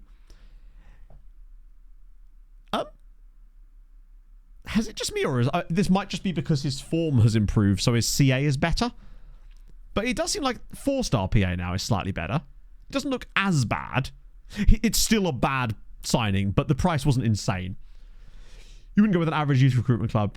Well, you could do, because at the end of the day, if you can find a way to improve the youth recruitment, then you can make any team into a good youth recruitment club. But ideally, youth recruitment only saves are tough enough as it is, so you kind of want to give yourself as much of a head start as you can. So that's why when I was trying the whole Beaconsfield thing, the reason I chose them is because at that level, their youth recruitment is by far... like, not even close. It's so far ahead of everybody else that you're at least going to have the benefit of getting good youth players through. But it's really tough even with those guys because, one, you've got to try and hang on to them. Like, I don't know if you guys have ever been in this situation, but I have when doing lower league management, where you get a youth intake player. The first season they come through, the second they come through, you try to offer them the contract, and they won't even sign a youth contract with you the second they actually generate. That's how good they are, or how much better they think they are than you. It doesn't happen as much as it used to, but it used to happen quite frequently on FM, and it was incredibly irritating. Particularly with those types of saves. You'd be playing in like the 8th tier or whatever. You get a player come through who's like really decent, but they won't even sign a youth contract with you to begin with. And at that point, it's just like, well, why are you even here? And I wonder if that's something they've got rid of in more recent FMs, because I don't think I've seen it for a while. So maybe it's just gone. This has been an insane first half where Villarreal have absolutely clubbed us for chances, but somehow Moreno has just kept everything out. Like, they've had like double-digit shots in the first half here. Dosso with a brilliant tackle again. He really is defending well from the front. I was going to make that tweak on Steiny, wasn't I? Steinmetz? That's poor. He's giving it away again. I definitely am going to switch that again. Because I forgot to change it outside of the game. Got to make sure I remember to do that. I don't think it made much difference, but I want to see whether it's possible. Because once again, he just gives the ball away in a really awkward position. And I think this is going to cost us a goal. I was kind of hoping it was going to be us on the end of it, but sadly not. It seems like Dosso's really... that's unfortunate, man. It seems like Dosso I constantly see pressing from the front and winning the ball back in high areas for us, which is nice. And he did a really good job on that play as well. Just unfortunately, Steinmetz couldn't play the right pass. But they deserve the lead. They're much, much better than us in this game so far. I think this is a question of just trying not to get spanked and growing into the game a little bit more. Hello, suspect!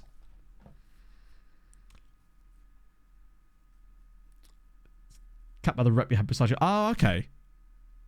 I didn't realise that. Oh, Christ. He's going to run all the way through, isn't he? Please don't give away a penalty. Oh, bloody hell. This is just a tough one. Giussi's had a good game. So has Moreno, despite a goal. But 13 shots against in the first half and none had is not great. This game, bad suspect, but we have just... Actually, this would technically be 2 straight defeats, but we did win 2 in a row before that. And the squad is definitely feeling a lot better. Lewis Fisher's having another absolute shitter. Kadir's getting rinsed. Oh, only 1-0, but as long as they keep losing, that's the main thing. Good to exceptional. I recommend you just... At the end of the day, do whatever you think is going to give you the most fun and enjoyment out of the save, right? Because, as always with FM, it is a single-player game, and if you're playing it... If you're having a nice time, you're playing it correctly. It is definitely giving... Oh, do you reckon it'll be Alex? Before I get a chance to substitute him, we'll randomly 2-foot someone. He's had a crap game so far, and I want to bring on Miran Hartman in a moment. Oh, that's good again from Arnado. He really does seem to have stepped it up a little bit since these other players have come in. He's constantly winning the ball back in good areas. Right, Steiny's got a bit of space here. That right there from Feta was disgraceful as Alex's throw, and Alex has missed the target. And now he's definitely getting pulled. Never staying on the pitch after that. He's got to bury that, or at least hit the target. Biff Molek, thank you very much for the 20 months. If you were in a life or death dance competition, what would your go-to move be? The worm. But I do it so poorly that they take pity on me and thus would save my life. Potentially. The existing squad of previous 4 years added as a personal hero on your favourite person. That would be fun, actually. Kind of like how with Josh King at Fulham, he was once a mascot and walked out in a game holding Tom Kearney's hand. Hutch for Dosso, maybe? It's very early still, and I want to give Dosso the time, because this isn't a game that we were likely to get anything from anyway. But I might get a Stannis on for Jan, because he's just much better. I don't want to make too many changes here other than the guys. I'm going to save some more subs, maybe around about 65, do the same thing. As I do still like what Dosso's bringing, even if he is starting to lose rating. I just love having the flexibility to actually bring better players off the bench. It makes such a difference. Even if we end up losing this game, we really should be losing this game by a lot more goals. I've not been impressed with Fisher. I think Winter was definitely a good sign. Oh, here we go. Give it to Steiny. See what he can do. Maybe he could ping one. Feta again. Yeah, this is the thing. Every time they receive the ball, they're always looking backwards because they can't seem to turn. Right, this is it. Oh, that was your moment, Steiny. You got to ping that for someone. He needed a run. We're going to end up overplaying this, aren't we? We're going to overplay this, give the ball away and get counter-attacked. There's a little bit of a space there if you could find it. That's the pass. There it is. Nice. Dosso into the channel. Arnado's made the run. Could he find him? No. He's going to go alone. I do like his dribbling ability. He really does love picking it up and going with it. Arnado. In all back post. Hartman! No! How has that not gone in? Oh, I can't believe it. Right, now the changes are happening. I can't believe that. Oh, it's not our day, is it? Wow. Right, now we're going to bring it. Good work from Dosso there. Fetters looks a little bit... We'll do the usual subs that we've been doing lately. It seems to work, where Giussi comes off for Herholt. What a chance. Yeah, we can absolutely have a look at the schedule and see where the points are going to hopefully come from. What a chance for us there. Mekawar again. Oh. Like, it would be a very harsh equaliser on Villarreal if we'd have got it there, but my God. I thought he'd done everything right. The build-up play was beautiful. He gets the header as well. That's the thing about Hartman's height, is he does offer us a little bit more. Oh, well played. Oh, nearly. It's a nice intensity there, actually. I don't know who that was. It might have even been Sheila there. That must be offside, right? Oh, wow. We got lucky ourselves. He is offside, though. I do like Dosso. There's just something about him on the pitch that looks capable. And I think it is just that he does have really solid attributes. And I think once he gets used to the role, I think there's something there. Oh, imagine if we could just bail out a random 1-1 in a game we don't deserve to. Just an extra point towards safety that we wouldn't have anticipated. It's what these sort of seasons are made of. Just getting those random points that you don't really feel like you deserve. Oh, it's a good finish, to be fair. Rockash Puckstash. Hang on, isn't that the guy that's... He's American, right? Puckstash. I guess it's probably pronounced Puckstas because he's American, but I'm fairly certain he's American, right? He's really young in real life. Yeah. The beta. Oh, we did, didn't we? Wow, he looks really good. Okay, this game looks to be cooked now. How many subs have I got left? Oh, I've used them all. Okay, never mind. Lithuanian American is a cool little combination here. They're just better than us. These guys are a Champions League qualifying team, let's not forget. So we can't expect too much. Just not getting hammered by them, I think, is a good sign. We've got other more important games to come. And the crucial thing is as well, it keeps us 5 points above the drop zone because Cadiz have lost as well. The gap is there to be managed. That's fine. We're not at a level where we're going to be able to... We can maybe take points off these teams. Las Palmas won. Yeah, but like... Right now, I think that it's just important that we just need 3 teams to be worse than us this season. I think we can... The summer is going to be tough, though, because I don't know how much money we're actually going to have, because a lot of it is going to be tied up in the signings we've made last summer. Yeah, change Steiny passing. Keeping that gap is crucial. Let me just set that done. Switch China. I don't know how much of a difference it's really going to make, but... Wow, Arnado is so tired. Luckily we got... Oh, 3 days. Wait, what? Wait, no, I don't want moderate passing, do I? Well, I do, but I want it to be personalised for Steinmetz. Kadiz losing by 4 is always a good sign. I wonder if moving him out slightly wider in this could potentially help him as well, but I want to get too close there. Yeah, that game in 2 days is not ideal. In fact, I don't know why we've even got a midweek match here, considering that we don't have any cup games left. Like, why are we playing midweek games when we don't even have that much of the season to go?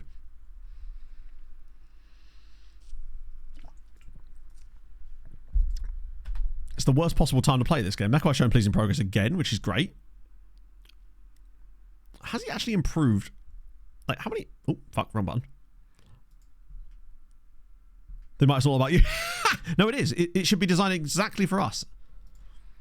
So marking and positioning. I wonder if that's one of the reasons that Mekawai is also improving in this team. It's just that he's getting better at the defensive side of the game as well. So he's not getting caught out as much. The fact that he's gone up by 3 in his marking in the last... basically just over a year since we took over. It's good signs. Player. Yeah, absolutely. I like making little tiny tweaks. Things like that, just to see, because I don't feel like it's the sort of thing that's going to affect it too negatively if it doesn't have an impact on him. It's just like a minimal little thing we can do to just see if there's anything there. I thought change. True, but the thing is, making substitutions in a game is all about the game state, right? It's... We could go, though, with a... It wouldn't... Do you know what? It might be a good idea anyway for this next game, because Steiny is not usually capable of playing back-to-back games in short space of time. So it might not be a bad idea to play Giussi and Herholtz anyway. Switch Giussi across. Because the problem with Giussi is he's not very good in the tackle. So he would potentially get caught out there. But what he is good at is the work rate. So he'll at least harry players, and maybe it will make up for his lack of tackling ability. And we'd have 2 slightly better passers of the ball on the pitch. Because as good as Steiny is as a passer, which is average, Giussi's better. And Jason Taylor's a manager. But then who would be his assistant? He'd have to be his own assistant. Could he upstage himself? Maybe. These next 2 games feel a lot more winnable because then it's Barcelona and then we're cooked. But if we could get anything over these next 2 games, because there's still a lot of season to play. Like, the way I look at it is, if I'm being realistic about, like, where I want to be, I actually think we only take 1 point from these next 2. But I think we beat Osasuna randomly. So that's 4 points. I reckon we win that. So that's 7. We'd obviously lose that. That I reckon we randomly draw, but it's good for the head-to-head and it doesn't keep the gap, so that's 8. I reckon we win that. Lose that, win that. I reckon we still have like another 11 points really easily available for us, and I think possibly even more. I'm maybe underestimating it a little bit. Point is, there's plenty of points available for us, and I think maybe I'm just basing it off of how bad this team's been lately. So perhaps... Or how bad the team was before. So we picked up some results I wouldn't have expected us to, and maybe we can keep doing that in some games. I believe it has the minerals now to stay up, provided the other teams keep losing down the bottom. That's some tough games here. Hang on, our game starts at 10 o'clock at night. I just can't imagine a game local time at 10 o'clock. I know it's Spain and it's like very hot, but it's February. It just seems so late to start a football game. Except for use recruitment. I mean, hey, you can do whatever you like, right? And at 1 a.m. That's mad. Right. Ooh, that's annoying. A draw for Racing Santander. Yeah, imagine what time you'd get back. We're keeping it tight defensively as well, but I think that just comes from us. We had a lot of 3-2 defeats. Hey, whatever you think is going to give you the most fun, Lord Justinian, that's where you want to be going. Oh, God, yeah. Steiny is definitely not starting this game. It sucks for Bilal too. But it might actually have to be Macias. Which I don't like at all. And then obviously... Sheila... No. Hang on. Who am I bringing in? Sheila or Herholtz? I'm going to just check this. 13 and 12... And Herholt is 6. Okay, so Herholt will start. Yeah, it's creeping up there on Serial as well, which is good signs. As is his value. Who let you cook? Hey, Mariska Merch let me cook. And they're still eating good. They're not. They got relegated. Okay. It also helps that Herholt is left-footed in this role. Very, very, very left-footed. Arnado's recovered a decent amount. It's not perfect, but Bilal is like a substitute at best here. God, I can't wait to Ashenpong's back. Is a Stanis good enough to start here, do you reckon? I reckon he's worth throwing in. Because he actually plays okay. Charlie Schuker up front. On loan from Man City. Of course he's on loan from Man City. Why would I assume it's anyone else? That's true, yeah. They were bad regardless. We just made them... we had a chance of being better. Herholt's hometown is... Stenlilla. No idea whereabouts that is, but that is his hometown. Favourite clubs? Oh, of course, he actually had a little loan spell at Dinamo Česká Budějovice. So bus ride, there you go. You could go visit him.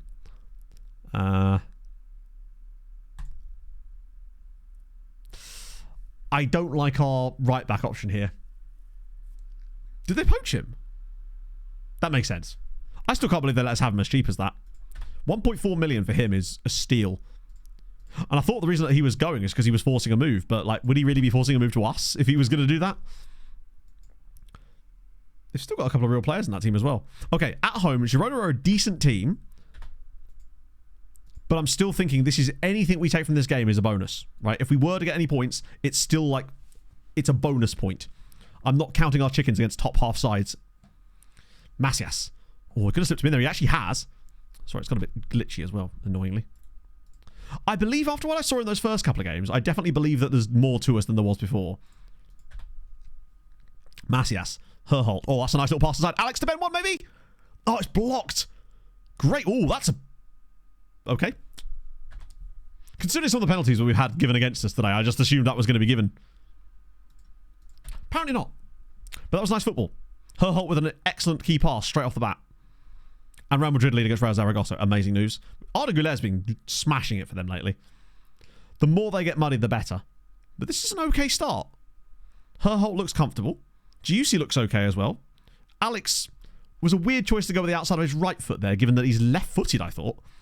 So it was a strange decision. Oh, Giussi's got... They can well narrow there. Right, that should be fine. I want to see what Stanis can do if he could go a couple of games without an injury. Whoa, good lord. Actually, wait, if he wins this, which he doesn't, but he will. Herholt again. Ah, wait, Dosso's got it again. Look at him go. This is why I love Dosso. He just seems to take people for a ride in most games. Alex at the back post. Keeper's punched it. Macias to surely clear. Yes! Come on, it's William Jose. It's his name is the other way round, but it doesn't matter because it's Tenerife 1, Girona 0, and it's deserved. But I feel like Dosso does this a lot. He seems to draw like 3 guys to him at all times. Great touch from Macias to set that up. Very fortunate the way it's bounced to him, but we should have been burying that initially. We lead. Come on. Dosso just has this wonderful habit of just picking the ball up, running at their defence, and they seem to always send like 3 guys to go mark him. And that will push us up to 14th and potentially 8 points above the drop zone, which is big. And we've played well. This is a good first half performance from us. The question is whether we can see it out for 90 minutes with the options we have off the bench this time. Or we just keep going. Something that I think's really helped as well is we look like a team capable of getting the second goal in games as well, rather than just getting in front and then immediately collapsing. Dosso's on a 7.4 in this first half, which I'm a bit baffled by because I don't know how he's done that. Oh, that's a great pass. Right, we need a big finish. Oh, it's hit the post. Wow. Very, very fortunate there. Got away with it. Massively got away with it there. But creation in this first half has been excellent. And now Macias has hurt himself. Getting to half-time, like, this is a good... Oh, they've switched their system around. I mean, we take that at half-time. That's a very good performance. Key passes for... 3 key passes for Dosso. That's the reason. Herholt with 2. Even Giussi's managed to grab one. Macias has looked good. Alex has been a bit poor, but that's okay. We've got options. That's where the subs will come in. We probably do like a Schielefer and... I'm thinking like 60 minutes. Schielefer and Hartmann. Straight in. Betis... No, not Betis. They would never. Now, they really are just bad, aren't they? 9 points currently. It could be... Honestly, I'd settle for a decent second half of the season. Arnado's ball in. Van der Leyen! 2-0. Beautiful. It's a goal and an assist for Arnado. Tenerife 2, Girona 0. This could be the win, if we get it, that sets us well on our way to survival. We would just need to be manageable for the rest of the season if we get this, because the gap would be massive. Even set pieces look better, yeah, which is crazy when you consider that the players that are taking them seem to be the same guys. I guess there's a few extra options in the box. I'm still going to wait till 65. Fisher still looked a bit worrying today, but maybe he doesn't have the potential. I don't know. He just looks really good. Right. Alex definitely needs to come off. But that's Hartman and Sheila. Arnedo is very tired.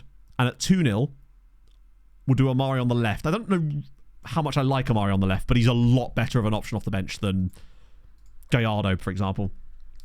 No, we have our own set pieces that we've been working on. We have a near post one and a far post one that it just sort of alternates when it feels like it.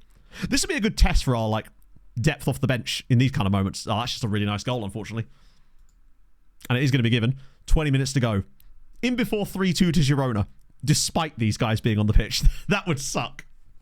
But I also don't know what we can really do about it. Like, we've done all we can in this game. Haven't really given up a lot of chances to them either. That was just like a 0.8 XG goal. We may have to do with... Oh, they've gone 4-4-2 again. Which wasn't really working for them in the first half, interestingly. 3 more subs, but do I actually want to make them? And if so, who? Stanis is very tired, so maybe Kovar. Juicy's very tired, so maybe Steiny, honestly. Like a fresh Steiny for the last 8 minutes. Fingers crossed. We'll do that, we'll do that, we'll do that. We've got to try it. I'm still worried that we might end up conceding this. 6 minutes to stoppage time is a lot. Come on, I beg of you, FM. Don't do this to me. Let us see this over the line. Just no 96-minute nonsense. Sensational. Tenerife 2, Girona 1. Tight in the end, but we played it right. We got the goals. We got the dub. That's 3 wins in 5 now. 9 points from our last 5 games. With 2 defeats in there that you wouldn't have expected us to get anything from in the first place. That is a game I hadn't really thought we were going to be able to get a win in. A draw, maybe, but a brilliant win in the end. Hello, Knighton. How's it going? That's really, really solid. I feel so much better about our chances at survival now. Because I was worried that we were going to be going into that battle of those last 5 games with like being like maximum of like 2 points clear of the drop zone, if not even less, and really needing those points. Whereas now it just feels like we can be quite... If we're just average through those games, we'll be okay. I reckon we need about 8 more points to survive. But honestly, those teams at the bottom are not winning games currently. And unless Cadiz pick up a surprising win out of somewhere, it's looking very tasty. Who's this? Who's spotted there? Walter Moreno. I wonder whether he's got any better on the advanced metrics yet. He must do, just because of the way we've played lately, right? It seems like his numbers are improving. Somehow he's gone... How has he got worse? I guess it's because of the Villarreal and... I don't think he's been that bad. That's so strange. It feels like he's been better than his expected goals in the last few games.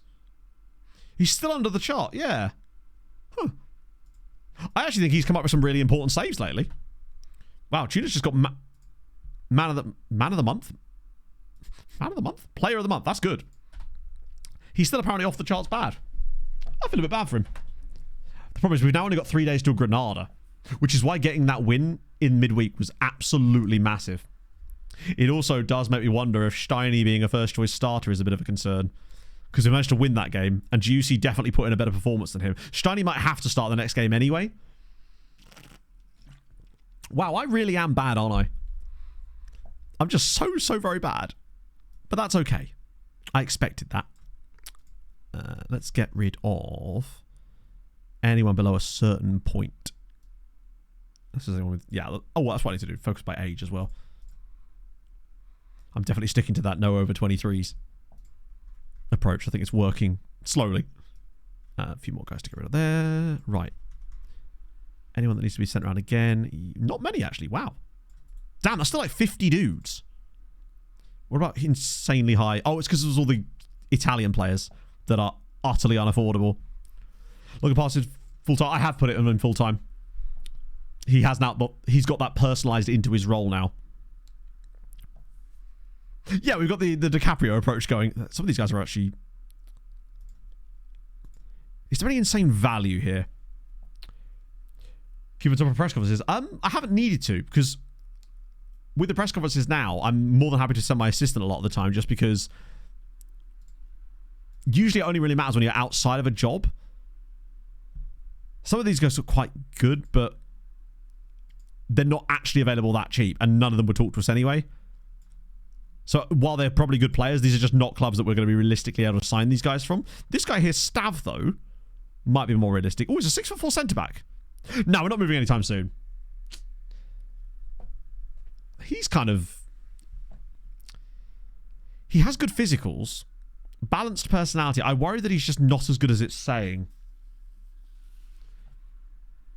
Media handling, I suspect, is not likely to matter too much now. Maybe I'll shortlist him for later. Like, obviously, I'm happy to move on players in the off-season. In the off bit that... Oh, hang on. Oh, that's that Gorka Bilbao dude again. Yeah, he actually looks... He's 16. Have we got the money to sign him? We do. Surely he's worth a look, just because he would be homegrown as well. And he's another one of these random 16-year-olds that's gen at these 4th-tier sides. Breakthrough prospect, not a high wage, although weirdly quite a high value contract. 900 grand. I think I'd be willing to pay that for him, honestly. That's quite a lot still, actually, but... Ah, this guy's moved. Oh, no, he hasn't. Sorry. Because he was named Istvan Nodge, I just assumed that he was actually a Hungarian side, but I'm already scouting him. Anyone else? Milan, Parma. Very cheap guy at Parma here.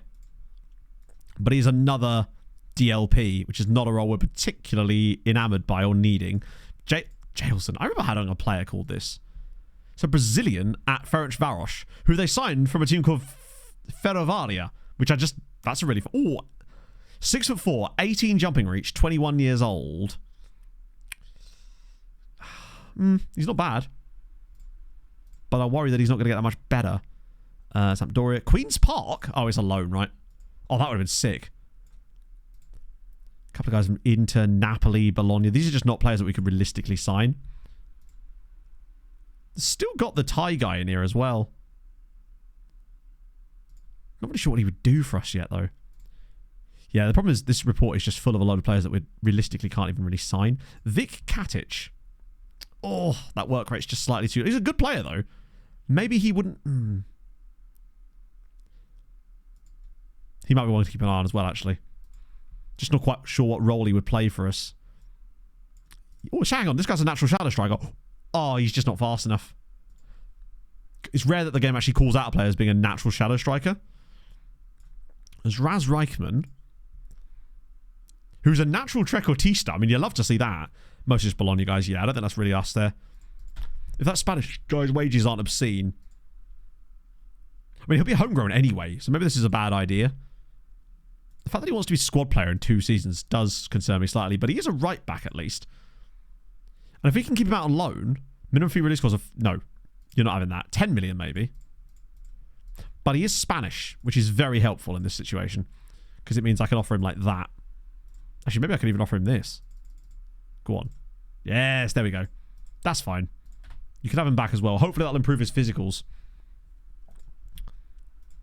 Nice. Like, 2.2k is fine for a breakthrough prospect. He's not going to play for us immediately anyway. He's more for one for later. Las Palmas have won again. Shit.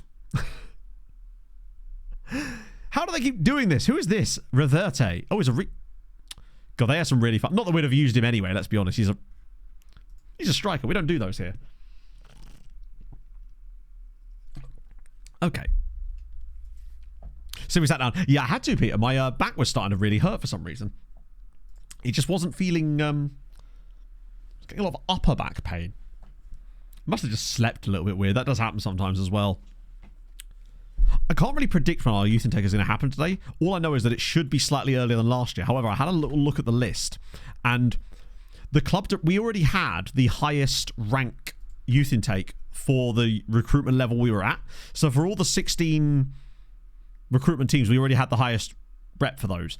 But us moving to 17 actually hasn't moved us up very much, because the team directly in front of us was also a 17, and they have higher rep than us, which means I don't think we're actually going to be moving up many spots this year. If at all, ironically. We'd probably need to move up to 18 to get real movement. Drops like a football concern, that's brilliant. The dynamics must be much, much better now, right? It's weird that Alex is still worried about the dressing room atmosphere. How much longer has that promise got on it? Considering the atmosphere is great now.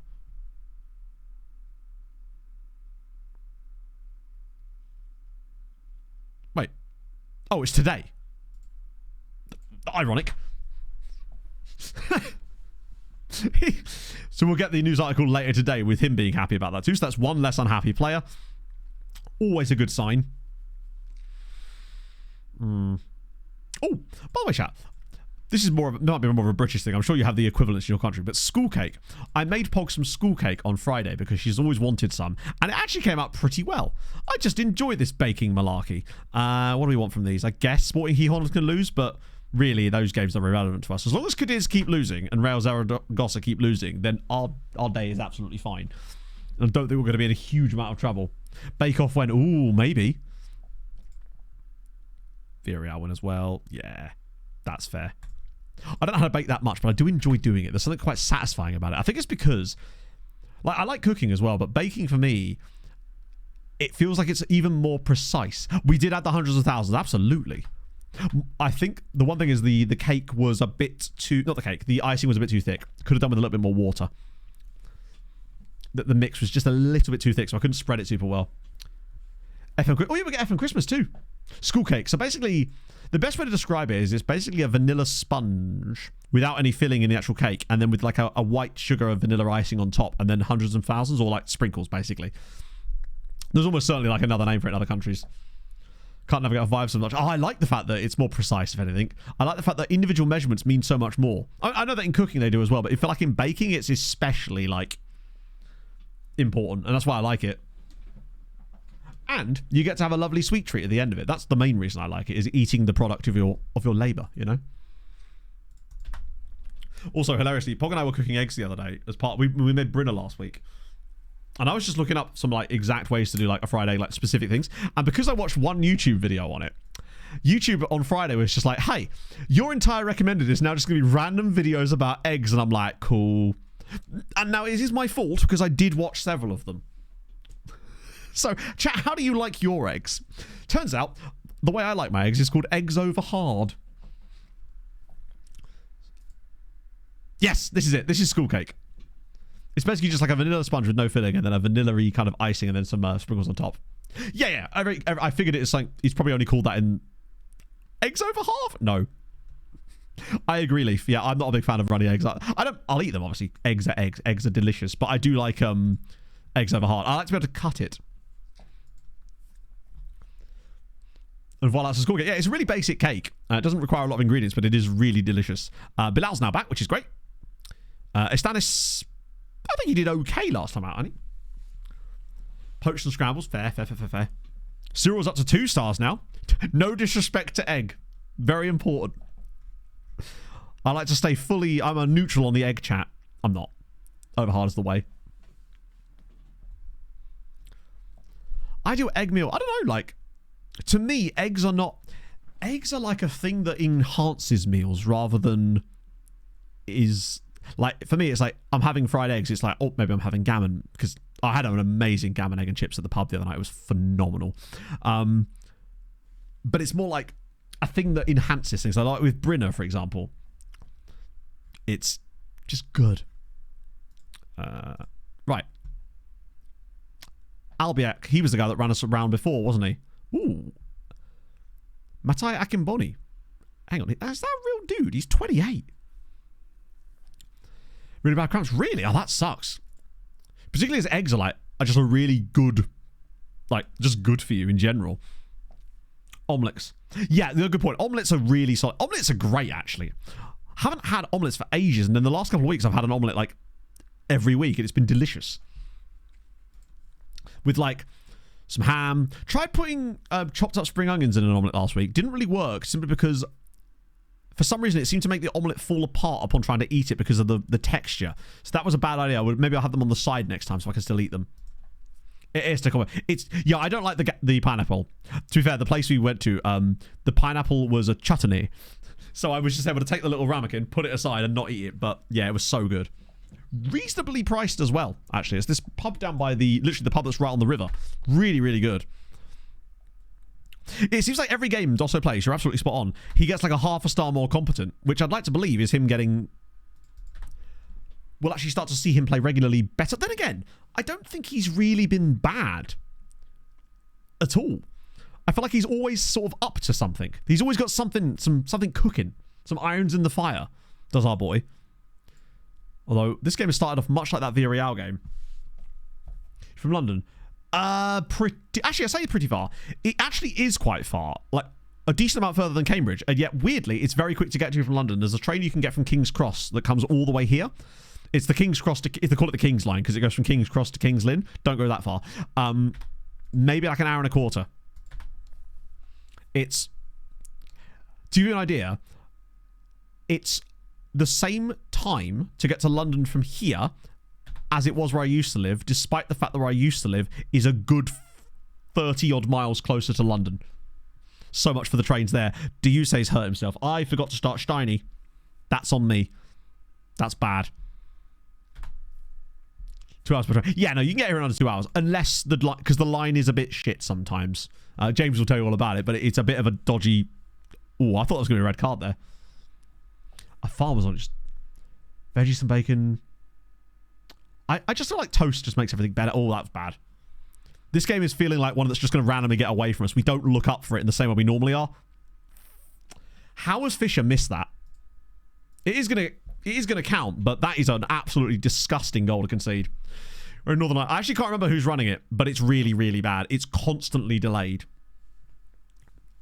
Like, the first, like, several times I used it, either my train was cancelled or didn't exist or was delayed by an amount that was basically the equivalent of being cancelled. Oh my god.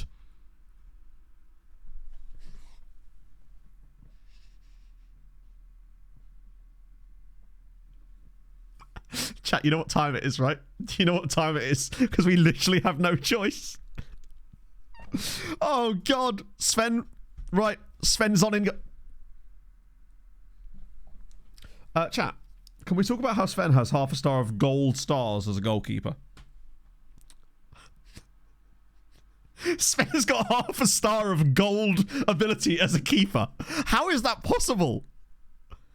Somehow, right, this is... I can't... The game thinks that Sven Smates, a right winger, is a better goalkeeper than Cyril Dosso is a shadow striker. That's what that's basically saying.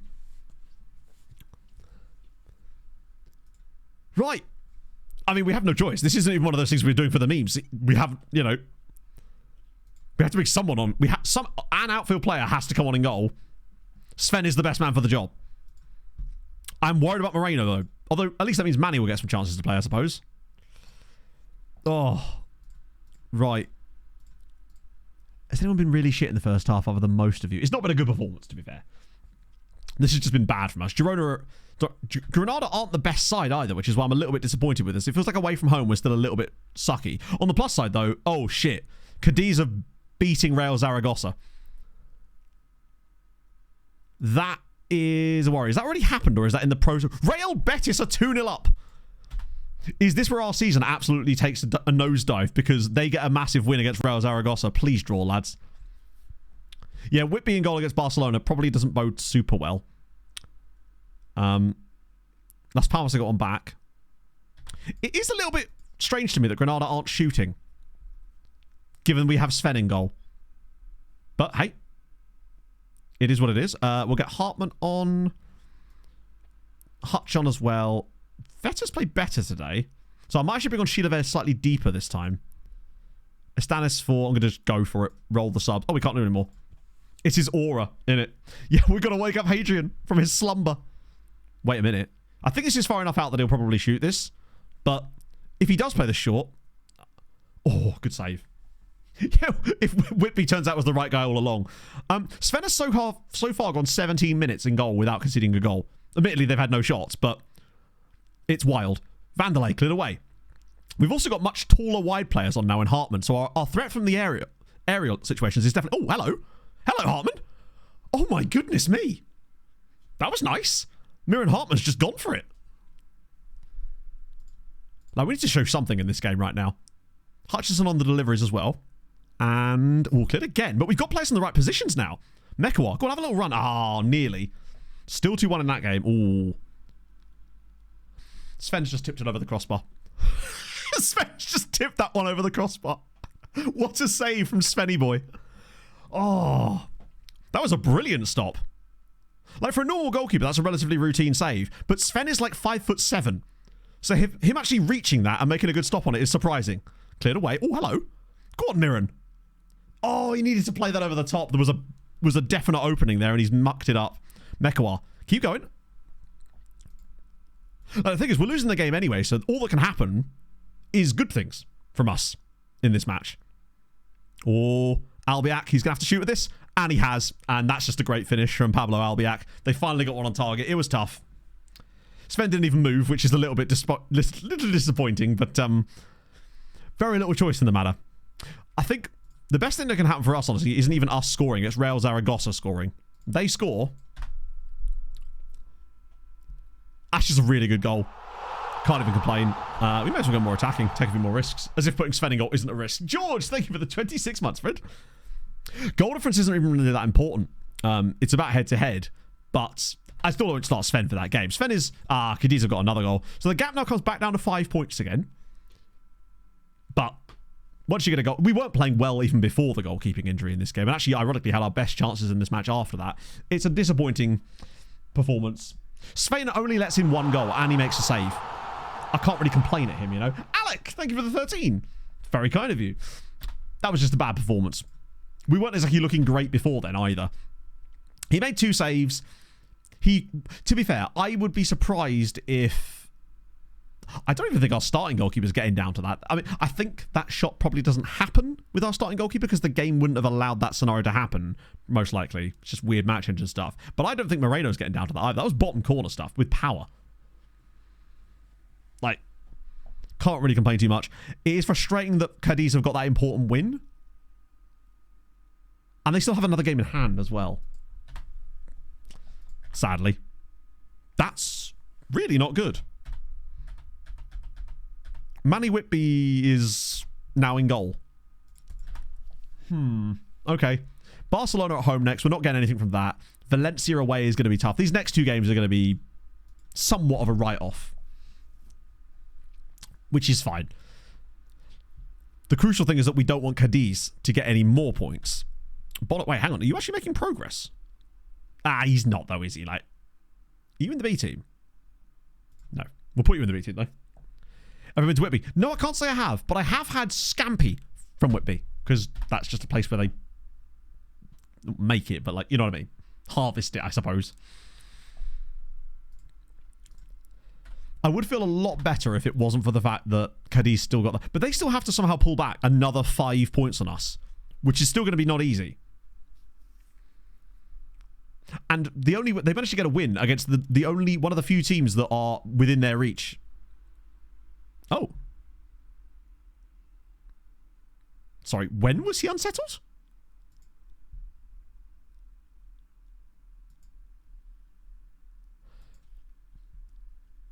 Hang on. Just to clarify, he has never tried to speak to me about this. Thinks the club is underachieving in the league. 17th best team are in 15th. I mean, do you know what? If it means we could sell him for an insane amount of money, I'm alright with that. Yeah, he could have been better. Like, there's a reason we're underperforming, and he's part of the reason. Like, he is a very big reason why we were underperforming. Since he's not been playing for us, we've actually improved quite a lot. I wonder what Ron's points per game is in the squad thingy. So Patrick actually has the top. Ron, wow, look at that. You're right down at the bottom, along with only Svenny, Alvaro, who are meme players. Stanis, by the way, is very low down here too. And, yeah. I mean, I'm not saying, but, like, I'll tell you what, Masses has actually got quite a decent one, hasn't he? So is Hartman. The new guys have definitely helped us. Oh, good lord, another injury to the centre-back. Not you as well. Yeah, he is. Whitby at the top. No, you're not wrong. Which game did Whitby play? I think Whitby actually played a cup game, sadly, and the game counts that in there. And... okay, up the system. This weird got me feeling tactical. If only. I'd have less back pain while I was doing it. It's your fault. Yeah, I mean, Ron is... well, you know, Ron might be bad news, but Action Pong being back in training is better news, because I think he's better than okay. Looks like Macias is starting the next game. But getting Achapong back is good, because Achapong looked solid towards the start of the season. I think he's the only fullback that even has any assist in this team right now, which is crazy. This is more Thank you for the follow. Rykov, Jesus Christ.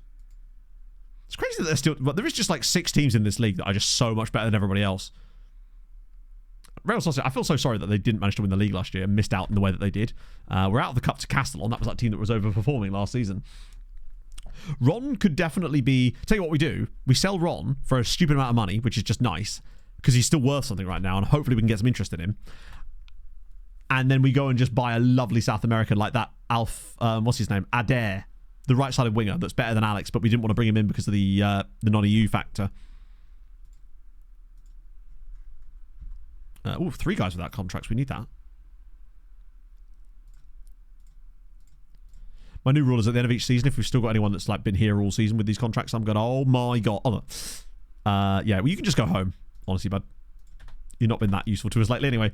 Japanese guy. I really want to see if that man ever makes a move at all, because he seems quite happy just playing in Japan, and I think maybe that's just because he's just never going to get any better than he is.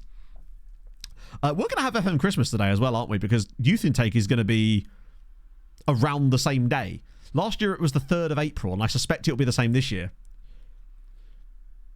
Drop down a league to manage them instead. They do be doing that. I think it's because they do on rep. So if they've still got high rep, they believe that they can like launch an assist, like go after you. Oh dear. Oh my god. What is going on with people's knees and shins? Are we just kicking each other? Look at all these random little injuries. I really hope the youth lads are as good as that too, because I've never seen a youth preview be as good as that at a club as high up the footballing echelons as this.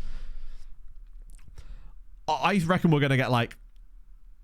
There's 8 players in there that are A-rated. I reckon we get at least 3 5-star potential players in there. Now, whether they're any good as far as 5-star potential, the report, if you haven't seen it, this is the training report. Sorry, the youth intake report. 5-star, which we've seen a few times and it's been a lie, but there's 5 different positions are A-rated, and 2 of those positions have at least 2 fullbacks and at least 2 top prospects in the centre of midfield. So that means there could actually be more. But it means we've got at least 8 A-rated players in our youth intake, maybe even more. I hadn't even read that correctly before. So that actually could be even more. The CMs are the ones I'm really excited about, because if that's the case, Thomas, then you're spot on about the use of the phrase top prospect specifically. Be curious if there's any actual meaning to that stuff. It would be quite funny if the only good player out of it was a striker. Ooh, Las Palmas versus Real Betis.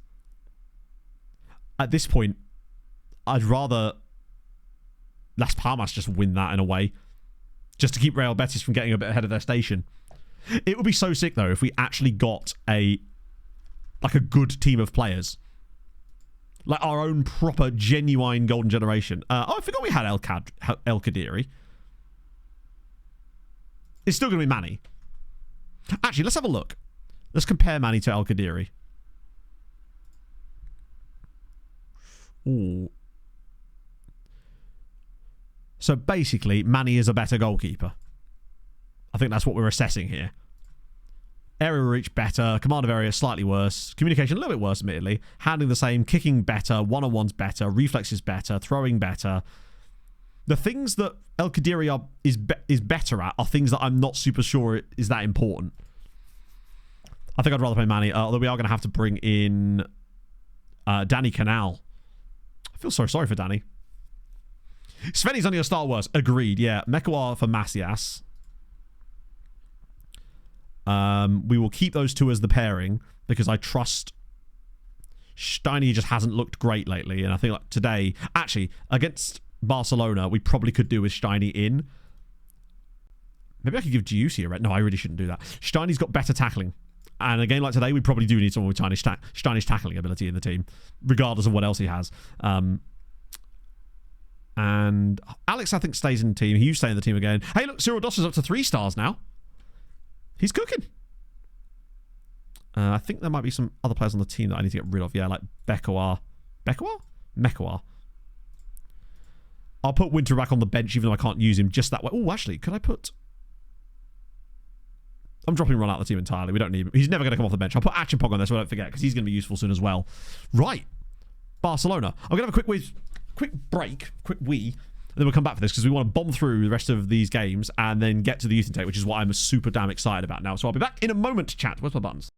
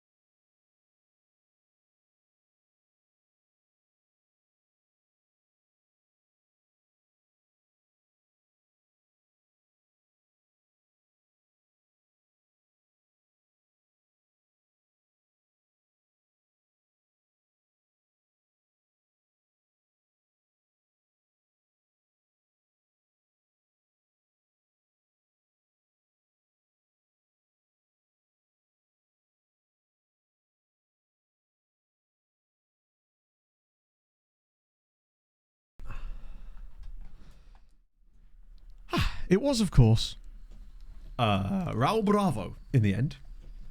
Okay.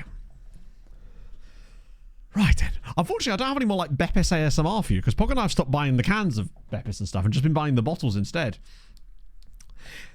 Did he really have a 26-year-long career? Christ, I'll buy it. And actually, most of the time I don't even read them. I normally just check to see if I've had them before. Also, didn't realise there was that many 2 o'clock kickoffs today. I guess it's because there was a load of European games on the Thursday, right? I was just having a little look while I was pouring because, I like to multitask like that, you see. What was it, like, 3, in fairness. Also, did you guys watch the F1 last night? That was, intriguing. It felt like the racing actually wasn't particularly good until Weather and Insanities came in. Yes, what was the trivia from earlier? So Hellebuck, Shesterski and Vasilevsky. Are United playing a B team? Really? Oh, that might be the one to watch then. Sorry, I mean, if it's not on English television, I mean, that would be the one to go on a nice little flight to watch, you know? Know what I'm saying? No, yeah, it was, the whole Lawson, like, Alonso, oh God, it was just chaos, man. I really do love that RB paint scheme, though. Or VCub, whatever they're called these days. So good. Oh, Insta highlight. Basically, the reason I bring this up is because this game is going to be an absolute bloodbath, right? So I wanted to make sure that we had something else to talk about while we concede 6 against Barcelona.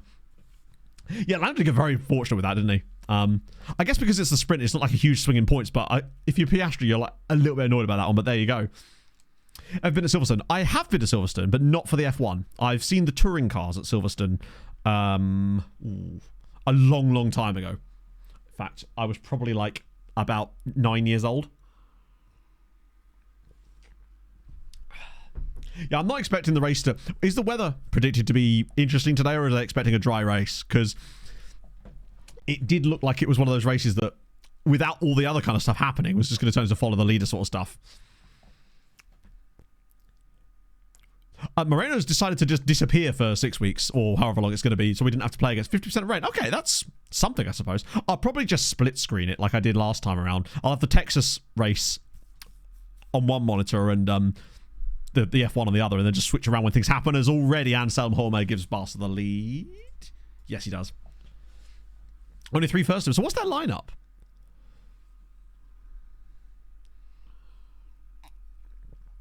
I might actually be going to touring cars in a couple of weeks. My mate's invited Pog and I to go to the Snetterton meet, because it turns out Snetterton is like really close to me now. Which, obviously, it used to be that Brands Hatch was the one that was easiest to get to, but now Snetterton is like so much easier to get to. In fact, it's really close, but because it's Norfolk, the roads are just a pain in the arse to actually get to it. These sprinklers, I tell you what, oh, that'd be sick. Then you could have, then the sprinklers could win driver of the day. Look at Dosso again. He's so good at that. I just don't feel like we had a player winning the ball in those positions before, and Dosso just seems to be so aggressive with those front presses. Oh, go on. There we go. I reckon we might get an equaliser off this play here. We're looking quite, like, we're looking like we've got something. Oh! It's hit Dosso and gone in. And it's going to be disallowed. Oh, I can't believe this. The ball has hit Dosso and gone in, and as a result, I can't believe that. I think that was going in anyway. I'm fairly certain that shot was already going in, and Dosso, where he was laying on the ground here. I don't believe that. Oh my god. That's so unlucky. I have no words. League One play. Oh, that's a lot of stuff going on at the same time. I do like it when it gets to this time of the year for sports stuff. That's a great pass for Feta. We look a little bit up for this game all of a sudden. Like, we're actually creating stuff against Barca. Round the... Oh, nearly. Wait. Feta, through on goal. Can he square it? 1-1. Tenerife 1, but that's surely onside, right? Yeah, it is. Never mind. Tenerife 1, Barcelona 1, Alexander Feta. This game has the hallmarks of one of those games where it's actually going to let you do something against one of the big sides for some reason. I guess it's because big game mentality or something, but so fortunate. The way this falls to Steinmetz, heads it through, Feta holds off the defender, drills it home. A Steiny assist. We honestly should be 2-1 up here. I feel so sorry for Dosso that just nothing he could do there. It's the Manny Whitby effect. True. Yes, Snetterton was great. I still don't like the new layout of Snetterton. I think it's just too big. The laps are too long. Right, what are we saying? I misread that as Obi Mikel for a second there. So I assume the first team... Well, I mean... There's still quite a lot... I know they're saying, like, hey, not first teamers, but like a lot of these guys are starting a lot of games in the first team quite regularly, right? But still, Fredrickson obviously isn't. Amas obviously isn't. And who was that striker they had against Fulham in the FA Cup? Or was that the guy that's up front now? Because he looked kind of intriguing. I mean, they lost, but he was one of the few players actually... looked like he gave a damn, basically. I can't remember who it was. It may have been Obi, but I don't think it was. Yeah. He was actually quite solid. If nothing else, you'll get a kind of chaos factor out of him. He looks extremely unpolished, but sometimes that can be what you need, right? Right. There have been 7 countries that end in land. I guess it depends on how you define country, right? Because does Greenland count, for example? England, Scotland... Ireland, Republic of Ireland, Finland, Iceland, Greenland, Swaziland. Wait, is that even a thing? No, it's Eswatini now, isn't it? Deutschland, yeah. Poland. No official UN countries. Oh, God. Sealand. Is this one of these ones where they catch you out on, like, technicalities? Right, okay. Went planned? Hey, I live there. How dare you? Elyland? You like it? There you go. You can have that because it's got Ireland on the end. Netherlands? Yeah. Somalia? Yes, Somaliland. Is that UN recognized? I thought that was because of the... See, this is where I fall down on these types of quizzes.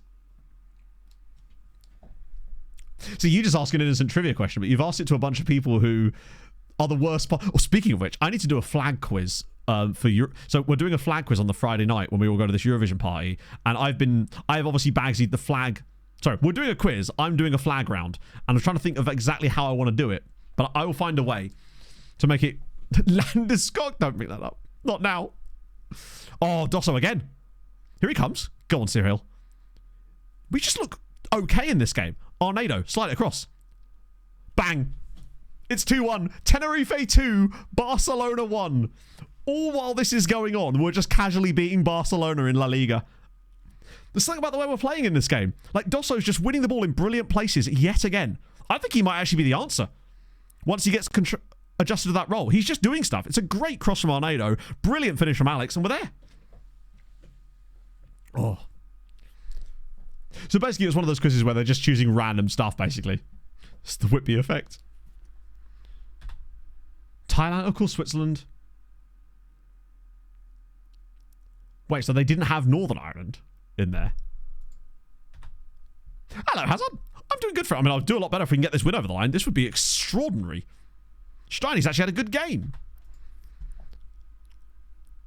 Oh, just think of the scenes in the bars in Tenerife. Not that they're for locals or anything, but like, regardless. Do I try... No, I probably should get Kovar on. We're trying to sort of see this game out. Actually, no, I'm going to put Kovar at right back, and I'm going to go for Achimpong here. You can, I guess so, but it's one of these things where... Ah, dear.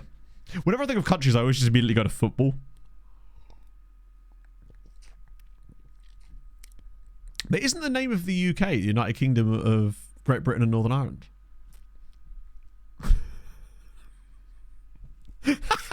I love being a pedant. It's great. Hult on 4 do you see? That's fine. Fetter's been good, but I think Sheila there's really no reason not to bring him on at this point.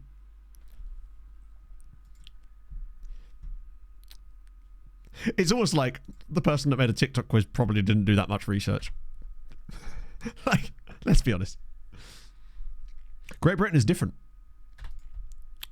So it's one of these weird things where United Kingdom and Great Britain are not the same thing. I don't think Great Britain, I believe, is the landmass, so it doesn't include Northern Ireland. But then sometimes it also... Right, come on. 3-1 now with a big header from Vanderlei. I can feel it. We're at 82 minutes. We're in with a... Honestly, this could be the win that might well keep us up if we actually do get it. That's how important this could be. Kovar, nobody in there for him. Whip it across. Back post for Arnado. Oh, it's cool. Oh, no, now we're in trouble. Lamine Yamal's about to tear us apart. I can feel it. Just side him down.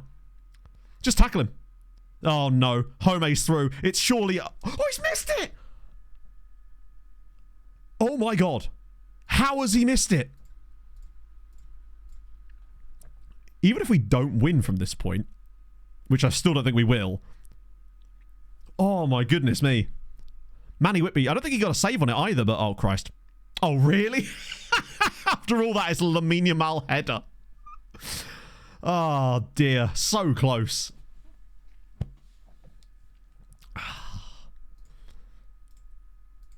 That's frustrating as hell. We've so nearly beaten Barcelona. But we're showing the ability to do that, which I think is what's most encouraging about it. This team, it's not like we were lucky to be in front in this game. Like, it's been a very even game in the end, and a draw is a fair result. But the fact that we've able to put up a performance... Hang on, we're not done yet. Alex, square it. Sheila! It's 3-2! Maximo Sheila makes it Tenerife 3, Barcelona 2, and we're back in front. Incredible. Steiny's been excellent in this game. Kovar with a great pass. Alex has been... He's been awoken since these signings are coming. Lovely little pullback. Sheila off the bench. Come on. Yeah, we needed that goal if we want to draw. Good point. Now we've got to sit on it. We'll probably still end up drawing 3-3, but regardless, it's given us a chance at an absolutely massive result against Barcelona, which we're not going to get. But at least it'll be a 3... At least we'll get a 3-3 draw against them. Oh, no. Ah, that's a shame. Yeah. I think that might actually be offside. It is. That looked miles offside, in fairness. Oh. The subs, they really do. But I think it's just because now we can actually make subs. Like, there's guys on the bench that... I mean, Sheila is one of them. To be able to bring on a guy of the quality... I think Lamine Yamal was actually miles offside here, right? He's not miles off, but it wasn't particularly close. Tenerife 3, Barcelona 2. Surely now we are staying in the top flight. 34ish? No, he's like 28. Might even be 27. He's 27. How many games are left? Oh, loads. Loads of games are left, but the great thing about teams down towards the bottom is they don't win. Basically. And 5 of our last 6 games are against teams down towards the bottom of the league as well. So just getting in a comfortable position before those games was absolutely massive. And we deserve that win. We're the better team. It felt like it was the type of game that we might have a chance to win, even in the first half. That chance that we had that was ruled out for offside, that now pushes us 8 points clear. Now, albeit Cadiz have still got 2 games in hand, but they have to win them. And they don't win a lot. Could cost Barcelona the league. I'll tell you what, I think it might as well.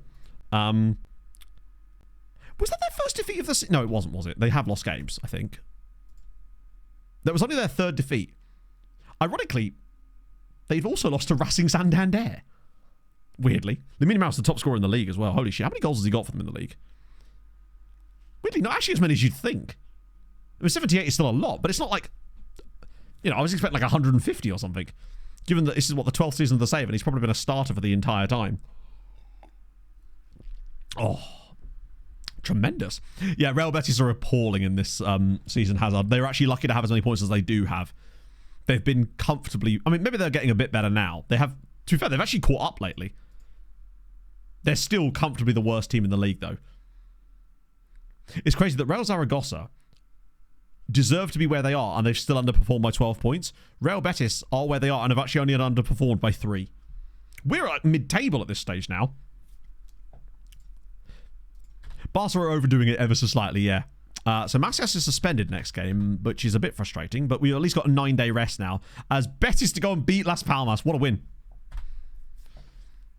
That's actually helpful, because that pushes us above Las Palmas, doesn't it? We've got Valencia away next, which we've got very little chance in, but that's okay. I feel like we've done a lot of good work at home this season.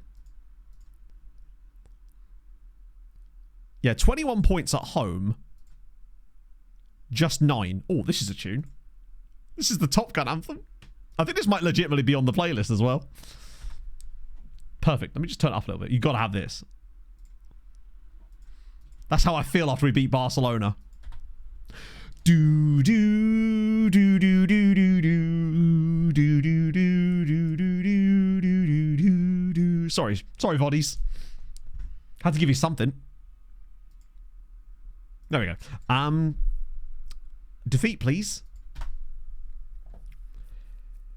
Doesn't get relegated. If they didn't get relegated, it would be a generational comeback.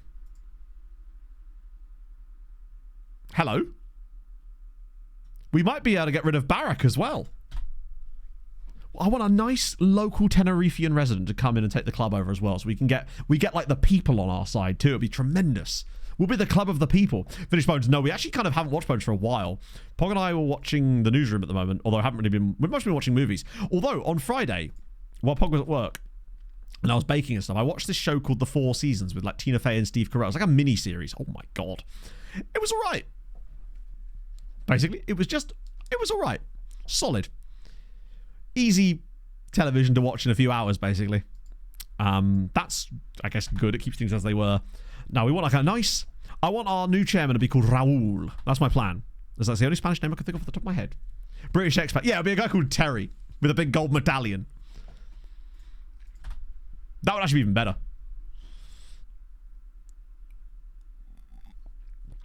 Interesting. Betis is available, as in the sense that... Or are they? Hang on, wait. Actually, I'm not sure they are anymore, are they?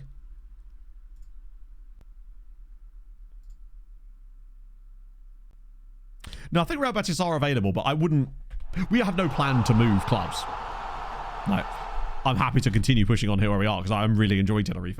Jate is 29. No, 28. I've gotten ahead of myself. Thank you for the 28 months. Very kind of you.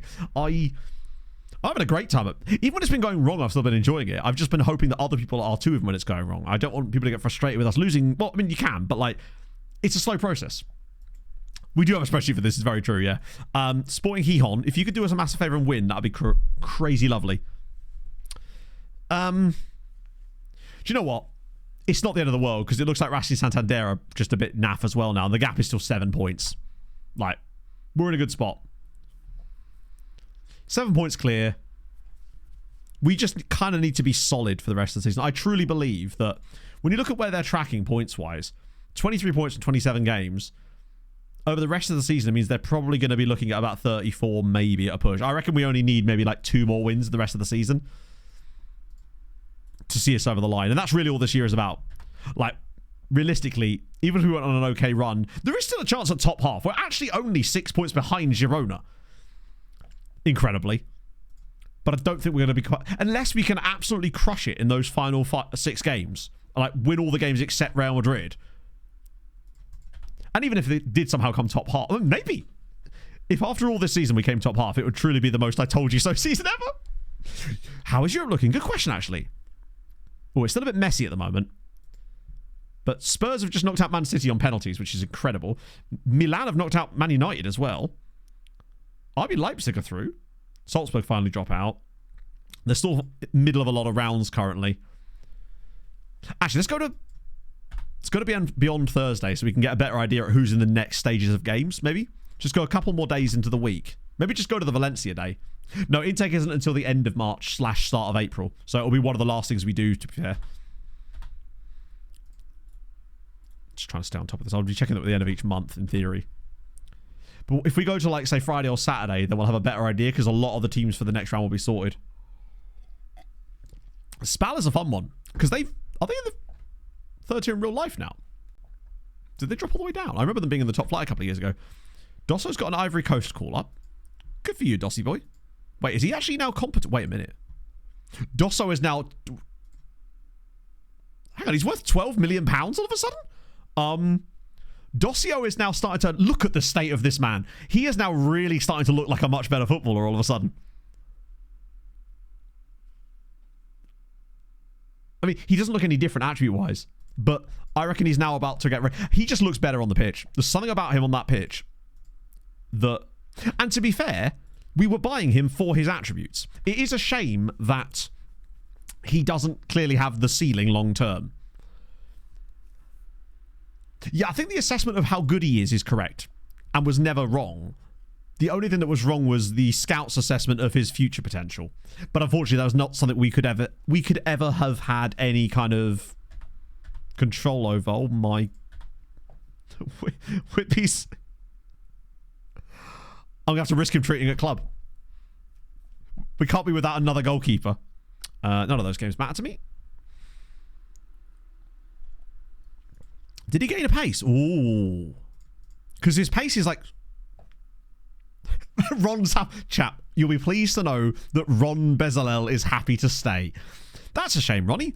Because as luck would have it, I'm not. Then again, he is considered a wonder kid, which means I think we could probably do a very good deal for Ron in the summer. Sell him for like 15 mil. And then... Wait, Dosso's not available for Valencia? Why not? Did he get booked or something? Oh, no. Oh, no. International. Fuck. Why is there an international break in the middle of the season that we are not exempt from? Oh, wait, he's back. That's mental that he could just piss off in the middle of the season. Just, oh, yeah, sorry. It's not like we're paying him 43 grand a week or anything. Can I ask him to withdraw from the squad?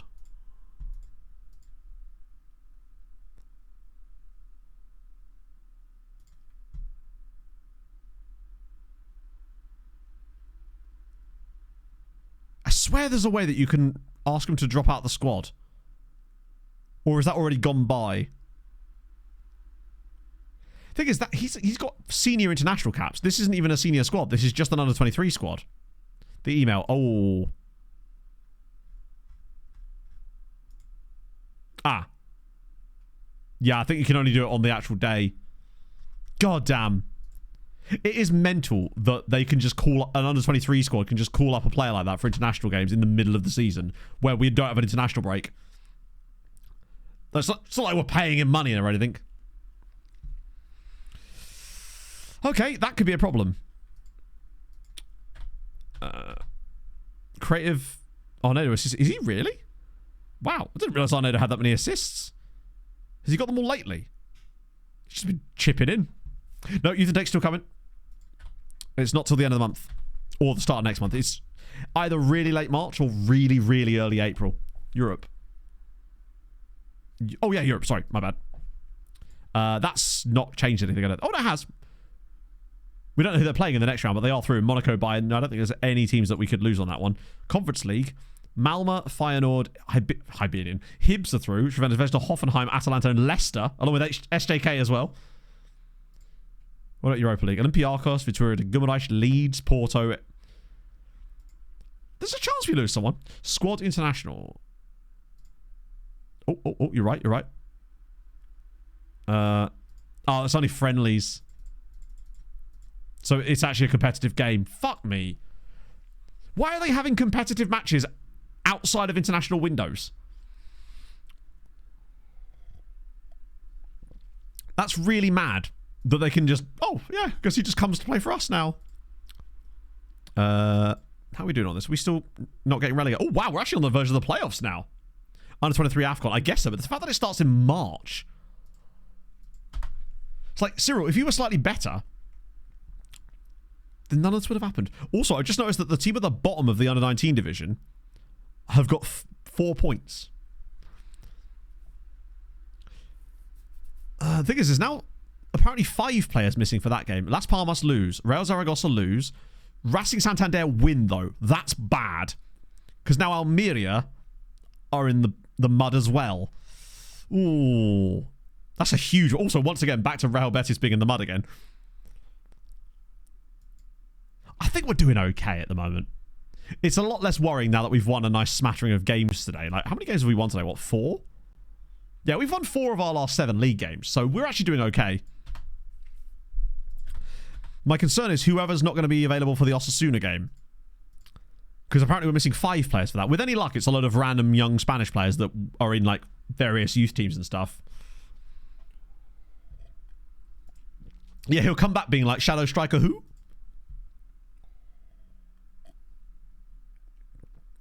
I think this team is now good enough. And they have the right vibes. I'm just a bit concerned that we're not going to have a huge amount of money to spend in the summer. But I think the squad that we've got, given that most of the signings we've made are young, is going to be able to improve even without a huge amount of... Oh, God, it's Cadiz versus Almeria. Jesus Christ. They're playing each other. A win for Cadiz, and all of a sudden, the gap's back to 5 points again. To be fair, Betis are now back to... I mean, they're still 10 points from safety. Both they and Real Zaragoza look absolutely cooked, but... Yeah, true, we can sell Ron for good money. And there's probably some other players that might be able to leave. So Dosso's... Okay, it's not the end of the world, but it's still not great. Because... Oh, no, Bilal's back. That's fine. Dosso can't start.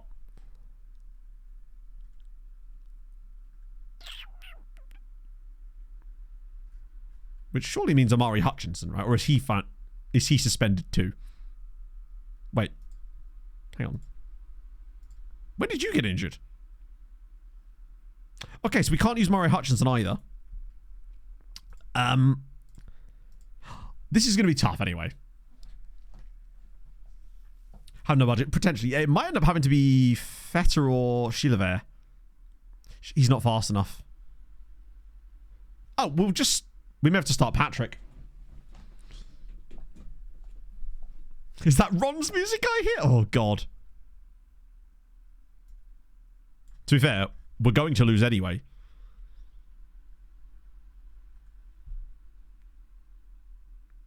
Patrick is the only other player that's like... Oh, my God. Let me click him. It kind of has to be Patrick, right? Wish that I was Ronnie's girl.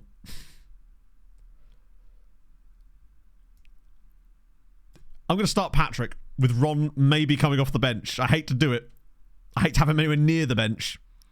Jose Luis Bois is a great name. Jacob Greaves. I was going to say, I 100% recognise that name. That's fun. Right. Is Stanis... Wait, why are you unhappy? Okay, this is a new thing I've noticed. Players randomly getting unhappy about us underperforming in the league. Bear in mind, we just beat Barcelona and are now... They don't even come to you about it. Yeah, you're not starting this game, Achimpong is. That's mental. Players randomly getting upset about your underachievement, even though we're not underachieving, for a start. And then they never come to you about it anyway. I don't think I want to talk with him. He's a melon. But would you consider us underperforming right now? We're 7 points clear of the drop zone. We're the 17th best team in the league, and we're 14th in the league. What? Like, are we underachieving some of our underlying numbers? Absolutely a little bit. But it is weird, because that shouldn't matter. All that should matter is where we're expected to be and where we are. And right now, we're above where we're expected to be. How weird.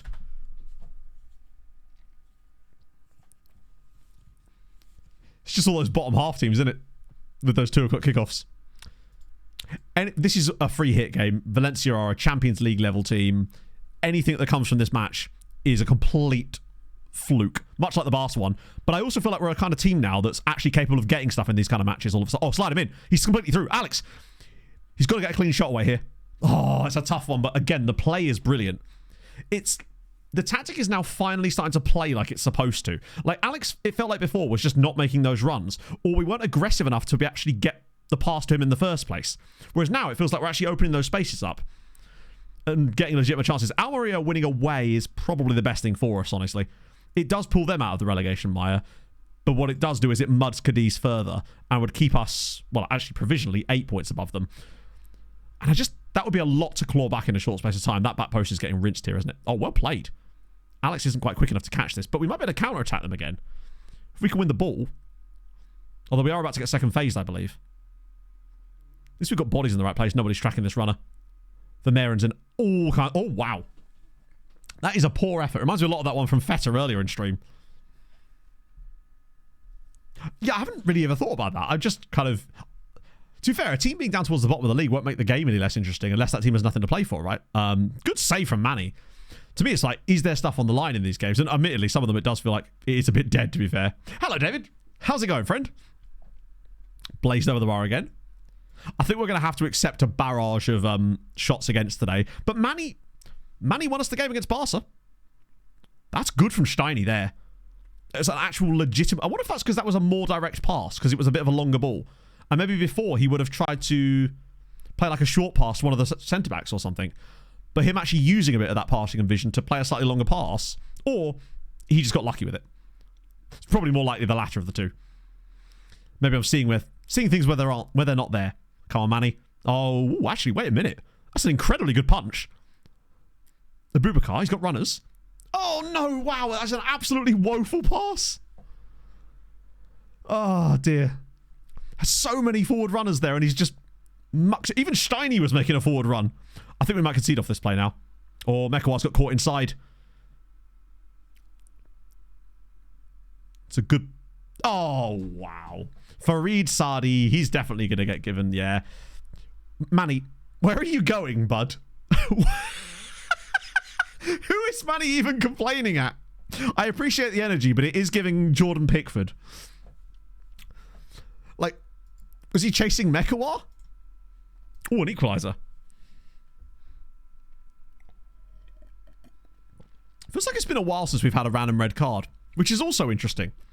Like, we went through that spell of having loads of red cards, and now we haven't had one for ages. Wello, Duassi. Slide him in. He's clean through. It's Feta. He's on the right foot. Okay, a strange choice to pass the ball there, but I actually don't mind it. I think Alex should have done better with it.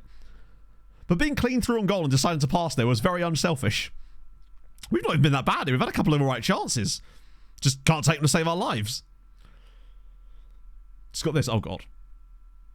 Fleming could leave epicenter. We've just conceded a goal while I was reading that, haven't we? Oh, good. Hello, everyone. I'm excellent, my friend. How are you? Or as excellent can be. Oh, I missed the database lookup. My apologies. I will sort that out after this game. Goal awarded. I'm assuming it was just one of these... Wait, is this a long throw? Oh, that's annoying. We just got second phase. Well, not even second phase. That's just a really nice throw-in setup, actually.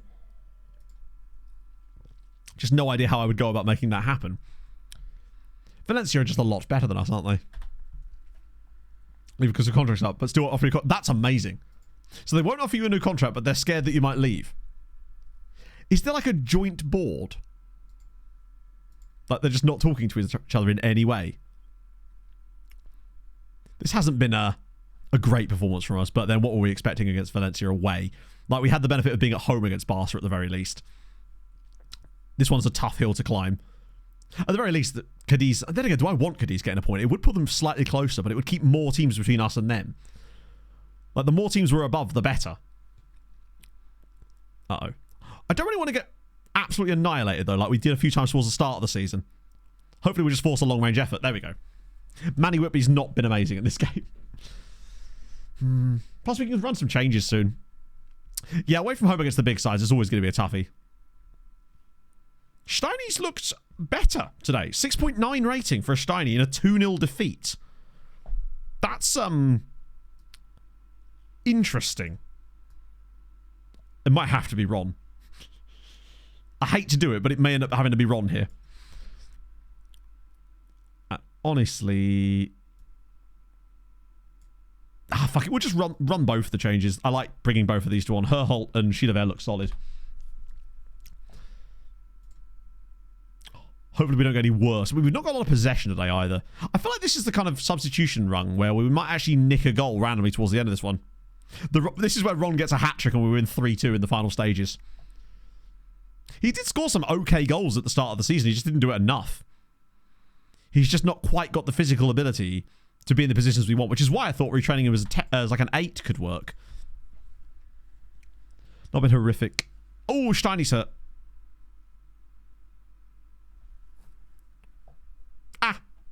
We actually did do okay.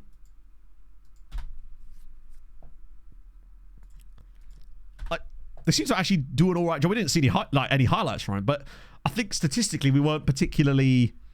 Wait, did Cadiz draw or win? Draw. Okay, draw's okay. I'm not sure what I'd have preferred. The one thing that's good about the draw is that it takes the maximum amount of points away from both teams. So as much as they get a bit closer to us, and the gap is now down to only 6 points, it also keeps Almeria down there, and they both lose points. And this was not really our battle anyway.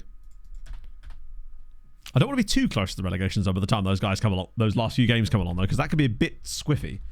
Thierry Rendell Correa. Unfortunately, no Thierry Rendell's Correas. Haven't we looked this guy up before and he wasn't in the database? So Osasuna at home, although I'm a little bit worried that there's 5 players on international duty for that game. And I suspect we're going to end up with a similar problem to we had in the last game, where there's just not quite who we want. But why is there 2 more players missing? With any luck, it'll be people that are out on loan or something, so they're not actually going to matter too much. Wow. We are now starting to move into the era of youth intakes coming very soon too. Oh, Linfield. Okay. Wait, we got promises. Oh yeah, shit, forgot about that. Signing a suitable player. We can't do that till the summer. I guess I could ask the board about training facilities. Hang on, wait. They might be willing to do this just because... Oh, we can't. Fuck it, we'll try it. They might accept it just because we've got that promise to the player. Probably not. Since when have the board ever wanted to help us? But I totally forgot about the last time we asked for a coaching course, they just simply said no. They just will not give us one at the moment. We tried doing that whole promise thing again and it didn't work. Which is a really stupid promise anyway. Estanis is happy to stay. Wow. Hang on. You're happy to stay? So, just to clarify, you were upset at our underachievement after we beat Barcelona, but you're now happy to stay and don't care about the underachievement after we lost to Valencia. Brother, I think you may have an inverted brain as well as an inverted fullback. Liar. Right, so 500 points for that. Look you up as well. Well, at least Ron was like Ron got over it when we started getting some good results. Oh, you might be heading to Saudi, buddy. 26 years old. You've actually finally scored a goal for Cologne this season and got an assist. You might be about to get that bag. To be fair, I didn't even take you as a centre-back in this. Or maybe not. Actually, I thought that was jumping reach. You refuse. I guess we'll see what happens with that then. Are we just going to continue getting these injuries? Christ. The fullback positions in this team are absolutely cursed, aren't they? We might genuinely need like 4 guys for each fullback position next season. Because apparently we just get... Wait. But they didn't respond about the training. Ah. I'm not going to bother with that stupid promise again because it doesn't make any difference. Jesus Christ. I mean, it doesn't actually matter at this stage, but it would be quite fun if we managed to win the Champions League despite only having like a national B license. Mathematically, yeah, I suppose. It's still mental that he did that in the first place, but there you go. Bodder. Oh, we're finally up to the Scandi Scouts. Right, it's the 20th of March. I probably should do another one of these looks. Just to make sure we don't miss anyone crazy. Those both... Oh, well, like all of these guys, for example. What's a guy at Linfield there? Lewis McGarry. 17... What on earth? Oh my god, look at this guy at Linfield. Out of contract. Pacey as fuck. 17. There's also a guy called Cali Skoog here, which I really enjoy. Oh, he's a CM. No, he's an AM. Oh, he's as slow as hell. Yeah, that Linfield dude definitely needs a closer look. Because quite a lot of these guys, actually. Willing to speak to us. I don't see why not. It'd be crazy if he wasn't.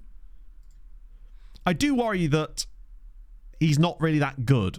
Like, I worry that his potential is a lie, is what I mean.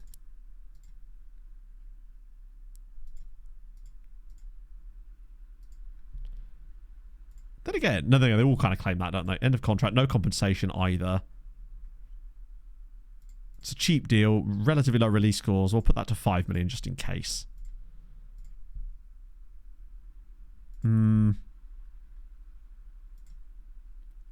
Just try it for 3 years, see what happens, right? It can't hurt. My guess is he's nowhere near as good as that PA-wise, and I actually think that he's... Oh, like that. Yeah, glad that Regan Booty is allowed to get his Continental B license, but your actual manager isn't. But we'll happily give Regan Booty. Right, what's this? Hartman. Oh my god. Wait. Acheampong, Fisher, Winter, Jurich, not that matters, Hartman, Fetter. That's a proper international break though, isn't it? Like a real one. That starts there. I'm a bit concerned as to who's going to be missing for Osasuna, though. He's still bad at his job, yeah. Unfortunately, he kind of gemmed with quite good coaching badges, too, which is a shame. Yet, Nil being... Bear in mind, Nil is actually 5-star rated. So, he may actually have decent PA. I think he's still rated 5 stars. Yeah. So, Nil getting in the Spain under 19 level at 17 is pretty impressive. Like, I think he'll be a good player. He's just so bad physically that he's never going to be able to quite... Oh, really?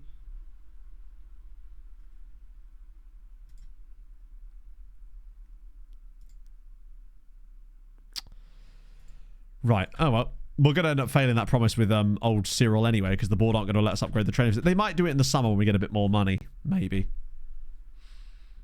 For other teams. Yeah, Nil is not going to be... He's never going to have the physicals to be able to play in our system, unfortunately. Most roles in this team require ridiculous physical ability, and so I realise we're kind of excluding a lot of players with that. Oh my god, they're all playing each other on the same match day. I swear Cadiz are playing their relegation rivals in every other game these days. What do I even want to happen here?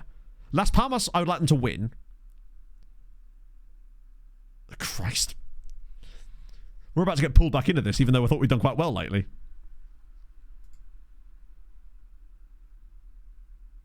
The gap is back to 5 points. Insanely, the gap is back to 5 points because they just cannot stop getting little points here and there. That run-in is still looking a little bit confusing. That win for Real Zaragoza isn't the worst thing in the world, actually, because it keeps Almeria down there. And realistically, Zaragoza are not likely to cause much of an issue. It's only... I just want one more of these teams to start playing like shit. Who is the most likely? Oh, we're up to 16th now. Our run-in is very good, yes. So it means they may have a load of tough games there. The one... We kind of need Almeria to continue being bad. Clates with the massive raid! How's it going, everybody? We are expecting possibly the best youth intake I've ever had. Hopefully. Now, obviously, it's a massive lie. Do not. Points needed to stay up. I am familiar with over 600 dance moves, and I am Well, there's programmed to get 9 games 50. to go, so 27 points available, so 22, I guess. That's technically how many points you need to stay out, but that isn't actually how many points you need to stay out. But we don't know the amount of points you need to stay out because we don't know how many points the other teams are going to get, basically, you know. But welcome in, everybody. Hope the stream was good, Clates. In the past, it varies from season to season. Around about 34 was what we worked it out to be. So, but to be fair, just because it was that in the past doesn't actually mean a great deal. Trying to do 4 simultaneous transfer. 4? I'm on level with you, bud. I struggled to do 1 today. So badly so that a transfer fell through because we didn't have the money, but the club still let me accept the transfer, and then it fell through. Then I tried to loan him from the club. That went through with 15 minutes to spare in the window, only to realise that he was no longer eligible to play because the wage he was on at his that his original club was lower than the base wage you're allowed in Spain. So I now have a player on loan from Locomotiva that isn't even allowed to play for me, and it's just...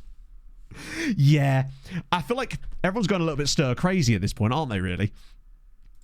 The longest game cycle in history continues unabated. But yeah, so I'll show you guys that have just joined us the Insane Youth Intake preview that we've got, because I've never seen this at this level.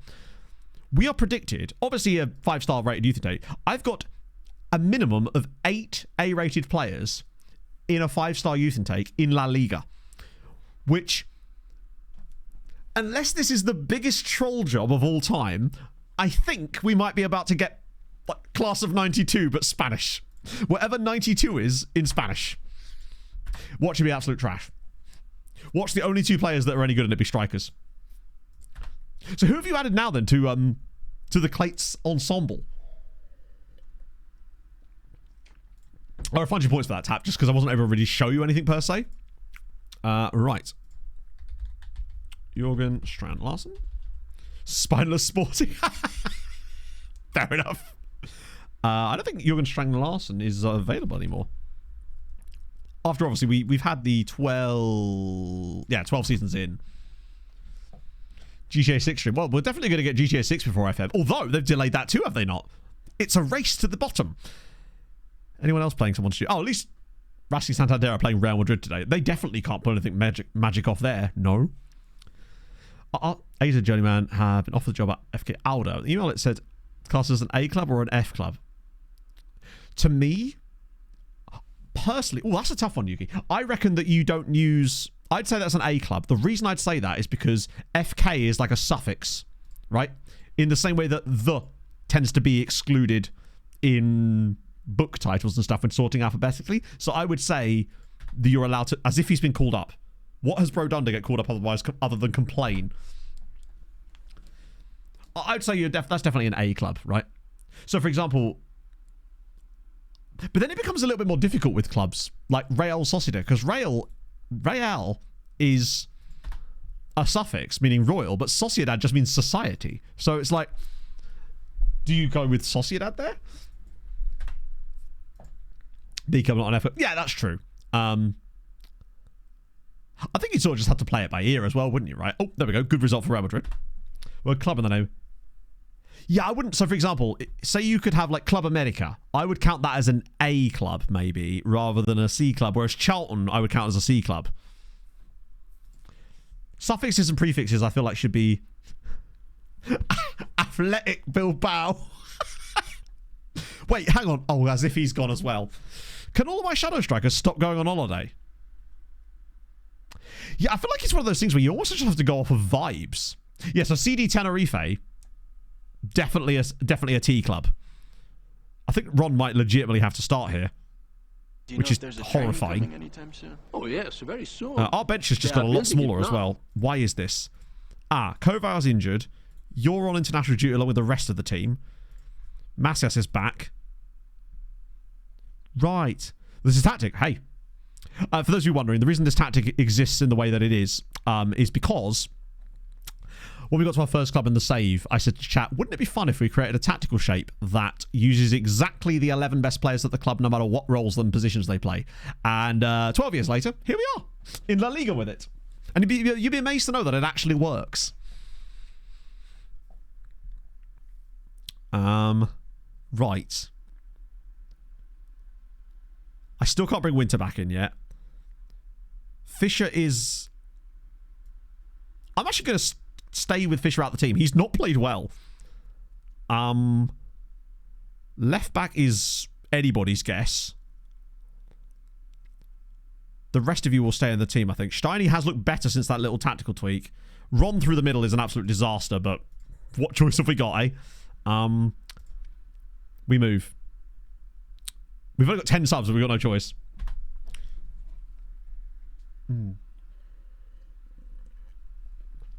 The depth is certainly gone out the window a little bit, but that's what happens when half your team buggers off on under 23 international duty in the middle of the season. It's been a while since I've even really persisted with the strikerless tactic, to be fair, which is I think why I'm enjoying it the most. That's my favourite thing about it. Actually, my favourite thing about it is the reaction that I get when people see it the first time and then it actually wins. That's the best part about it, is that it actually works. I would say the bottom of the league is getting a bit squiffy, but if we were to actually beat Osasuna today and go to 33 points, with the run-in that we've got, I'd be content in saying that we're pretty much a nail-on for survival at that point if we were to win this game. Despite all the missing... Watch Ron now get a hat-trick here. And it turns out he just needed better players around him. Oh, Alex. Oh, wait. Ron is in a great spot here. If you can find the pass. He's not even got... Oh! That's a pen. It probably shouldn't be, but it is a pen. Yeah, he gets the scout report and he just sees that and goes, I think we're going to be fine, lads. You rather than the actual club. Yeah, I suppose you could. I think you just have to sort of play it by ear and go by vibes. Because some clubs... It feels like the suffix is part of the club name in a more pronounced way. Like, actually, like what Knopfler said with Club America. Vanderlei from the spot. And we scored. Come on. Yeah, they're literally just ignoring Ron. He might as well be a cone at this point. He's just a training cone that's playing up front. Vanderlei, the centre-back, gives us the lead. And solid start. Because this would put us on 33 points. We'd be 8 clear with 8 to go. Knowing... that 5 of our last 6 are against teams beneath us in the league as well. We actually got above them because of the head-to-head. Lovely. And we were Aberdeen. I imagine he's an absolute meme there as well, right? Love to see it. Has anyone actually had a good version of him this year? I feel like last year he was more usable. Oh my god, Vanderlei nearly scored again. Okay. Turns out all we needed was Vanderlei to be our new striker. Those games don't matter. This would be a huge win. It would also be our 5th win of the stream. And we've only played like 10 games today. So winning like half of the matches today is a huge step up. Honestly, it's been a crap first half, but it's a crap first half that we've got the better of it. And our club. I guess... It's so tough, isn't it? You'd either have to have a really like concrete rule set on it, or you'd just have to... I mean, at the end of the day, right? It's your save. So you can do what you like with it, because if you're having a nice... Like I always say, I've said it several times today as well, even. Firstly, that's a lot of space to keep us given Feta here. And we have scored... Wait. That might still be given. Because I don't know if there'll be an assist on this. Vanderlei might be about to get his 2nd goal of the game. He's not. God damn it. Hally boy! Oh, and me RL. Sorry, me and RL. Thank you for the follow. Me and real life, Christ, why am I struggling? Words are hard today. And still Vance as well. I must have missed that, guys. Thank you for that. And thank you to everyone that came over from the raid. I'm thinking of Clates from the raid, even though it's like 10 minutes later. Alex is hurt now.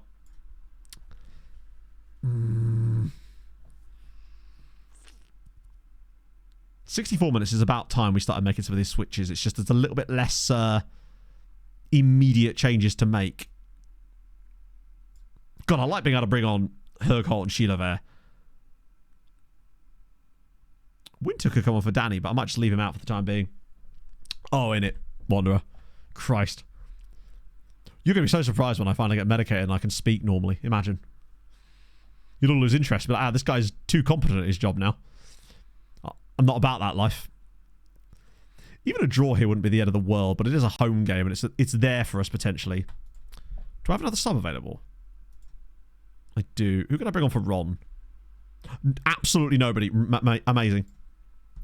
Pretty dead. Yeah, I suppose Macias could come on for him. FM, stop doing that. Macias at right back can't hurt, and maybe even... Oh, God. Switching up both fullbacks here might be a terrible decision. But this feels like another one where we just got to game manage the shit out of it for the final bit of it. And hope for the best. the plus side in this game being that Osasuna haven't really offered any chances, which means they're 100% going to score in the 95th minute now. Hey, that's a massive win. Are we still playing?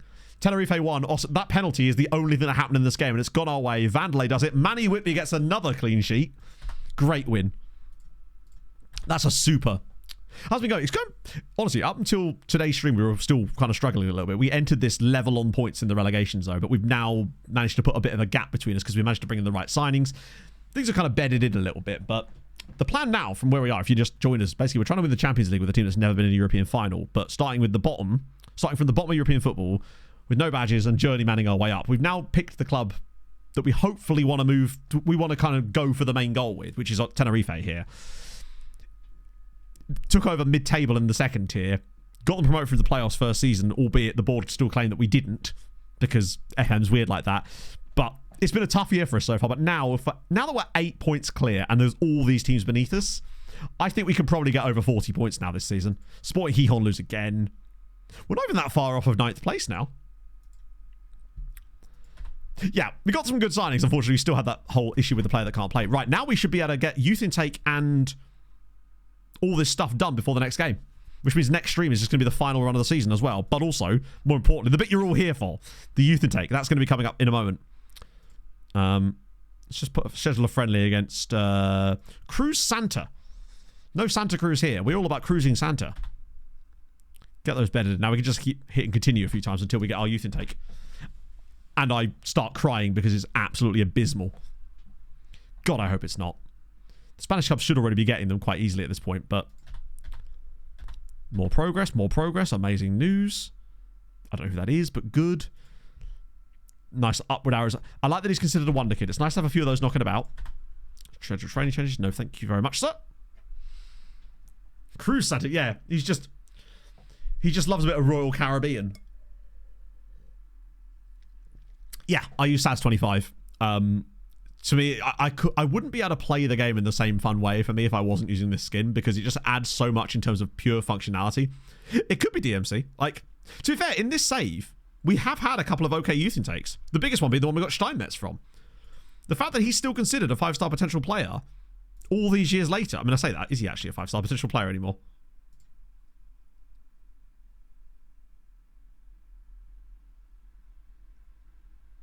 Remarkably, yes.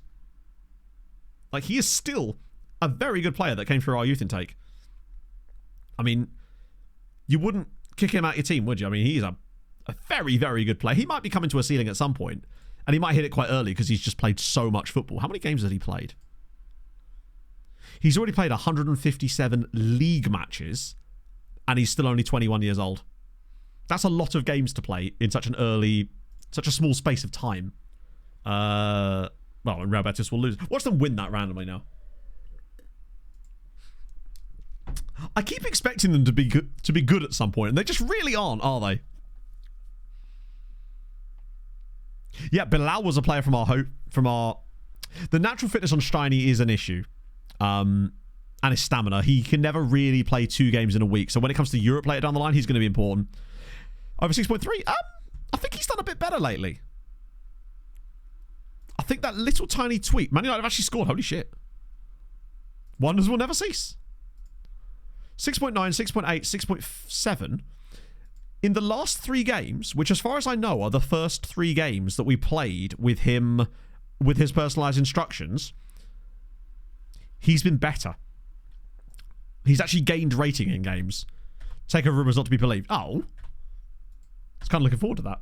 Mount scored a goal. No, now you're just bullshitting me, chat. Come on. Be serious if you want me to actually believe that they've scored a goal. You could have chosen someone believable, like, I don't know, Luke Shaw or the goalie.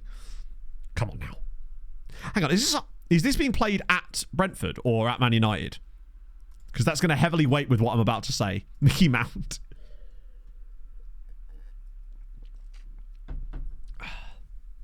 At Brentford. Oh, that's why. Should have said. That's suddenly more believable. Brentford don't understand what home games are. Also, for me, Brentford versus Man United feels very much like a Friday night kickoff for some reason. It just feels like the exact type of game that would always happen on a Friday night. Like Brentford Arsenal, I feel like can also. Brentford against most of those sort of bigger name sides always seems to be a Friday night game for me. for whatever reason. What we got? See, there you go. Garnacho scored it. I don't know what you're on about. It clearly says Garnacho.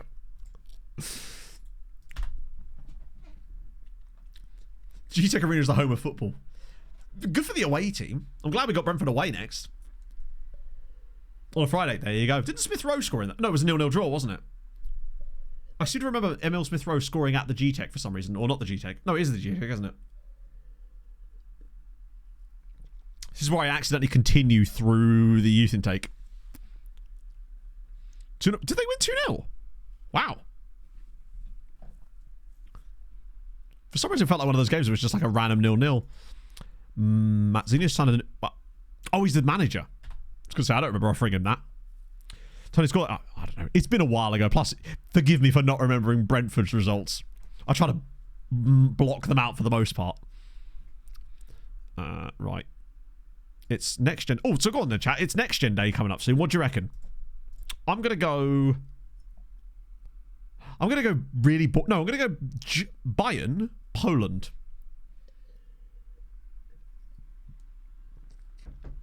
Kermred and I went down the same kind of pathway there. I feel like a random Polish, like, diaspora kind of player at Bayern would be exactly the type of thing you sort of see. Brentford subs from that day. Incredible behaviour. I'm really sure I didn't miss that Arca Gdania one. No, I didn't. Okay, cool. I get pretty good at catching those. Belgian adduct is a very common one, I suppose. Bilal. I don't know if Bilal's young enough. Actually, he might be. How many like notifications are they going to send me on the same day? Just let me have two Valise Ely. Now we're talking. The nation of Ely. Oh no, the nation. The Ely City. I respect it. Oh. It just really loves notifications on specifically that day. Right, best Wanakers in world football. What we saying? And it's an Egyptian at Benfica. Who had Egypt Benfica? Ooh. Wait, we've got a player in this list. We have 4 players in this list. Lewis Fisher, who's 14. Bilal is on there. So's Diuse, and so's Cyril. Cyril would be on that, I suppose, because we literally got him off the list last year, did we not? Okay, so we can't realistically sign him, but Jose Luis Guzman could be a fascinatingly fast winger, potentially. Ralph and... Oh, double Mexicans right towards the top here. Both right-sided wingers as well. This guy excites the hell out of me. He's still 17 years old, and he has 4 grease caps. God, he's good. I don't know if we're ever going to be able to get him. Oscar Santiago, of course, at Real Madrid. Yeah, he was born in Newton Stewart. Piccini, Samuel Drave. There's Jurandalek. There's a Spanish guy at Leeds here as well. Cesar Barandiray. Oh, he's from Eibar. Okay. There's a... I was going to say he had to be a loanee. Random Spaniard at Barnsley was going to throw me to... Matash back there as well. What a name. Zarius Kinchant on loan from Chelsea at Union Saint-Gilloise. He's fun. Jake Meadows at Birmingham City. There's no way he... Yeah, it's on loan from... God, they're just all English loanees. There's Louis Fisher. Uno Yildirim. Hey, he's a Göztepe. And he's on £190 a week. And he's exploring his options. He might be actually a usable player. Oh my God. Ephraim Opry, left back, Jour Gordon, no caps for the Ivory Coast, 18 years old, ASIC Mimosas. That's fun. Random mid-Saudi, Portuguese dude at Burnley, Lamar Korn at Arsenal, Osvaldo Blanco from Bellflower, California, baby. Yeah, we can definitely afford Zarius. He's definitely not going to cost us £60 million. Christopher Christensen. Brave. Love it. We looked at him before. Neil McCulloch at Arsenal. Laureano at Real Madrid. A Dutchman at... Not Dutchman. A Dane at Napoli, who they spent 17 million on. There's our boy. There's our other boy. Ooh, here we go. Mariusz Obst, Poland at Pogon. These are fun. There's Cyril. Ryan Samuel, another player on loan from Chelsea. Christ on a bike. Oh, that's the guy that we really liked, but he's already moved to Napoli. Karol Kratky, he's on the list again, but he's a striker. He's quick, though. Very expensive. Oh, we've got Cyril. We need no one else. Marco Müller. Yuki Natsuka. Poach the save. What do you mean, Chuchuo? Which youth has been poached that we've looked up? Oh, sorry. Which player is it that you're referring to? He would be so good if he was faster. Shavit Taboul. Worth a look. Wanted by... Yep, definitely worth a look. Gary Charbonnel at Zurich. That's fun. Vondo. That feels like a face in the game name. Wait, who are you playing for? Oh, he's on loan. God damn it. Adrian Nocon. A Scottish Pole at Hearts. Yes. Lovely. That's what I'd like to see. Cole Pineda. Wait a minute. An American Frenchman at Le Havre is good as well. Did we scout him? Did I not scout him? I swear I clicked him. Yeah, he's being scouted. Lotza. Who is this? Oh, okay. All pros, no cons. Benfica, Dortmund. David. Oh, wait, is that Stockport? On loan from Brentford. Poach from Serong. But unless you can tell me the name of the player, I'm not going to be able to look up the player. I simply can't remember every player that's been poached. In fact, I can't remember the name of any player that's been poached, unfortunately. I think it's not that expensive. It's because he's 16 and on a youth contract. You still wouldn't actually be able to sign him. Hakar wasn't poached, though, was he? I thought Hakar was just a guy in our youth intake. I swear. Hakar's gone to Union Saint-Gilloise now. But yeah. Hakar's really good, though. I can't believe we missed him. Alonso Morgan from Carson, California. And then Radek Bocek. And then this guy here. What a great name. Lenny Lucioni. He looks like... He's got the most, like, Jersey Shore sounding name. It's incredible. Okay, right. Now we're just going to hit continue a few times because we want youth intake. Please give me something good. I beg of you. Yeah, I can't remember the name. The only way that you can find out about poached players usually is that when they finally gen, they appear on your clauses as like a player that you can call in clauses for. For example, we actually have one in this save at the moment. One at Tenerife at the moment that was poached by, ironically, Las Palmas. So we're owed clauses for him. There was a couple of players poached, I believe, when we were at Le Shoinge, right? But I can't remember their names. And because that we're not at Le Shoinge anymore, we can't just look at the clauses, for example. Right, we'll ignore the scout report for the time being. What I'll do is I'll just get rid of those guys and then send the rest of these round again. Because there looked to be some absolutely monstrous talent in there, some of which are really expensive. But, like, for example, look at this guy here. Oh, my God. Someone definitely wrote a dude down, but I can't remember his name off the top of my head. For Fleming Start, oh, imagine. We got a son in this youth intake too. And he's the ultimate strike. Oh, yeah, you're actually quite good, Saz, in this save, if you recall. Plying your trade. You're playing alongside Scott McTominay. Right. What a time to be alive. 12 seasons in and Scotty boy is still playing, I think. Is he in their lineup? Oh, he's not. Where's Scott McTominay? There he is. Worth noting, he may be out of contract this summer, but he isn't actually retiring. Could I?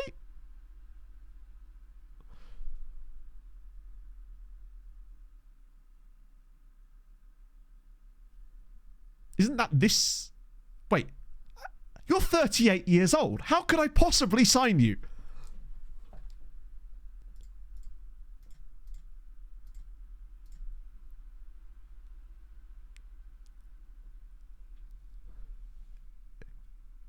I don't care, Scott McTominay. He's 38 and he's still not retiring. I thought he was going to retire when we were at the previous club when he got that injury. At 36 years old, he got a 6-month injury. Hugo Almeida from Le Shoinge. So he'll be at Rio Ave. Okay, so remember though, there's no kind of guarantee that he's actually gen yet. Even though he's 16 years old. Oh, sorry, even though he's 15 there, except he wasn't. So there's no guarantee that he's come through this season. But we can have a look. There's bound to be a couple of Hugo Almeidas. Or a couple more. People, 13 of them. There he is. That's him. So that was the guy that was poached from Le Shoinge. Hugo Almeida. I'll scout him because I'm kind of curious to see if he was any good or not. Often I find the players that get poached aren't even most of the time any good. Weirdly. All the ones that got poached from Treaty United, by like Chelsea and that, were never any good. Oh god, mentoring month in review. Watch this be here. Sven's got knocked ball past opponent. Do you know what? That's not even that bad. Shout out Svenny boy. Someone's going to nick Scott McTominay. If they'll sign a 39-year-old Scott McTominay, my hope is basically that with Scotty boy coming in, that we can give him a non-playing role when he eventually does decide to retire. Although, apparently that's not going to be anytime soon. Because if we played him in enough games, not that that would ever happen because he's not a U, he could actually get... I could just offer him another contract. Scott McTominay is about to be playing in the 4th tier next season. He's going to play for our B team. A B team that's just got another 0-0 draw. God, we love a 0-0 draw. Right, last year, I think it was the 3rd of April that we got our youth intake, so it's going to be around one of these days. Because despite us going up one notch, we actually don't, as far as I know, gain any ground because of the fact that all the teams that are at the next level of youth recruitment all have better rep than us. Oh, I thought that was it. Good to know that we're untouchable now. Oh, how the times have changed. A player manager. Now you're talking. Oh, Brentford have equalised. Why am I celebrating that? I guess it's just fun for the memes, right? Like, if Man United are going to be bad, I want them to be terrible. It's boring when they're mid. Like, be good or bad, one or the other. Pick one. I reckon we could get Scotty playing for the B team, get them promoted, get him up to the 3rd tier. 9-0 win is good. Even Robbie Roller got on the pitch. Okay.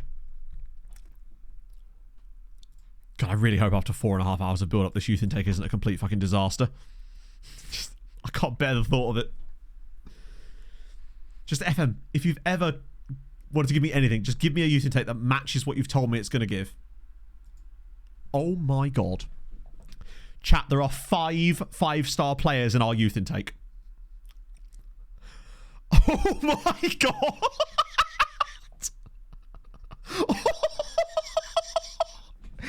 Not just top talents, elite talents. Oh my God.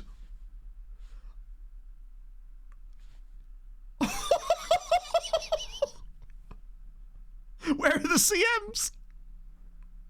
No, we were promised 8 A-rated players. To give you an idea... Time we changed clubs. To who? To give you an idea, most of the time when you get a youth intake, your best players are described as top talents. Usually you don't get anyone described as an elite talent at all. We've got 5 of them in one youth intake.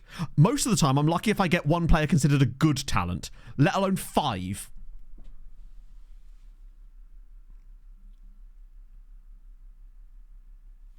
I don't know where to start. Honestly, the thing is, these guys here are probably still good La Liga level players one day. So it's RNG. I mean, all youth intakes are RNG to an extent, right? But it promised us a good youth intake. We delivered. The fact that they're all 1.5-star CA too. Let me just save the game here. There's an Englishman on there. Trust him to be crap. I also like the fact that we've got both of them are Ioses and both of them are centre-backs. At both times. Yeah, okay. I think people really need to get out of this mindset that the youth intake is complete RNG. If you think that the youth intake is entire RNG, then I have some news for you. It's not. There are loads of different factors to go into a youth intake, but then there is RNG within those brackets, basically. Like, that's how it works. And this is... Right, let's... You can do everything you can to stack the odds in your favour, which is what we've attempted to do. Not that we've had a lot of time to do that, anyway. Topic considered. Either way, we've got... Okay, let's just start looking at players. I'm going to start with the good... No, I'll ignore the good talents. We'll look at the top talents first. He's pretty solid. Level-headed. Not too bad. Sure. Right. Thiago Cueto. Solid player. Unflappable. Good professionalism. Right, okay. If this guy's fast, he could be retrained. He has got a very professional personality. He's already described as a promising striker. Little injury prone, which is disappointing. He looks solid. We can still retrain him to play deeper as a 10. Oh. Like, that's a good player. Really, really solid player. Where was he born? Ciudad Ojeda. No Venezuelans on staff as far as I know. And he's only 15. Bear in mind, the media description promising is usually a description that's given to players that are that little bit extra in terms of their PA. Good on both feet too. It's got that Gen Z haircut in it. Right. And he's the striker. Isn't great if he's a 10. Well, our 10 is a shadow striker, so his passing and vision are not incredibly important. And again, he's 15. Let's not pretend that he needs to be a complete footballer at 15. Basically, if he's going to play in this team, he has to be a number 10 because he ain't going to play out wide for us with 12 pace. Best of the youth academy, you want to have your youth recruitment as high as possible and your junior coaching as high as possible. Junior coaching will give you better CA. Youth recruitment will give you a better PA. You want to have as high a rep as you can, but you don't have a lot of control over that. And you also want to have a head of youth development with really high professionalism. Although that won't affect the quality of the players, just the personalities of the players. But the better, you want that for them to become that. Right, Alvaro Fernandez. Unambitious, but that's not the end of the world. Promising as well. Consistent. He's already consistent at 15. Yeah, but you want the Hoyd to be the one, especially, that you can focus it on. Like, to me, that's the most important role, is to have a Hoyd with high professionalism. But yeah, it does help with the others too. Strong on both feet as well. He's fun. 15 again from Tuia. I just wonder if there's going to be a guy in here that we're like, damn, right, Jose Martinez, please be nice and tall.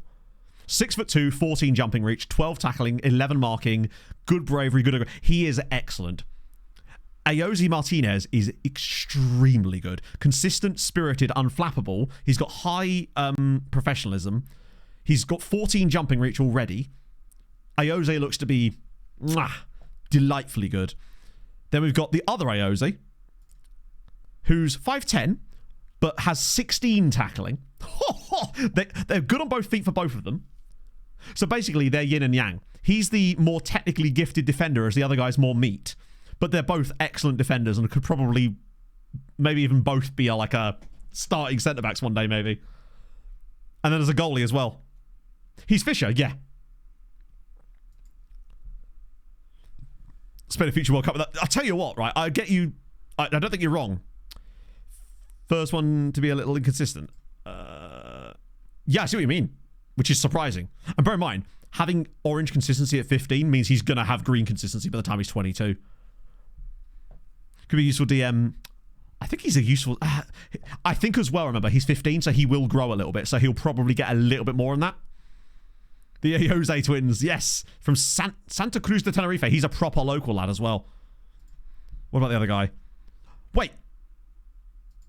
They're both from Santa Cruz de Tenerife as well. Exactly from the... They're both called Jose, they're both centre-backs, and they're both from the same... The Tenerife twins. That's delightful. Oh, his actual name is Jose Cuenca. 2-1 Brentford. No way. Amazing. Because Alvaro Fernandez isn't from there, is he? No, he's from Tuia. They just happen to be from the same exact... Okay, and then lastly, we've got Luis... Oh, my God. 13 reflexes, 13 handling. Area reach and command of area are fairly low, but they will improve. He's 6'2". He's also 15. Vegadeo. See, the thing is, with goalkeepers, it's sort of hard to tell with goalkeepers when they come through young. But evasive, and spirited. Spirited is good. Promising again. Evasive is fine. This team. Yeah, evasive is up there. It means he has high professionalism. They all do. They've all got really good professionals. So if they've got any PA, they're going to be able to reach it, basically. Oh my God. Yes, have a look at the other guy. Why not, eh? The one guy, Amiche Arnau, who's fickle, naturally. Better than a Fuffle, really. Either way, whichever one... Hey, we're happy with that, right? Is he the only non-Spaniard? Other than, obviously, Jose Garcia. Whereabouts in England is Amiche Arnau from? Spain. He's from Spain. The Spanish part of England. So Tenerife, I suppose. I love that even the worst players are described as decent talents. Bear in mind as well, chat, some of these guys down here might actually still have decent CA or PA. We just don't know. I am blown away by that youth intake. That is the best youth intake I think I've ever had in FM. For a top flight side in like a major nation anyway, this is a genuine golden generation of players that are going to form the bedrock of our team, hopefully, in a few seasons. Same birthday. No, one was called Jose Martinez, the other one's Jose Cuenca. But it was a joke about people in Tenerife mostly being British tourists. His birthday is the 14th of May. Hang on, so 14th of May, and that's his contract expiry, never mind. 11th of July, and no. I'm still going to call than the Tenerife twins, though. I love that they're both centre-backs. That's so fucking cool. They're all usable. That's the other cool thing. Oh, I'm so happy with that.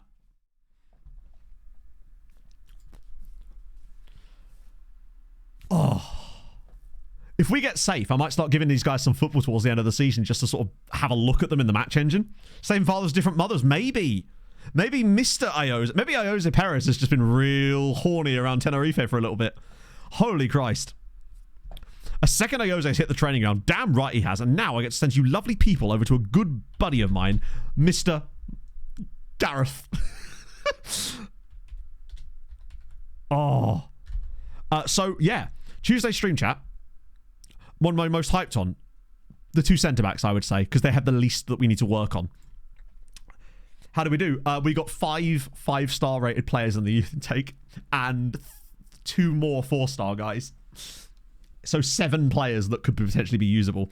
So yeah, Tuesday stream. It's us finishing off the season, trying to stay up, and getting to work on those absolutely monstrous regens. I am so fucking happy with that, man. FM didn't let us down for once. Amazing. It was the ale twit. Do you know, I think it might just be the Iose boys. Anyway, thank you for joining me today, friends. Thank you for that lovely niceness earlier in stream today as well. Vibes have been tremendous. I'll see you lovely folks on Tuesday. Poach Youth Scout, he ain't going to do much for us. I'll see you guys